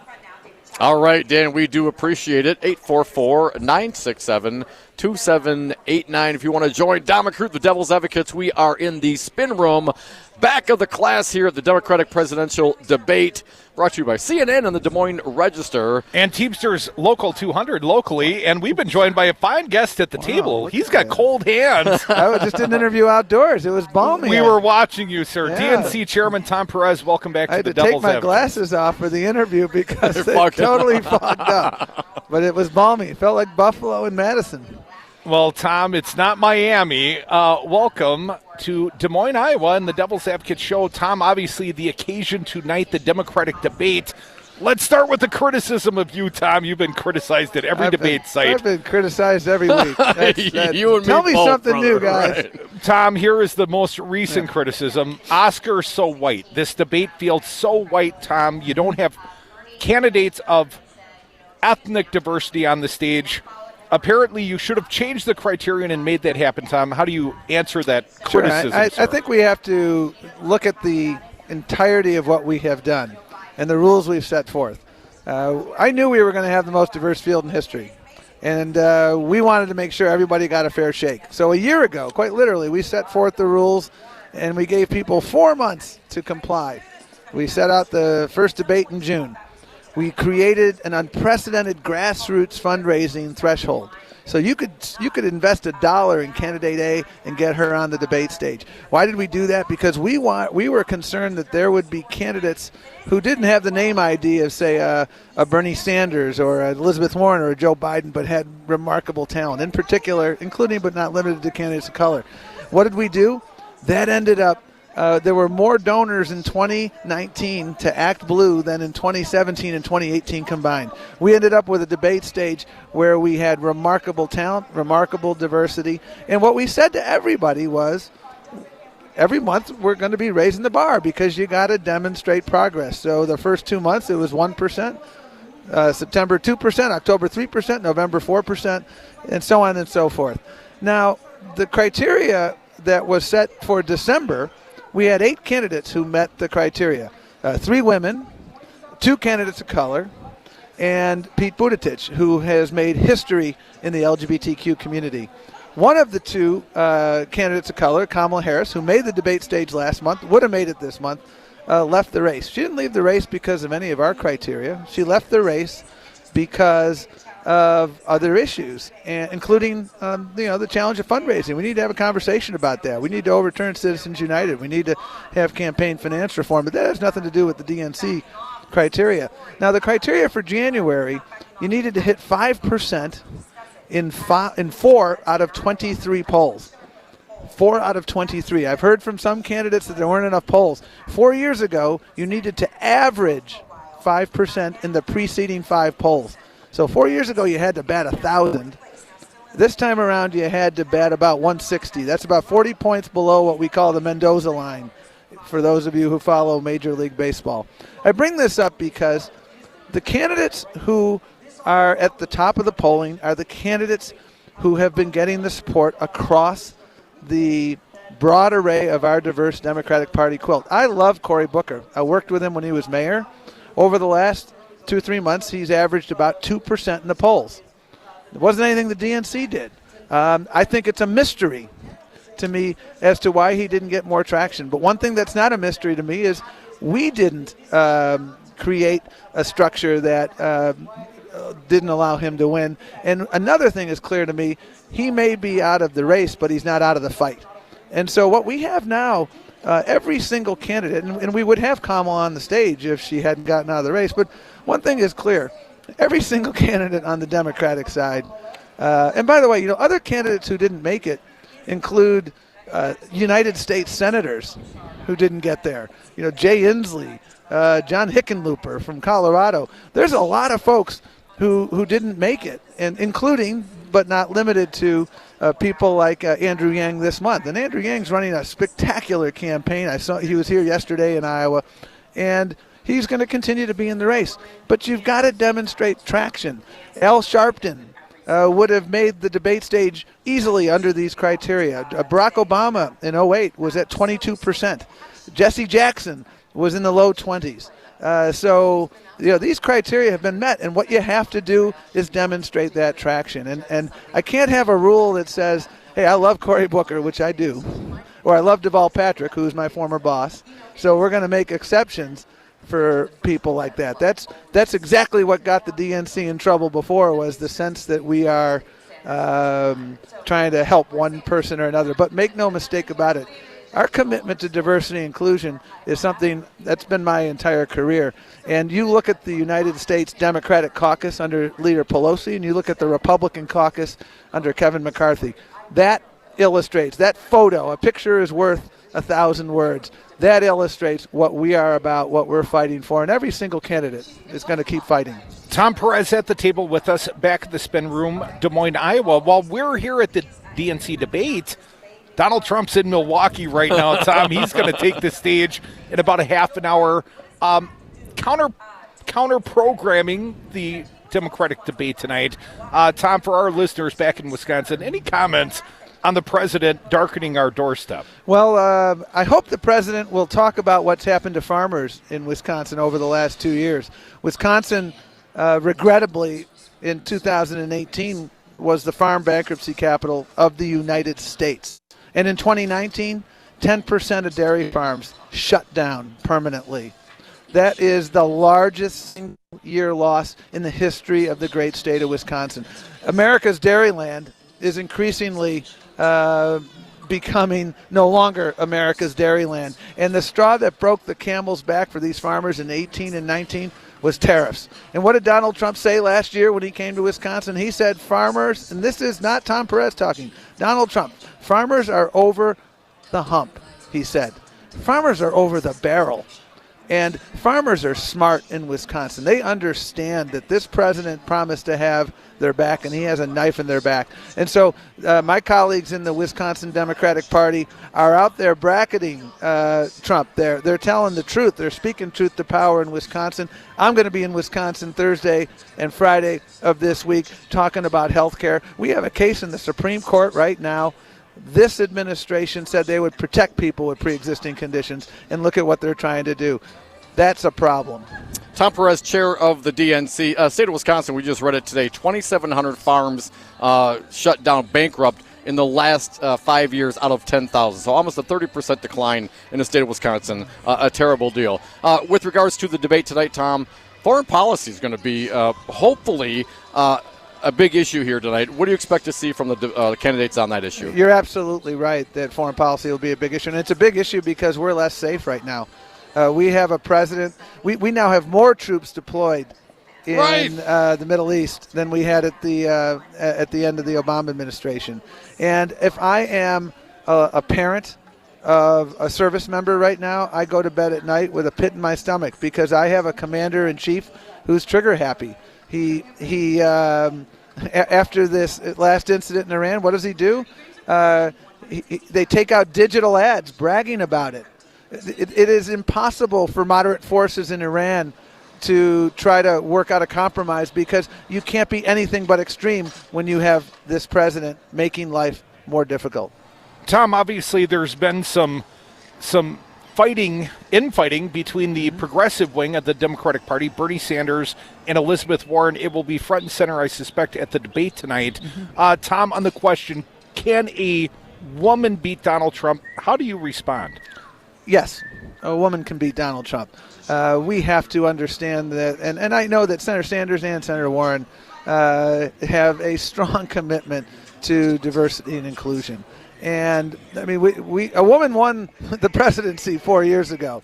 Women are the backbone of this party. Women are why we have Nancy Pelosi in the United States House of Representatives as our Speaker of the House.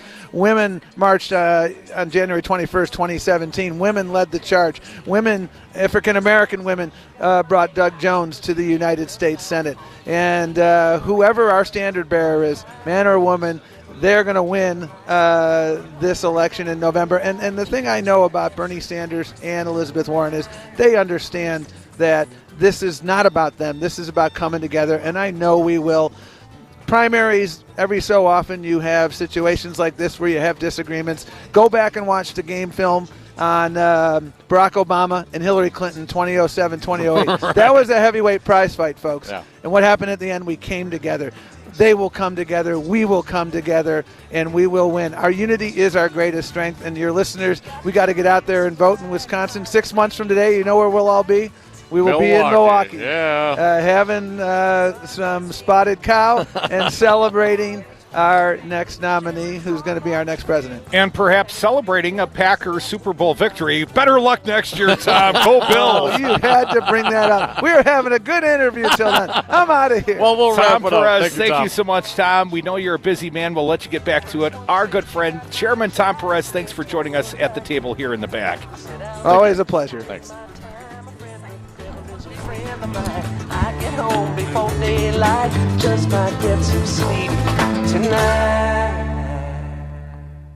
Good luck. We're all counting on you. I just don't understand, Jimmy. Double dipping is perfect. We've done nothing wrong. It's just a big fat hoax made up by that crispy crudy guy and his sidekick, Dom Perignon. Don't worry, Rocker. We just need a simple distraction. Let's go camping. Unplugged from the politics on Saturday and Sunday from 6 to 9. Local music with Rob Roberts sitting in for Jimmy K and Rocker while they're out camping. They can't impeach us while we're camping, can they, Jimmy? Pass the dip, Rocker. It's all on Max Inc. Radio. Radio for the people.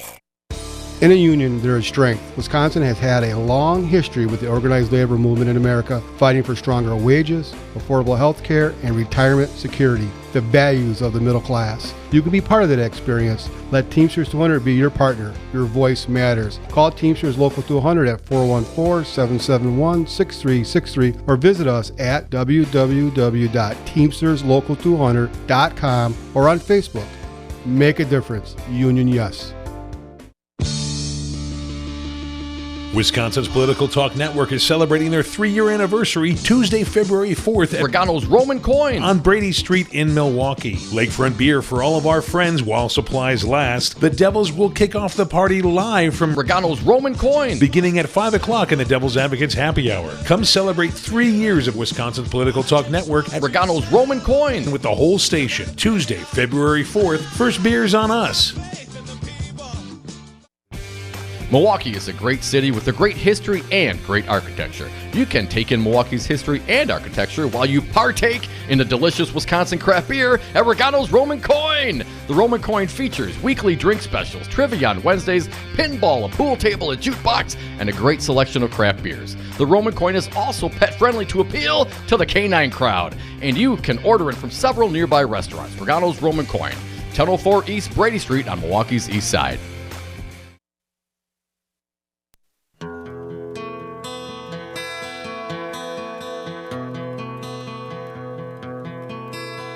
No one knows what it's like to be the bad man. The Devil's Advocates. Political commentary from the back of the class. Behind blue eyes. And we are back. Thank you for listening to the Devil's Advocates radio show. Phone lines are open. You can join us toll free at 844-967-2789. Dominic, want to thank our most recent guest, a fun one. We had a little exclusive back at the spin room with DNC Chairman Tom Perez. And he's been whisked away, Dom, always a man in demand Right. at these events. Tom Perez, we appreciate you joining us here on the air. I think this is our number 6 exclusive at the Democratic presidential debates with Tom Perez. Number 6. Thank you, Tom. Thanks, sir. And you can join us as well. You can dial us up 844-967-2789. Want to hear from you. And in the next hour, Dom, we got one more hour of live broadcast up until the kickoff of the Democratic presidential debate. Number 7, Dom, Des Moines, Iowa, the last debate before the Iowa caucuses kick off on February 3rd. We'll be back here in the great state of Iowa that day, Dom. We'll be in Dubuque. And Dubuque is the same place we went to the caucuses 4 years ago. And Dubuque, that is the site of Loras College. And we talked to the pollster at Loras College that very day. He was a little off. And he had Hillary Clinton up by 26 on Bernie Sanders in the polling. Game day polling. And Bernie obviously exceeded expectations, at least the Loras College polling expectations. Bernie nearly shocked the world, nearly won Iowa. And we did have a Bernie surrogate on before, Bill Neidhart. I can still see him in the room. He is the Iowa State Director for the Bernie Sanders campaign. Now, I asked Bill, do you have to win Iowa? Do you have to start running the table early? Does Bernie need to build momentum? I think he does. Now, Bill, he wants to hedge that because what if they don't win Iowa, right? It's not all over. or at least that would be the perspective of that campaign. But for Bernie to win the nomination and not just compete strongly, I think Bernie's got to win Iowa, and I think he's got to win New Hampshire, and he may need to win Nevada as well. He might need to be 3-0 to start to have any fighting chance, because once he wins a couple, hell's raining down upon him. The centrist Dems, the party Dems, and I don't mean Tom Perez and his crew, but I'm talking about the larger supportive base, the Clintonistas. They are already losing their frickin' mind because there's the prospect that Bernie Sanders could win. Bernie apparently, whether or not Bill Neidhart's willing to admit it, Bernie is the front runner right now in Iowa. Based on one Des Moines poll. Register gold standard polling. Well, okay, but Monmouth has Biden up. That ain't the gold standard. Well, I mean, come on, Crudy. This that might be a bronze package. Let's just be frank here. This is an wide open race here. Sure, in that Iowa. I'll readily agree to. There's no question here, and depending on how this debate goes this evening, and frankly, depending on what else happens in the next 3 weeks, will have the danger, the opportunity to impact people's thoughts on who they vote for. I mean, we're still 3 weeks away. We got a big debate tonight. You can join us on the phones, 844-967-2789. I liked how Chairman Perez put a cigarette out on that whole conversation of whether or not a woman can beat Donald Trump. Yes, I concur. Dominic, here's something, and we didn't have a lot of time with Tom, but I would have asked Tom. 60% of Iowa anticipated caucus goers, caucus voters, air quotes, haven't made up their minds yet. Yeah. And Tom's been talking since Miami, since the very first presidential debate last June. Speed date, fall in love, and then fall in line. Well, now it's getting serious. Now it's time to start determining who the nominee for the Democratic Party will be. The first 6, they didn't even count, Dom. I know we were at like 4 or 5 of those debates. They didn't even count. Like it never happened. It's like it never happened. I got the pictures. We were there. Now, as far as Iowa's concerned, they never happened. All Iowa, at least the number of voters we've talked to in the last 2 days, every single one of them has said that they're going to look and watch this debate, and they're going to put, I don't want to say undue, but they're going to weight this debate, and they're going to utilize this debate potentially to help them make up their minds. And you got 60% of Iowans that are still waiting for a sign, and perhaps it will come on the debate stage. Come back with us. We expect a fine guest, hopefully joining us in the room here, Democratic Party Chairman, great state of Wisconsin, Ben Wickler. He's driving down to Des Moines to join us here in the back of the spin room. We are at the site of the Democratic presidential debate, and this party's going to start in like an hour. And Donald Trump's in Milwaukee. That party's going to start shortly. We'll check with our embedded reporter, Earl Ingram Jr. Come back with us, Devil's Advocates, live on the road. You can always join us on the phones, 844-967-2789. Back to Des Moines after this short break. To be the bad man, to be the sad man, behind blue eyes. Want to see the super sexiest political show on earth? Check out the Devil's Advocates on YouTube. The one thing we know, and they do say, anybody that runs against Trump suffers. How did Scott Walker win 3 governor's races in Wisconsin? How did Donald Trump win Wisconsin, carry the presidency despite losing the primary to Ted Cruz? Right-wing talk radio. 81 stations spewing 235 hours a day of variety hate across the Badger State. You cannot win elections in Wisconsin by ceding the airwaves to Republicans, especially in Milwaukee and the Wall counties. The answer, we built a Wisconsin political talk network, 2 Metro FM stations in Milwaukee and Madison, rural AM stations in Waukesha and Columbus, covering 2.5 million Wisconsinites with our message. I used my own savings, my credit, pledged my home, sold my business. I'm all in. Are you? Can you stand with us now? I have built a messaging tool. We have assembled a great team, but changing outcomes requires rapid promotion and costs money. Can you help me? Can you buy ads, promote your campaign, or give a direct donation? If you can help us, go to GoFundMe.com and search Resistance Radio Wisconsin. You are listening to WRRD 1510 AM, Waukesha, Milwaukee. Always streaming at newstalk1510am.com. Democratic debate, Trump rally. I'm Ann Cates. 6 Democrats will take to the debate stage this evening in Des Moines. This is the last chance voters here in Iowa have to see at least some of the candidates side by side. Joe Biden, Elizabeth Warren, Bernie Sanders, Pete Buttigieg, Amy Klobuchar, and Tom Steyer were the only candidates in the crowded field who met the qualifications to be on the stage here at Drake University. It's an important moment heading into the caucus on February 3rd, a chance to make a lasting impression on large numbers of voters in this state, where more than 50% said they are still open to changing their minds on who to support. Steve Kastenbaum in Des Moines, Iowa. President Trump is holding a campaign rally in Milwaukee this evening. Vice President Mike Pence addressed the crowd. Wisconsin said yes to President Donald Trump in 2016, and we know that Wisconsin is going to say yes to 4 more years of President Donald Trump in 2020. Articles of impeachment will be sent to the Senate tomorrow, where lawmakers are preparing for a trial. Yes, there will be a trial, says Senator Roy Blunt, a member of the Senate Republican leadership team. The Senate, he says, will not dismiss the process out of hand. This process needs to be a process where everybody is heard, and that the person who would benefit the most from everybody being heard is the president. And while the president himself has tweeted about a motion to dismiss, Blunt says, we can't just have a one-sided process that suddenly ends. Linda Kenyon, Capitol Hill. The Boston Red Sox have fired manager Alex Cora amid Major League Baseball's probe into sign stealing. The Red Sox are under investigation for stealing signs in Cora's first season as manager in 2018 when Boston won the World Series. A mixed day on Wall Street. The Dow Jones Industrial Average gained 33 points. The S&P 500 in negative territory, down 5. The Nasdaq off 23. I'm Ann Cates.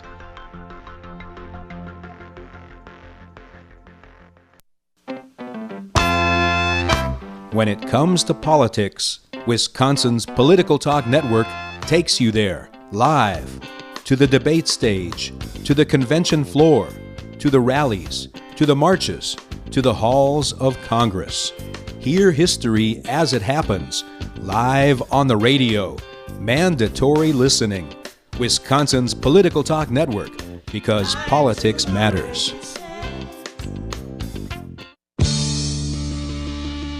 Wisconsin's Political Talk Network is celebrating their 3-year anniversary Tuesday, February 4th at Regano's Roman Coin on Brady Street in Milwaukee. Lakefront beer for all of our friends while supplies last. The Devils will kick off the party live from Regano's Roman Coin beginning at 5 o'clock in the Devil's Advocates Happy Hour. Come celebrate 3 years of Wisconsin's Political Talk Network at Regano's Roman Coin with the whole station. Tuesday, February 4th. First beer's on us. History has been made in the Washington State Legislature. People have asked me what it's like to be the first woman speaker and the first out lesbian speaker. Well, I guess I'm about to find out. Democratic Representative Lori Jenkins is sworn into this historic post, but along with legislative issues like facial recognition, a vehicle tax, homelessness, she's dealing with a Republican representative, Matt Shea, who a private investigation has labeled a domestic terrorist in his planning and carrying out of the takeover of the Malheur Wildlife Refuge 3 years ago. His own party has stripped him of all duties, moved his office to the basement, put him in the back row of the chamber, and asked him to resign, but Shea says he's staying. What Jenkins plans to do is unclear. I'm Jim Roop. American director Spike Lee will lead the jury of this year's Cannes Film Festival, becoming the first black person to do so in the event's 73-year history. Festival organizers hope Lee will shake things up among the world's cinema elite. I'm Ann Cates.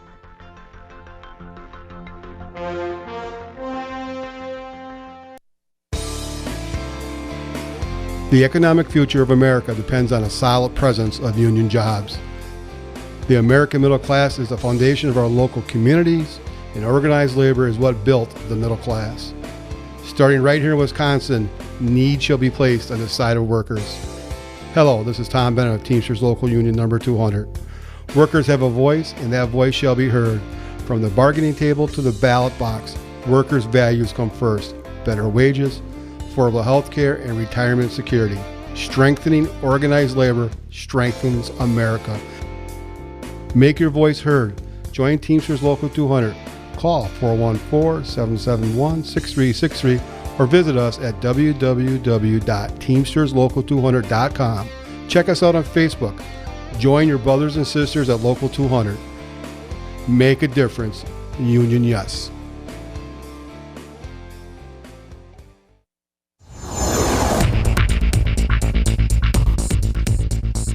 For WRRD and WTTN, I'm Stu Daniels with your headlines.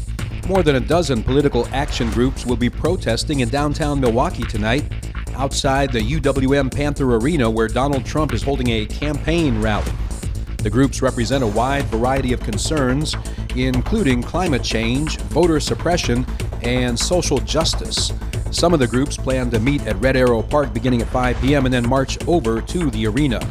And a programming note, you can hear tonight's Democratic presidential debate live on the radio here on Wisconsin's Political Talk Network. And before the debate, you can hear the Devil's Advocates broadcasting live from the site of the debate in Iowa beginning at 3 p.m. Outside tonight, mostly cloudy, lows around 23 in Milwaukee, 19 in Madison. You're listening to Wisconsin's Political Talk Network.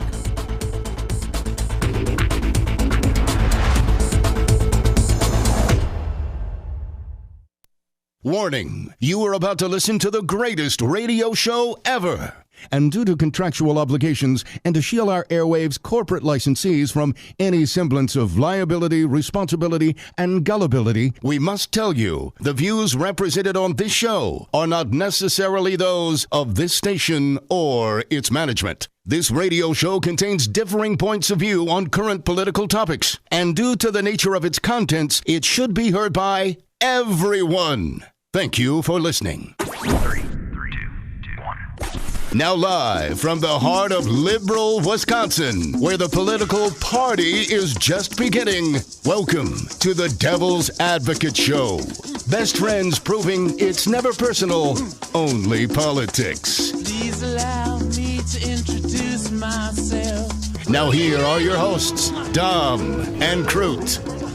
Welcome back to the Devil's Advocates Radio Show, the final hour of broadcast, about 53 minutes, and the big CNN debate will get underway here in Des Moines, Iowa. Dom, we've been in the spin room for like 4.5 hours, and we've still got one fine guest we're hoping will join us here, Ben Wickler, the Democratic Party chair of the great state of Wisconsin, so we'll keep you posted. I'm looking for an update from Ben. If you're listening, Ben, let us know when you're going to arrive. Obviously, tonight is the final, well, maybe not obviously. Let me tell you, if you didn't know, Dom. What, Grudy? Tonight is the last Democratic presidential debate before the Voters' Caucus in Iowa. And we had the opportunity earlier today. We're here at Drake University. And this room, the spin room, file room, the media room, and it's packed now, man. There's hundreds of media in this room now. But this is a big, cavernous room. It's like a warehouse in here with lots of tables and desks and television sets. But over where the debate will actually be held, Dom, a very small room. It will seat about 500 for tonight's event. And if you want some basis of comparison, I'm telling you what, I've been to school band concerts right. in bigger venues yes. than this debate room will be. I mean, the audience will be like about 8 feet off the stage, and the upper deck's about 10 feet off the stage. Yeah, that's very tiny. And there will be about 17 different cameras in the room.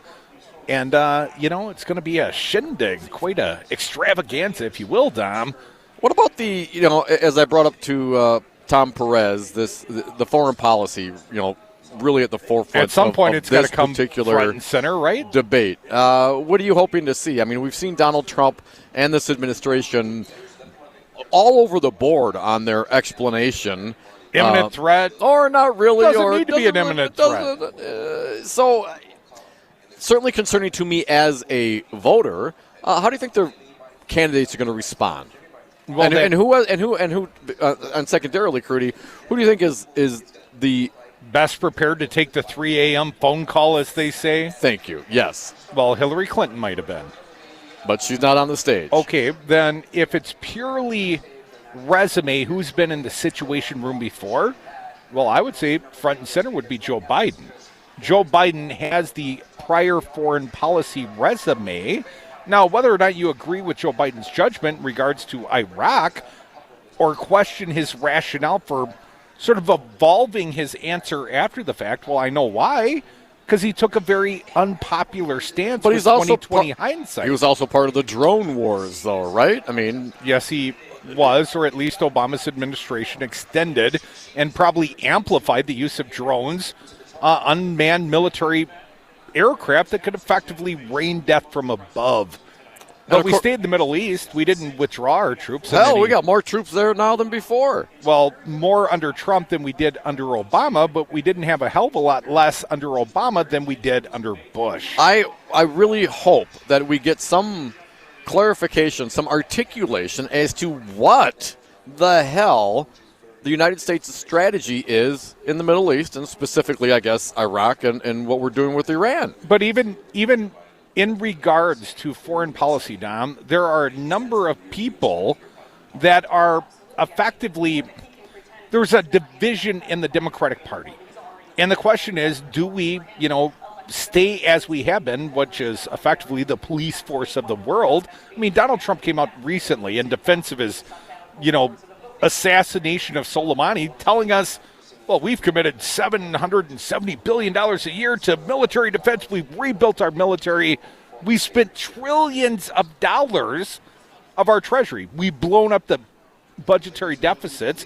We've blown up the federal debt despite the great times we're now experiencing. So I'm against incursion in the Middle East and damn near anywhere else without a better reason than Donald Trump 6 months ago gave the kill order and apparently used the excuse of imminent threat 6 months later. So the question becomes, do you believe as I believe, do you believe as Bernie Sanders believes, that effectively we need to invest in our own country, our own infrastructure? We do not need to invest in guarding oil fields in foreign countries any longer. The never-ending wars must end. Tulsi Gabbard had that part right. Let the oil companies pay for their own mercs and do their own negotiations with the host countries if they're so inclined. Well, Donald Trump has made U.S. forces the mercs, Dom, effectively. He has sold off U.S. troops to Saudi Arabia. Great. Pete Buttigieg, the veteran. He served, yes. Right, so he's on stage. How important is his take on foreign policy? Presumably he'll be asked questions on this in this regard today as well. Well, it's as important as anyone else's opinion. I do honor the man's service. I think he is deserved of our respect in that he has served our country. I think he's got a unique perspective. Certainly, I believe he probably served under Don't Ask, Don't Tell. As a gay man who served in the military, he may have strong opinions about trans people serving in the military and bans on that by the Trump administration. But ultimately, it's about what is the United States military's role in foreign policy. And Pete Buttigieg, I would, to his credit, I would rather ask a soldier than ask a war hawk who never served and got 5 deferments for bone spurs. Well, the military's role is to do what the commander-in-chief tells them to do, right? But what if the commander-in-chief is effectively a coward who never served his nation? He is. Despite the fact there was a draft going on when he was of draft age. What if? I mean, that's the situation we're in right now. Oh, is it? And ironic how that came out like that. Coincidental, purely the Congress will step up and rein in some of the prerogatives of the president with regards to the war powers. I really believe I'd run into even if I didn't have a weapon. I don't believe that. Yeah, see, but if he says it, it must be true, and certainly his followers believe it. I don't believe it for 1 minute. When's the last time you heard any politician articulate to your satisfaction, Crudy, our policy in the Middle East? I'm sorry, say that When again. is the last time any politician has articulated to you their belief of what our foreign policy should be in the audit? Well, I'm not sure what the Trump doctrine is, precisely. I mean, I thought Donald Trump wanted to withdraw us from foreign wars. I made the mistake of believing him on this singular, unique topic because I thought his track record up until now had been effectively non-interventionism. But that has changed very recently with the assassination of Soleimani. A little interventionism. And walking us up to the brink of war and doing so with no imminent threat. I mean, I think the evidence is very clear now. Impeachable offense? you know, I mean, what do you do now? I mean, throw it on the stack with the other impeachable offenses from this president. But ultimately, Republicans, and there's about 10 of them, Republican senators, that don't feel like they want to extend any more power to go exert and start a war to Donald Trump. That is Congress's decision, right? Right. The War Powers Act, well, suddenly you got a bipartisan support. It shouldn't be sudden. This is the way it should be. We should have the Congress doing oversight.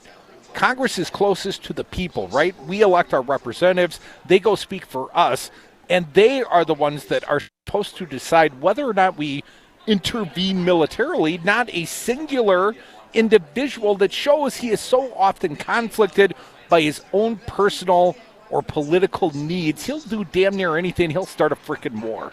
But I'm the decider, and I decide what is best.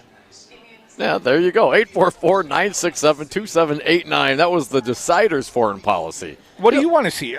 You've been asking too many questions. Let me peg you with a couple. Yeah, I'd love to see. Look, you know the question. What we need, if we're going to have our troops remain, we need an articulate vision as to why we are there. What is our point? What is our mission? How do we define victory? Right? I mean, these are seemingly fairly simple questions that should be answered when we're talking about not only certainly the lives of our soldiers and our citizens. Victory's re-election for Donald Trump, but the right? lives That's why we fight a war. Of the host countries in which we are in. And now we've seen with Iraq specifically a non-binding resolution for the U.S. troops to leave, and then some specific inquiries by the president or the acting prime minister for the U.S. troops to leave. And what was the reaction of this administration? No, they said no. They said no. And in the defense, some of the Republicans have used this as a defense. Well, we're there by the invitation of the Iraqi people. Well, they've essentially rescinded that invitation. What are we still doing there? In some regards, Trump, take them up on their offer. Why are we there? I want to hear more than oil fields and poppy fields. Well, don't forget impeachment. And we're not. That was a motivator. I thought we were bringing democracy, right? Wasn't that what we were doing during the Bush administration? Bringing democracy to the Iraqi people. And that democracy had a non-binding resolution asking us to get our asses out of their country. See, unless you have some legitimate reason, why don't we leave? It wasn't democracy. It was sexy. They're bringing sexy back. We're bringing sexy back. Folks, we're bringing you back to the Democratic presidential debate site. We are in Des Moines, Iowa. We'll take you all the way up to the big debate. That starts in about 42 minutes. Bernie Sanders, he's on site. He's in the hizzy. Elizabeth Warren arrived earlier, and they will all take the stage. One thing Van Jones, CNN, said tonight, I thought this was a stunning statement. There's more billionaires on the stage than black people. Come back with us. More Devil's Advocates back at the class coverage. You can be a part. 844-967-2789. Come back to Des Moines with us. We ain't done yet.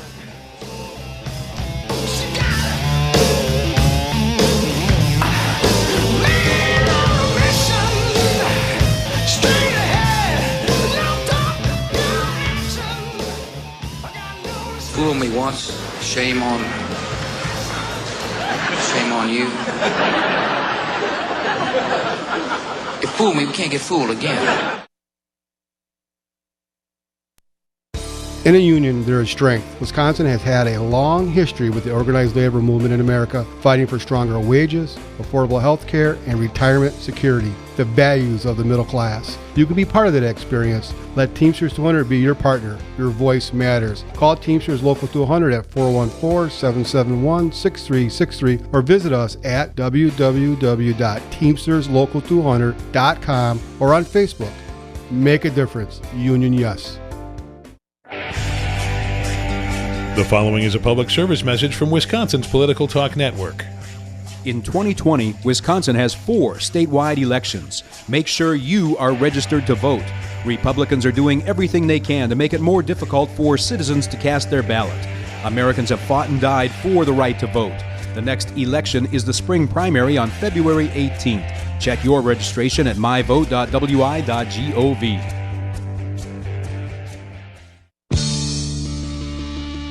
Wisconsin's Political Talk Network is celebrating their 3-year anniversary Tuesday, February 4th at Regano's Roman Coin on Brady Street in Milwaukee. Lakefront beer for all of our friends while supplies last. The Devils will kick off the party live from Regano's Roman Coin beginning at 5 o'clock in the Devil's Advocates Happy Hour. Come celebrate 3 years of Wisconsin's Political Talk Network at Regano's Roman Coin with the whole station. Tuesday, February 4th. First beer's on us. This new year, make the resolution to be healthier, happier, and more productive. At Madison Liquidators, we have a full line of options that will help you get up and standing at your desk. From simple desktop converters to full-size, height-adjustable desks that raise and lower at the push of a button, we have options to meet any budget. Stop by our showroom in Middleton today to try before you buy or learn more by visiting MadisonLiquidators.com. That's MadisonLiquidators.com.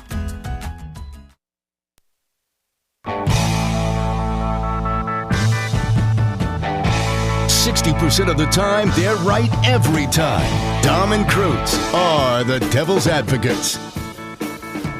And we are back. Thank you for listening to the Devil's Advocates radio show live from Iowa, the Democratic presidential debate. You can join us on the phones, toll free, 844-967-2789. Dominic, less than 40 minutes to the big kickoff of the debate. 6 candidates enter. How many will leave viably? Well, I question how many of them are viable at this point. I think it's probably a 4-horse race, Tom. But what do I know? It's only my 4th trip to Iowa this cycle. 844-967-2789. You've got an opinion. You want to know what's going on in politics, or tell us what should be going on in politics. You better dial us. 844-967-2789. Hosting McCool Spice.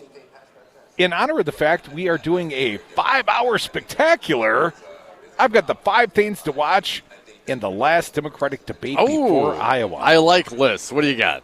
I like drinking games. Are we playing a drinking game tonight? We haven't really said anything about drinking games. What are the basic parameters? Something. Bernie Sanders, let me be clear. Right? Sure. All right. I'll think on that. But all right. Let me read briefly from thehill.com. 6 candidates will take the stage on Tuesday night for the first Democratic presidential primary debate of 2020 and the last one before the Iowa caucuses. That's coming up quick, Dom, February 3rd. The debate, which will take place at Drake University in Des Moines, we're here now, will be one of the last chances for the primary field's top contenders to stand out, especially if an impeachment trial starts next week, Tuesday, a week from now. They might lock down all the senators. They might be done. The campaign's on pause potentially a week from today, so this debate may have oversized outcomes for the participants. 4 candidates, Senator Bernie Sanders, Elizabeth Warren, former South Bend, Indiana Mayor Pete Buttigieg, and former Vice President Joe Biden appear most likely to take the top spots in the February 3rd caucuses. But Senator Amy Klobuchar is also banking on a strong finish in Iowa to buoy her presidential prospects. Those 5 candidates, along with billionaire philanthropist Tom Steyer, will make up the debate roster on Tuesday. Steyer was something of a late addition. A couple of good early state polls thrust him onto the stage, Dom. Here are 5 big things to watch as the candidates take the stage in Des Moines. Will Bernie Sanders take some heat? Probably. Yes. Dominic Sanders has proven himself to be one of the most durable candidates in the Democratic primary field. But after the Des Moines Register CNN poll released on Friday showed him taking a lead in Iowa with 20% support among likely Democratic caucus scorers, Tuesday's debate will be the first time in which Sanders is the front runner. And don't tell me Monmouth.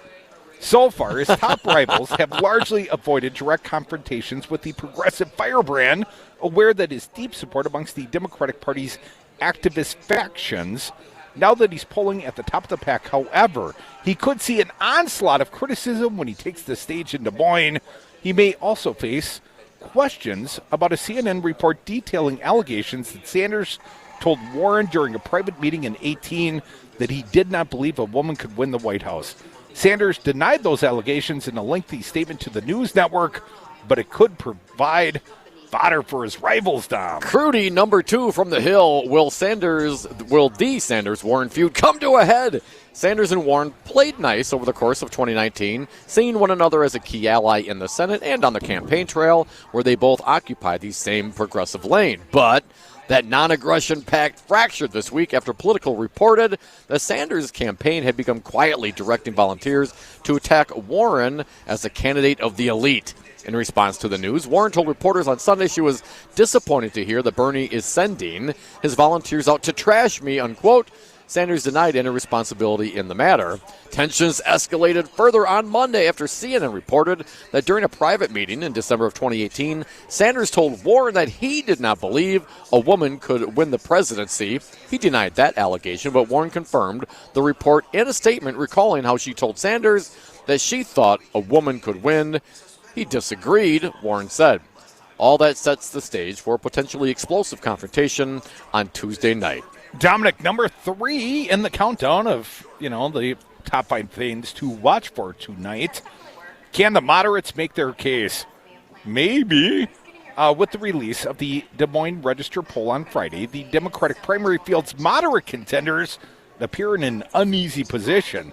Buttigieg, who led the pack in Iowa in a Register poll from November, fell 9 points into third place, while Biden and Klobuchar remained stagnant at 15 and 6% support, respectively. Meanwhile, Sanders ticked up 5 points into first place, while Warren gained 1 point, maintaining her second place standing in Iowa. The 3 moderates on the debate stage will be under pressure, Dom, to stand out on Tuesday night and leave a mark on voters before the caucuses on February 3.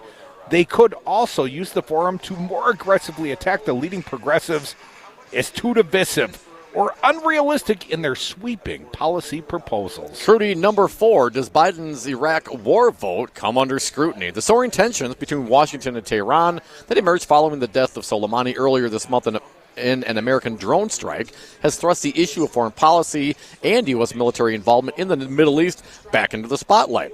Biden is the only presidential candidate who voted in favor of a 2002 measure authorizing the use of military force in Iraq, a vote that is now seen as a liability among key elements of the Democratic Party. Sanders, in particular, has hammered Biden over the 2002 vote, accusing him of helping lead the U.S. into a protracted, aimless, and expensive military campaign.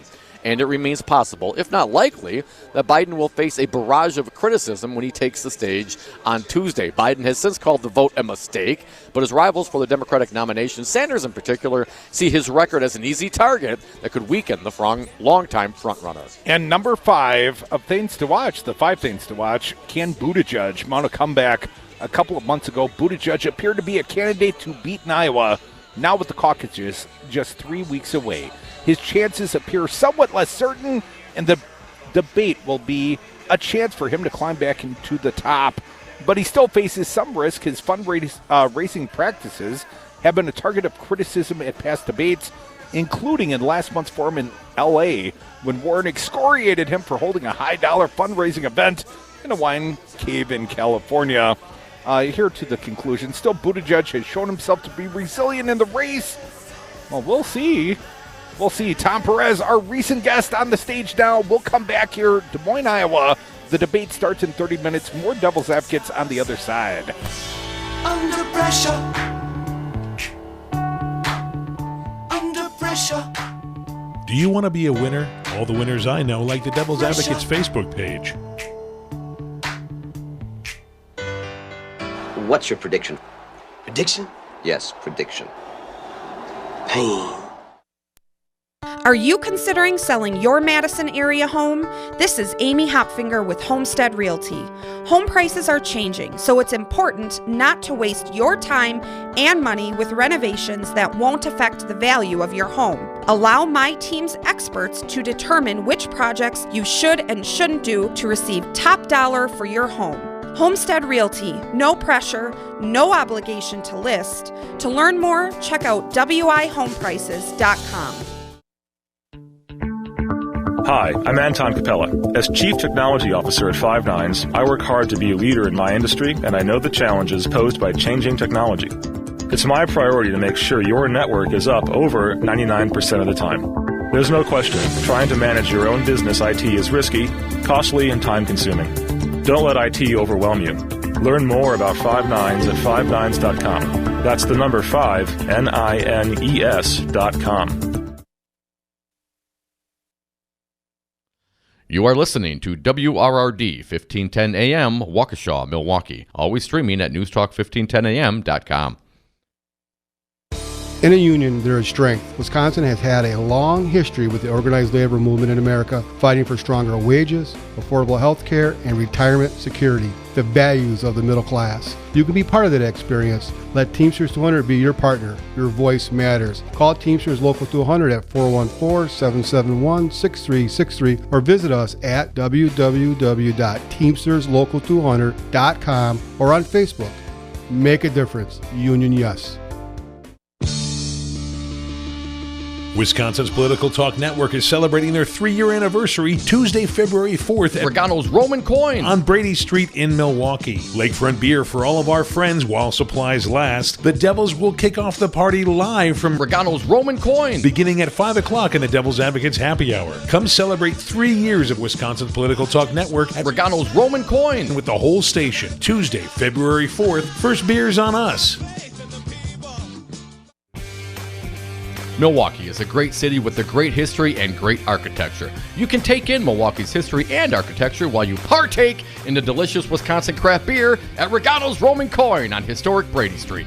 The Roman Coin was originally a Pabst Tide House built by Frederick Pabst in 1890 to sell Pabst beer. It was even designed by the same architect who designed the Pabst Theater. Regano's Roman Coin, Milwaukee's historic, pet-friendly, cash-only, order-in classic corner tavern. This is Dom from the Devil's Advocates. You know, in the 7 years that Crudy and I have been doing the show, we have never had a more engaged, dialed in, and motivated audience, and we love them for it. Now is the time for you to reach the greatest audience ever. Call now, advertise with the Devil's Advocates and Real Resistance Radio. Market your products or services, get your message out, join the resistance. Call us at 414-635-0872. That's 414-635-0872, or go to realresistanceradio.com.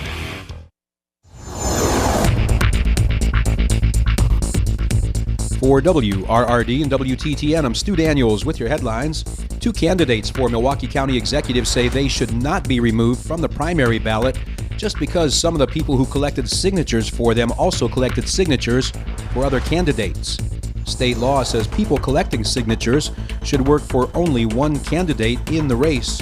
Attorneys for Glendale Mayor Brian Kennedy and former state Senator Jim Sullivan say the state law is advisory, not compulsory. They also say no one involved in the issue is trying to defraud anyone. County Board Chairman Theodore Lipscomb filed complaints about the signatures collected for Kennedy and Sullivan. The Wisconsin Elections Commission is meeting today to decide what to do in the matter. Outside tonight, mostly cloudy, lows around 23 in Milwaukee, 19 in Madison. You're listening to Wisconsin's Political Talk Network.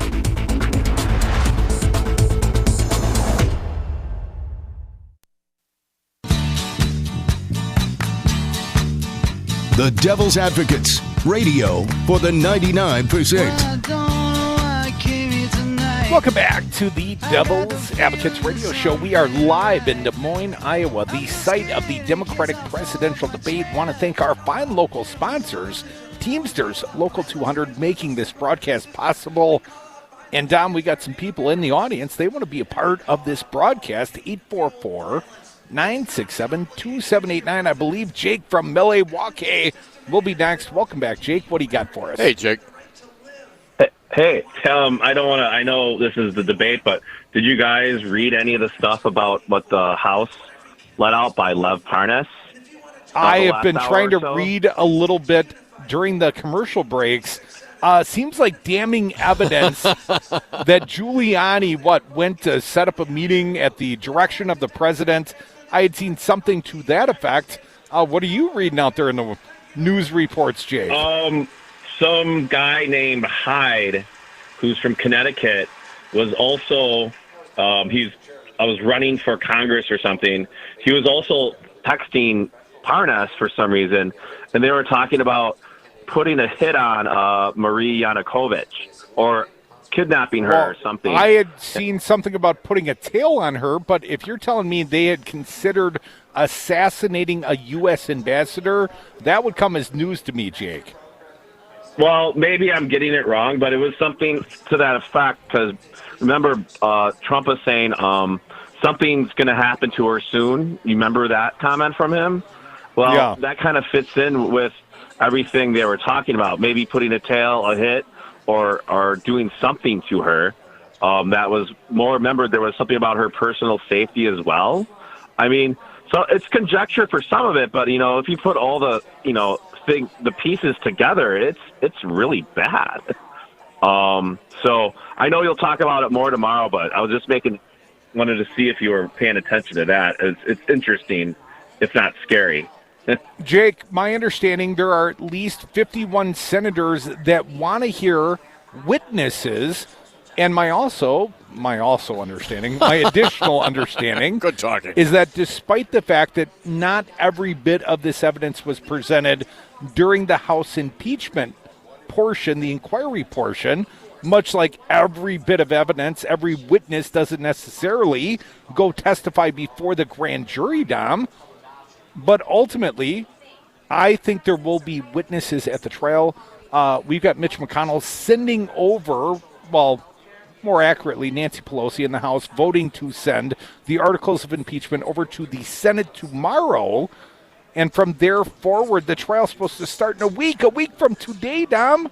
The Senate trial of Donald J. Trump and this new Lev Parnas evidence and documents, a document dump on a Tuesday night. What is going on? Trump's in Milwaukee. We're at a presidential debate, and Lev speaks. Let Lev speak. Let Lev speak. CNN reporting Manu Raju, Jeremy Herb, and Erica Orden.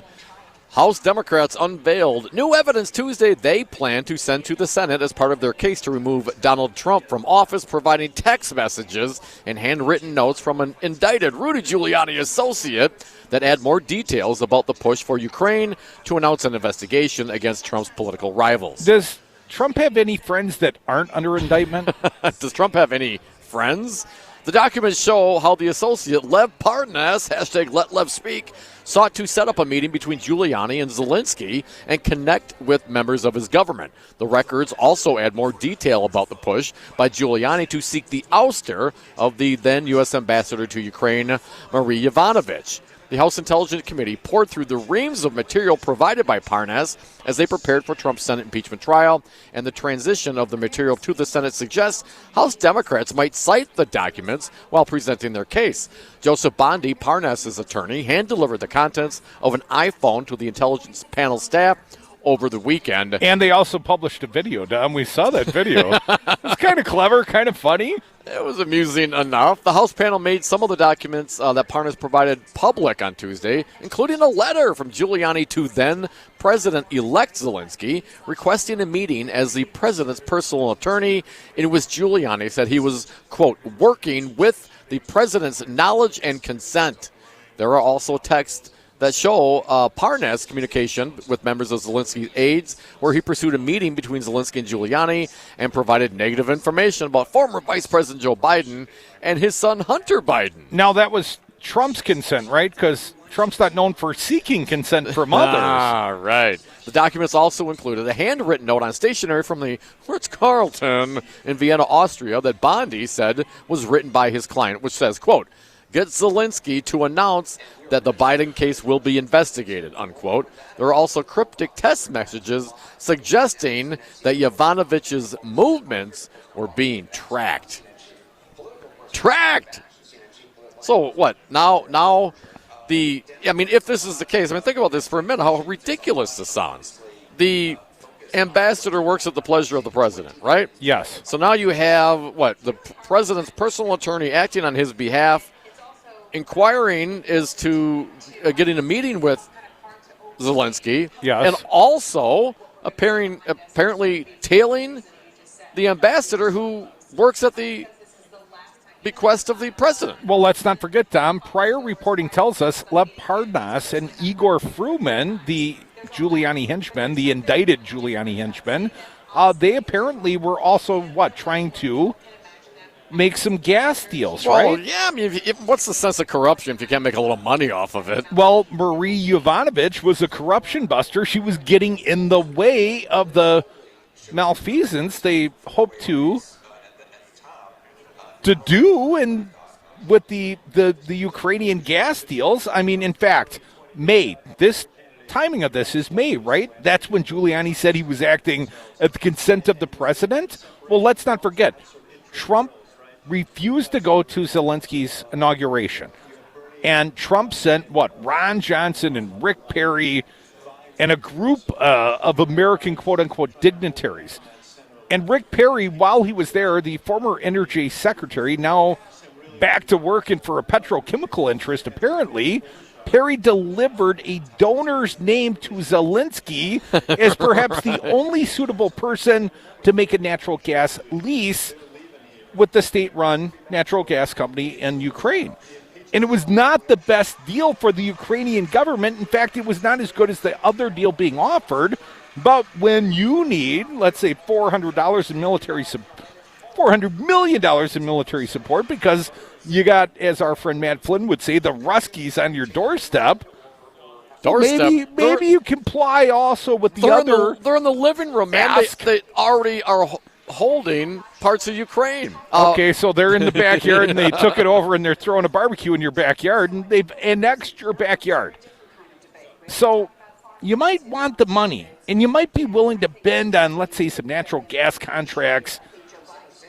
And I would say that is sort of the underreported aspect of the quote-unquote quid pro quo with Zelensky and the Ukrainians, was the efforts of the Trump associates to make a corrupted natural gas deal. Crudy, also from CNN on this piece, a new figure emerges, as Jake from Milwaukee mentioned. You could join us, like Jake, at 844-967-2789. You better do so quick, though. The big debate starting in about 18 minutes. The text disclosed Tuesday also revealed a previously unknown participant in Parnas's efforts, Republican Connecticut congressional candidate Robert Hyde. In a series of texts, Hyde ranted in crude language about a person identified by the House of Representatives committee officials as Yovanovitch. Only I can speak in crude language. Crude language, that is. So I'm going to quote here, F that bitch, Hyde wrote to Parnas on March 22nd of 2019 in response to a series of articles and tweets Parnas sent him. The following day, he continued, wow, can't believe Trump, I guess, hasn't fired this bitch. I'll get right on that. CNN reports the House Intelligence Committee said the text suggested he had Yovanovitch under physical surveillance while in Kyiv. Wake up, Yankees, man. She's talked to 3 people. Her phone is off, computer is off. She's next to the embassy, not in the embassy. Private security, been there since Thursday, unquote. Hyde told Parnas, that address I sent you checks out, and they are willing to help if you would like a price, he added. Guess you can do anything in the Ukraine with money, what I was told. That's pretty much anywhere. You got enough money, hell, you could buy your way on a presidential debate stage. Presidential candidate. The text messages also provide the first evidence that Giuliani and Parnas had advanced notice Trump had made the decision in April to remove Yovanovitch as ambassador to Ukraine. One day before she was informed by her bosses at the State Department that she was being stripped of her position, Giuliani texted Parnas. He fired her again, according to the documents. Giuliani has spoken openly about his role in removing Yovanovitch, but the information released Tuesday is the first contemporaneous written record of his central role in the scheme. Reached by a CNN reporter on Tuesday, Hyde declined to comment when asked about the House Democrat statement that the text messages suggested Hyde had Yovanovitch under physical surveillance in Kyiv. He said he has not heard from prosecutors. Well, Mr. Hyde, stay by your phone. You might be hearing from those prosecutors sometime soon. I think he wants to make a deal. I mean, if I was facing indictments for a number of felonies, I might be trying to make a deal as well. I might be releasing my WhatsApp text to the federal prosecutors and the Mueller investigators and the House Judiciary and Intelligence Committees. Hell, I'd be publishing them on the internet. Whoever wants to know, here's what I got. Just please don't throw me in Club Fed. But this, that's the thing, Curdy. This information continues to roll out. I mean, when was Trump impeached? 3 weeks ago?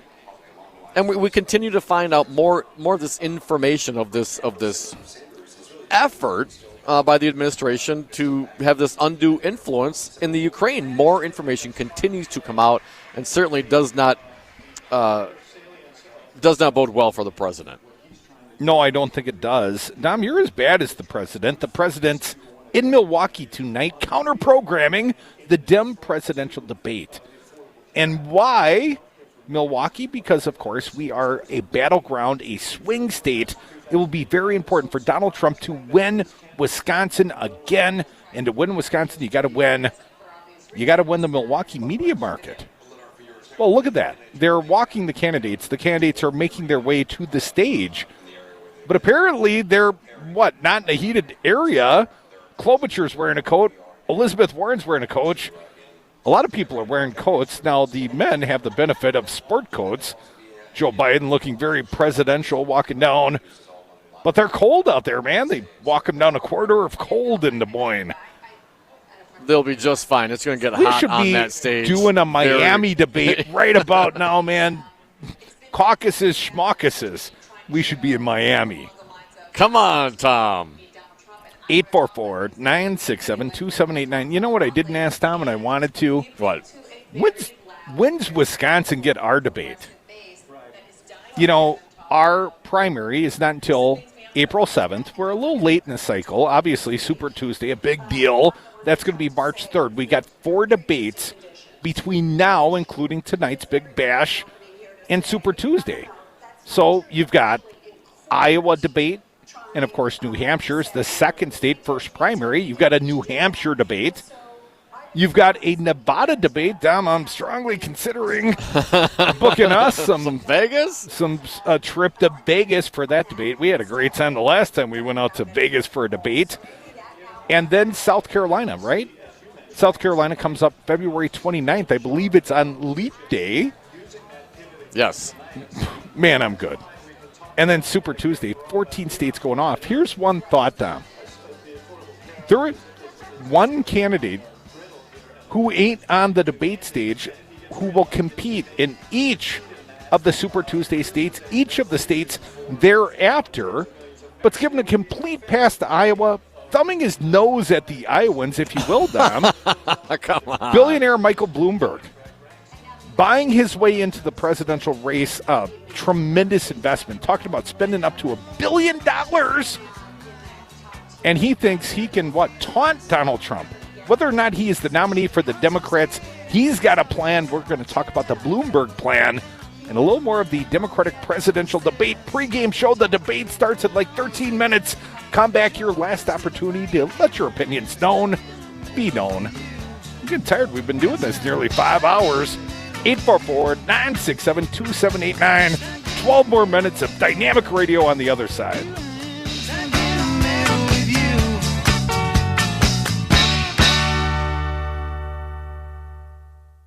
You're going to be dead. He's not getting it. He's not smiling. He used to smile. Before I ran, he was smiling. Now he's not smiling.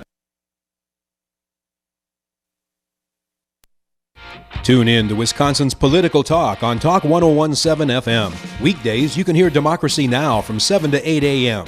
Then it's the Earl Ingram Show from 8 to 11. From 11 till 2, the Tom Hartman Program. At 2 o'clock, it's Matt Flynn Direct. From 3 to 6, the Devil's Advocates. And at 6, it's Busted Pencils, Brandy Grayson, and Maggie Dawn. Online at Talk1017FM.com. Wisconsin's Political Talk, because politics matters. In a union, there is strength. Wisconsin has had a long history with the organized labor movement in America, fighting for stronger wages, affordable health care, and retirement security, the values of the middle class. You can be part of that experience. Let Teamsters 200 be your partner. Your voice matters. Call Teamsters Local 200 at 414-771-6363 or visit us at www.teamsterslocal200.com or on Facebook. Make a difference. Union Yes.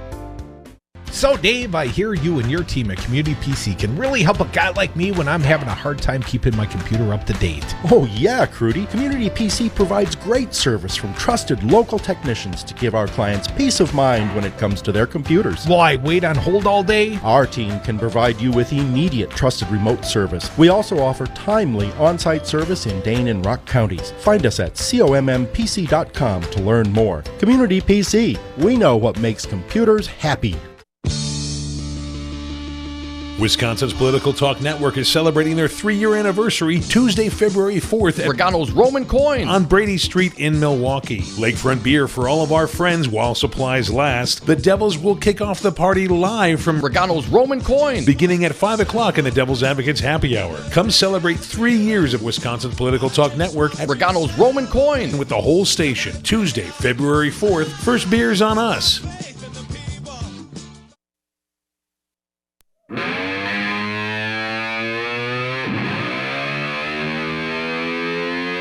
The Devil's Advocates, the fix for political junkies everywhere.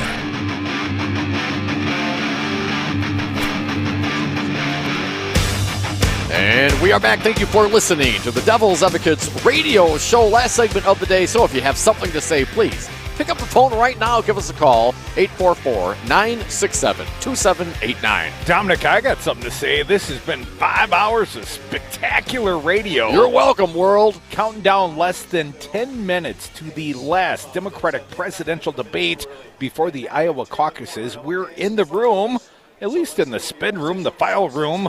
We're at the Democratic presidential debate, Drake University, Des Moines, Iowa. We're going to be here all night, but we're going to be in the back of the room broadcasting for like 10 more minutes. And Dom, I want to bring up one last candidate who will not be on the stage tonight, but he's got lots of money, and he's making big waves. Talking about Bloomberg. If you have an opinion, still time for you in this show, 844-967-2789. Your last chance to dial us up. Dom, I hadn't quoted the Raw story all day. It's been 5 hours. It was time. I was wondering when you were going to get there. Here's the headline. Mike Bloomberg's plan is to bait Trump into self-destruction, even if he isn't the nominee, meaning Bloomberg, not Trump. I'm pretty sure Trump will be the nominee. Mike Bloomberg, the billionaire, former mayor of New York City, who was at various times identified as both a Republican and a Democrat, did not launch his presidential campaign in a conventional way. He jumped into the race months after the other candidates, is not even targeting the early states, and is blanketing the national airwaves with a scorched earth advertising campaign with no seeming strategy to actually lock down delegates. He's looking for a palace revolt at the convention next summer, perhaps, Dom? Maybe. I read on. But there may be a reason behind all of this. According to Bez Levin in Vanity Fair, Bloomberg doesn't have the singular goal of winning the nomination. Rather, his goal is to bait President Donald Trump into meltdown after meltdown and boost whoever the Democratic nominee ends up being, even if it isn't him. It's funny, Trump's speaking in Milwaukee right now. We're being informed he's on Westwood 1. We don't give a damn. We're going to play out the debate, Brian. Let me read on from the Raw story. A quote, Dom. Speaking at a Texas barbecue restaurant on Saturday, Bloomberg said that if he's knocked out of the race, he'll direct future funds towards attacking Trump, supporting whoever wins the nomination, even if that person happens to be Bernie Sanders or Elizabeth Warren, whom he basically regards as communist, wrote Levin. I really don't agree with them, he said, of the progressive candidates, but I'd still support them, yes, because compared to Donald Trump, that's easy. He said that he has no plans to run any negative ads against any Democratic candidates, focusing all of his energy on trolling 45. In addition to funneling cash, whoever goes head-to-head with the president, Bloomberg would seemingly donate much of that gigantic, more than 800-person team he's assembled to the nominee, along with other resources. Bloomberg's strategy of getting under Trump's skin to strengthen Democrats was on full display this week as he rolled out a massive ad by attacking Trump for threatening protections for pre-existing conditions, a wedge issue that drove many conservative voters to support Democrats in 2018. Trump replied with enraged tweets, lying about his healthcare record and attacking Mini Mike Bloomberg. What do you think about that, Mini Dom Salvia? You know, when all you have to lean back on are personal insults, you really haven't prepared for the show. Hey, we got Ben Wickler coming down here. Ben, I don't know if you can see me. I got my hand up. We got a fine guest to close the show out with. Democratic Party Chair, great state of Wisconsin, Ben Wickler. Come join the party here, man. Get those headphones on. So glad you made it to Des Moines, Ben. Welcome to the party. Thank you so much. The party is on. I did a press conference in Milwaukee about healthcare and Trump's broken promises, got in a car, drove to the office in Madison, picked up my bag, drove here, went through a maze of different places to get credentialed, and just walked in. So awesome to see you, Ben Wickler. You made it to the spin room, man. How did the Trump rally go? Is Milwaukee prepared for Donald Trump? I mean, Milwaukee is... There's so much organizing going on in Milwaukee. People are ready to fight this guy. And in all the communities across the city, there's a kind of a new level of energy and focus. It's going to be a huge fight, but Donald Trump is going to lose Milwaukee by huge margins. And with all the fighting we're doing in every other part of the state, we're going to topple this guy over in the tipping point state. Now, we're in Iowa. Obviously, the caucuses, about 3 weeks from now, Ben, they go first. And this debate, the last debate before the Iowa caucuses, we've been on the ground here for about 2 days. A lot of undecided voters in Iowa still. Surprising. Ben, what are you hoping to see tonight, not just for your sake, but for all the voters' sake? Do you think we'll see clarity on the stage tonight? Do you think any of the candidates will jump out? You know, my biggest interest is not this kind of spats between candidates about this or that. It's people laying out their vision for different communities and different voters who are looking to see whether Democrats have a vision for them. And when I think about Wisconsin, that is, you know, African-American voters in the north side of Milwaukee and Latino voters. That's Hmong voters. That is rural Wisconsinites, dairy farmers who are closing their barn doors for the last time all across the state. There's so many folks who need change right now. And I think the worst thing about debates can be when the moderators try to zero in on tiny differences between candidates instead of letting them lay out their visions on these really big questions facing our country. So I want to hear some big inspiring ideas that connect with lots of different types of voters and help create a contrast between the vision we see on the Democratic stage and the hate and vitriol and, frankly, distraction and personal stuff we're seeing from Trump in Milwaukee tonight. Now, Ben, this debate's about to get started. Big news out of Wisconsin in regards to Republican efforts to voter purge. Over 200,000 Wisconsinites. An appellate court judge said, slow down. What's your opinion, Ben? How do we overcome the voter purge? How do we get people prepared if they have been purged? Republicans are desperate to purge voters, to suppress votes, because they know that they can't win a fair fight. Our job, if they do purge voters, knock them off the rolls, is to reach out, organize, and register people and get them back on the rolls. We are actually, we'll be announcing tomorrow, I will sneak the news in here, we're going to be partnering with Stacey Abrams and Fair Fight to build a giant voter protection operation in Wisconsin that will run in the spring, we'll run it all the way through the fall and into the future, because we know they are coming to stop us from voting, because if we all do get together and vote, they are toast. Ben Wickler, Democratic Party of Wisconsin chair. If people want to join the party, if people want to get involved in Wisconsin with the party, Ben, how do they reach out to the Democratic Party? Wisdems.org, WISDEMS.org. Brand new website. We just launched our newly redesigned site in time for the new year here. Sign up to volunteer. You can chip in a few bucks. You can sign up for our emails. We love sending a good newsletter. Become a member of the party, and we will give you the most amazing year of your life. Ben Wickler, Democratic Party of Wisconsin chair. The big presidential debate's coming in about 2 minutes. We got about 30 seconds to say thanks to our fine guests. They included Bill Neidhart from the Bernie Sanders campaign, Chairman Tom Perez, Ben Wickler, of course. Who else, Tom? I'm sure I'm forgetting. James Santelle, our fine former U.S. Attorney, and guest whenever the topic is impeachment. Ben Wickler, stick around, man. We'll watch this big debate, and then we'll do the real politicking. It all happens in the Marriott bar lobby. Thanks, Ben. About a half an hour after the debate ends. Thank you, Ben Wickler. Stick around. The debate is next on the Wisconsin Political Talk Network. Congratulations for staying awake all day.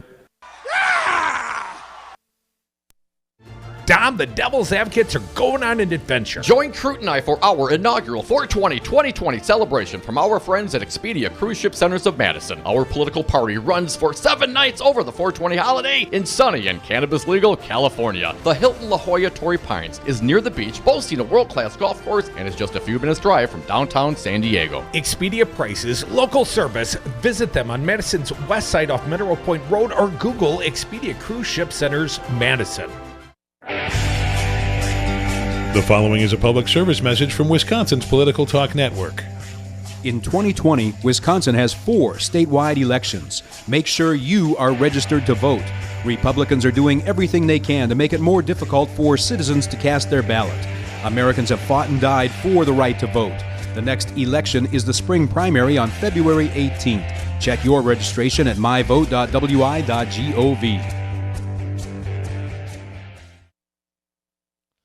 You are listening to WRRD 1510 AM, Waukesha, Milwaukee. Always streaming at newstalk1510am.com.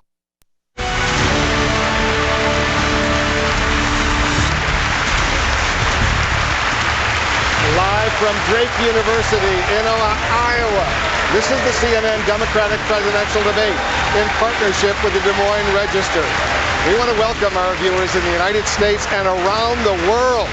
I'm Wolf Blitzer, along with CNN's Abby Phillip and the Des Moines Register's chief politics reporter, Brianne Faunensteel. The top 6 Democratic presidential candidates are in place. This is their final debate before the first votes of the 2020 presidential campaign.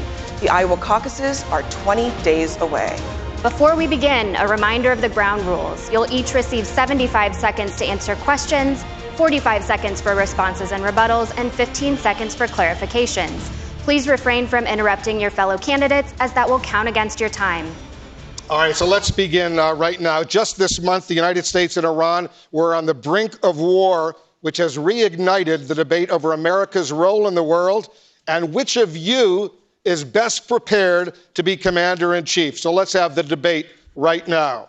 Senator Sanders, why are you the best prepared person on this stage to be commander-in-chief? Yes, I think my record speaks to that, Wolf. In 2002, when the Congress was debating whether or not we go into a war in Iraq, invade Iraq, I got up on the floor of the House and I said that would be a disaster. It would lead to unprecedented levels of chaos in the region. And I not only voted against the war, I helped lead the effort against that war.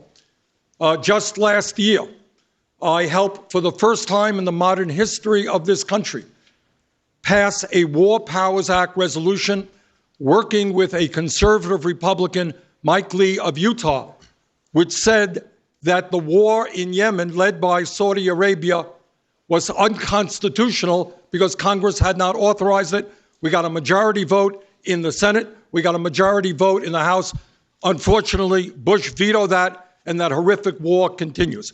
I am able to work with Republicans. I am able to bring people together to try to create a world where we solve conflicts over the negotiating table, not through military efforts. Vice President Biden, you talk a lot about your experience, but some of your competitors have taken issue with that experience, questioning your judgment in voting to authorize the Iraq war. Why are you the best prepared person on this stage to be commander-in-chief?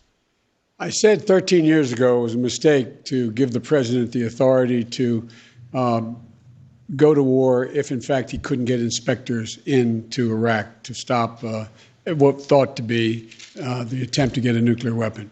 It was a mistake, and I acknowledge that. But right out, the man who also argued against that war, Barack Obama, picked me to be his vice president. And once we were elected president, he turned to me and asked me to end that war. I know what it's like to send a son or daughter, like our colleague has gone to war in Afghanistan, my son for a year in Iraq. And that's why I do it very, very reluctantly. That's why I led the effort, as you know, Wolf, against surging tens of thousands of troops into Afghanistan. We should not send anyone anywhere unless the overwhelming vital interests of the United States are at stake. They were not at stake there. They were not at stake in Iraq, and it was a mistaken vote. But I think my record overall on everything we've done has been, I'm prepared to compare it to anybody's on this stage. Senator Sanders, you have been attacking Vice President Biden's vote on the Iraq war, but you recently acknowledged that your vote to authorize the war in Afghanistan was also a mistake. So you've both acknowledged mistakes. Why should the American people trust your judgment more? Well, it's a little bit of a difference. On that particular vote, every single member of the House, including myself, voted for it. Only Barbara Lee voted against it. But what I understood from right away in terms of the war in Iraq, the difference here is that the war in Iraq turned out to be the worst foreign policy blunder in the modern history of this country. As Joe well knows, we lost 4,500 brave troops. Hundreds of thousands of Iraqis died. We have spent trillions of dollars on that endless war, money which should go into healthcare and education and infrastructure in this country. Joe and I listened to what Dick Cheney and George Bush and Rumsfeld had to say. I thought they were lying. I didn't believe them for a moment. I took to the floor. I did everything I could to prevent that war. Joe saw it differently. Vice President Biden. I was asked to bring 156,000 troops home from that war, which I did. I led that effort. It was a mistake to trust that they weren't going to go to war. They said they were not going to go to war. They said they were just going to get inspectors in. The world, in fact, voted to send inspectors in, and they still went to war. From that point on, I was in the position of making the case that it was a big, big mistake. And from that point on, I moved to bring those troops home. Senator Klobuchar, you've publicly questioned Mayor Buttigieg's experience when it comes to being commander-in-chief. Why is your time as a U.S. Senator more valuable than his time as a U.S. Naval Intelligence Officer in Afghanistan and as mayor? Thank you, Wolf. And I've been very clear that I respect the mayor's experience very much in the military. I just have different experience. I've been in the U.S. Senate for over 12 years. And I think what you want in a president is someone who has dealt with these life and death issues and who has made decisions. I will look at my position on the Iraq War first. I wasn't in the Senate for that vote, but I opposed that war from the very beginning. In my first campaign for Senate, I ran against a Republican who ran ads against me on it, but I stood my ground. When I got to the Senate, I pushed to bring our troops home.